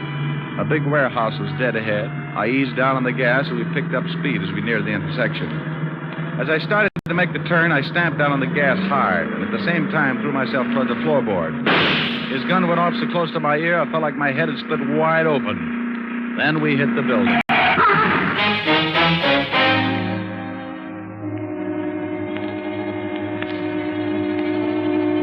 We had hit the building and pushed our way halfway through the brick wall. I was still on the floor, and the motor had been shoved through the firewall and was jammed into the front seat where I'd been sitting a minute before. My friend with the gun was stretched out over the top of the seat, his legs resting on the horn and his shoulders through the windshield. I sat up, rolled him off the horn. He was very dead. Before a crowd could collect, I climbed out and got to a phone, called Walt. Are you sure you're all right, Rick? Yeah, I can hear things better now. Then you said the other guy's dead. Very, I recognized him, too. Gus Winkler. Holy cow. You know who he's working for now? No. Eddie Young. Oh, that's it. Well, don't pick Young up, Walt. I know a few things I haven't told you about, and this almost puts a cinch on it. I want to talk to Young, and then I'll be down to see you. But if Young tried to have you killed... Oh, if he did, you can't prove it. Not yet, anyway, so sit tight, and when I get there, I'll show you how to catch a killer.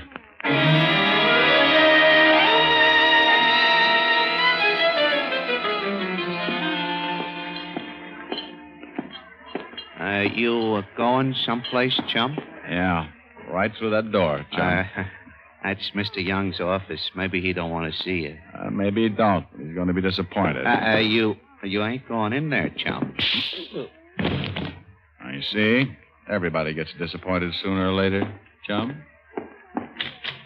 Yeah, what... Aren't you in the wrong room? That's what your boy outside thought. I changed his mind. Are you sure you ain't looking for Bellevue, Shamus? You're kind of a mess. One of your boys, Gus Winkler, tried to give me swimming lessons. You can claim his body at the morgue. I don't know what you're talking about. Somebody else who works for you got killed tonight, too. Yeah, who? Nancy Fowler. What? Oh, come on, Eddie. I couldn't stand it if you started crying. Who killed her? The police are holding a man named George Wolf. Know him? No, I don't know him, but Nancy's talked about him a couple of times. Hey, boss, that guy just... Forget it, Lou. Well, look, boss, you... Forget it, will you? Go on, beat it. Okay. You know, Shamus Lou's a pretty big boy for you to go pushing around. He's liable to stay mad. So Nancy said she knew this George Wolf. That's right.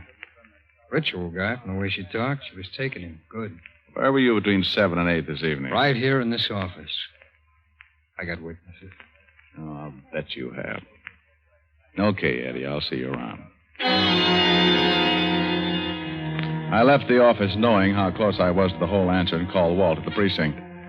I told him to meet me up the block from the Gilded Cage, and 10 minutes later, he pulled the squad car up the curb, and I climbed in. You find out anything? Yeah, but I have to know one thing first. What time was Nancy Fowler killed? Coroner's report puts it at 7:30. Well, that ties it. Now, would you mind telling me what it's all about? I'll do better than that, Walt. I'll show you. But we've got to wait until Eddie Young leaves the cafe and goes home. It was around 12:30, and we settled back to wait. And with an impatient cop sitting next to me, it wasn't easy. Around 1 a.m, a boy brought Eddie Young's convertible up in front. We watched Eddie climb in. Okay, Walt, tail him. We stayed close, following Eddie Young across town until he pulled up in front of his apartment and turned into the basement garage. Give me 5 minutes, Walt. Then come on up to Young's apartment. Why can't I go now? Because what I'm about to do isn't quite legal. And I couldn't stand seeing you blush.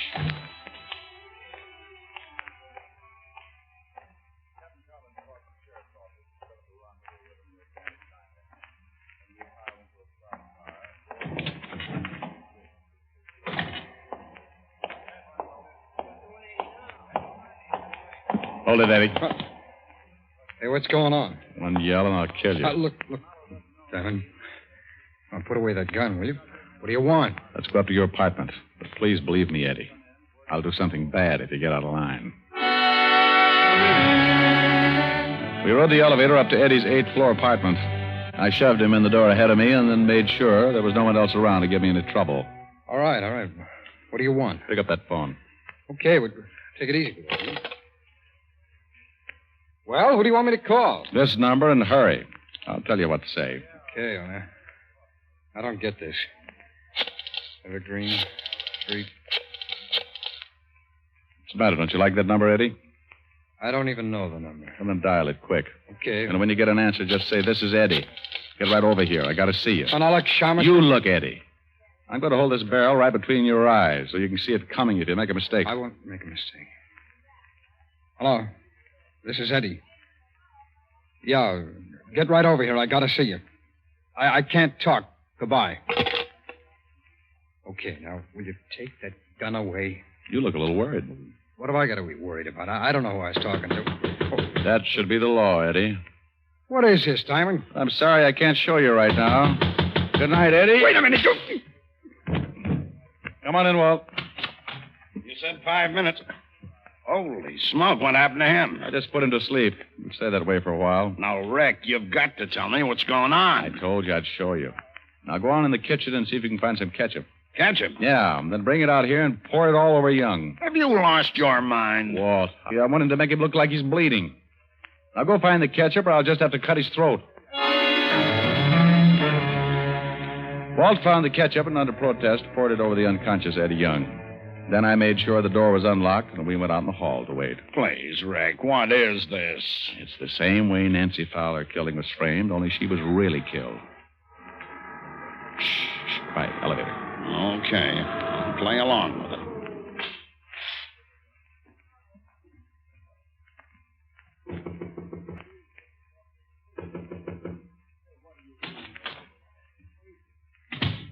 Let's go, Walt. All right, hold it, Miss Wolf. Oh, Mr. Diamond, he's dead. He's dead. His hair is all covered with blood. Why did you kill him? Kill him? I didn't kill him. I just got here. Who let you in? He told me the door would be open. I didn't know you knew Eddie Young. Well, yes, I know him. He's an old friend. Why? This is Lieutenant Levinson, Mrs. Wolf. He's the man who arrested your husband for the murder of Nancy Fowler. Lieutenant, I swear I didn't kill Eddie. Looks bad, Mrs. Wolf. I didn't. Why would I want to kill Eddie? So why would your husband want to kill Nancy Fowler? I don't know. What has that got to do with this? You told me you didn't know Nancy Fowler. I didn't. You know Eddie. Nancy worked for Eddie. Well, I didn't know it. I didn't know Eddie that well. You said a girl called your husband and said her name was Nancy. Yes, that's right. You told me you didn't know her last name, and yet when I came over and told you your husband had just killed a girl, you asked me if it was Nancy Fowler. That's a lie. You said that Nancy phoned your husband that afternoon. She did. I swear And she yet did. Nancy Fowler's hotel switchboard has no record of a call being made to your phone any time in the afternoon. They made a mistake. But at 7:45, a call was made from Nancy's apartment to your phone number. Then she must have called my husband again. According to the coroner's report, Nancy Fowler was dead at 7:30. Oh, Mrs. Wolf, I can swear your husband didn't go into that building until 8 o'clock. I was following him. I guess it doesn't make any difference what Eddie did. Did Eddie kill the girl? Yes. I called my husband. I wanted to get a divorce. And his money at the same time. Eddie knew Nancy, so we decided she'd be the one. She let Eddie in. He made her call my husband. Then he shot her. The gun and the bracelet. You just took them out of your husband's dresser drawer and planted them in Nancy's apartment? Yes. I found the bracelet in the drawer with the gun. I guess my husband was going to surprise me. Eddie! Eddie is moving! Oh, Eddie, darling. What happened? You're hurt. You're bleeding. Bleeding? Stay still until we can call it. Wait a minute, will you? Hey, what is this stuff? This isn't blood. I'm covered with ketchup. Ketchup! Ketchup! Why, you dirty no good! Eddie, we've been framed. Framed? They're all yours, Walt. Why? Good night, Mrs. Oh, I guess now is as good a time as any. Good night, Ed.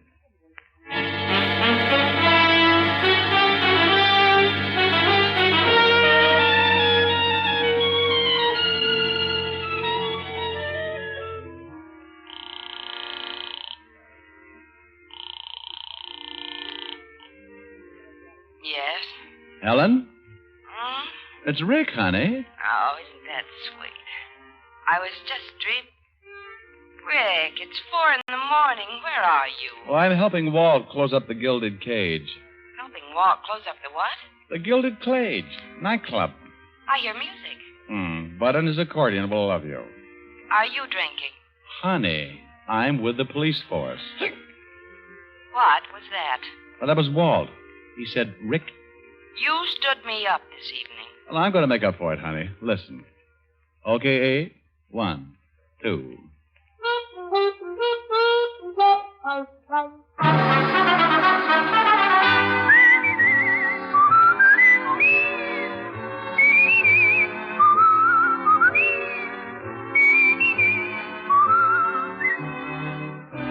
Richard Diamond, Private Detective, stars Dick Powell in the title role and was written by Blake Edwards with music composed and conducted by Frank Worth. Okay, everybody, we are going to end this part of the stream right now. We are going to be back in about 5 to 10 minutes as we will finally work to complete the game Gabriel Knight, the 20th anniversary edition. It is Sins of the Father. Come and join us, or actually, if you don't mind, stick around. I think all you have to do is refresh the screen in about 5 to 10 minutes, and then you should see us starting up again, alright? So bear with me. Thank you all for hanging out with us all night, include Capybara especially, and Tea with Capybara, rather, and the Haunted Tree Beard. You two are awesome, and everybody else that's been checking out, stopping by and coming around, thank you. We'll be back when we start up. We're going to start with Universe by Construction Joe. That's the song, Universe by Construction Joe. They were a group in Burlington, Vermont, really good group. They still play house shows, but they don't make any CDs anymore. They made 2.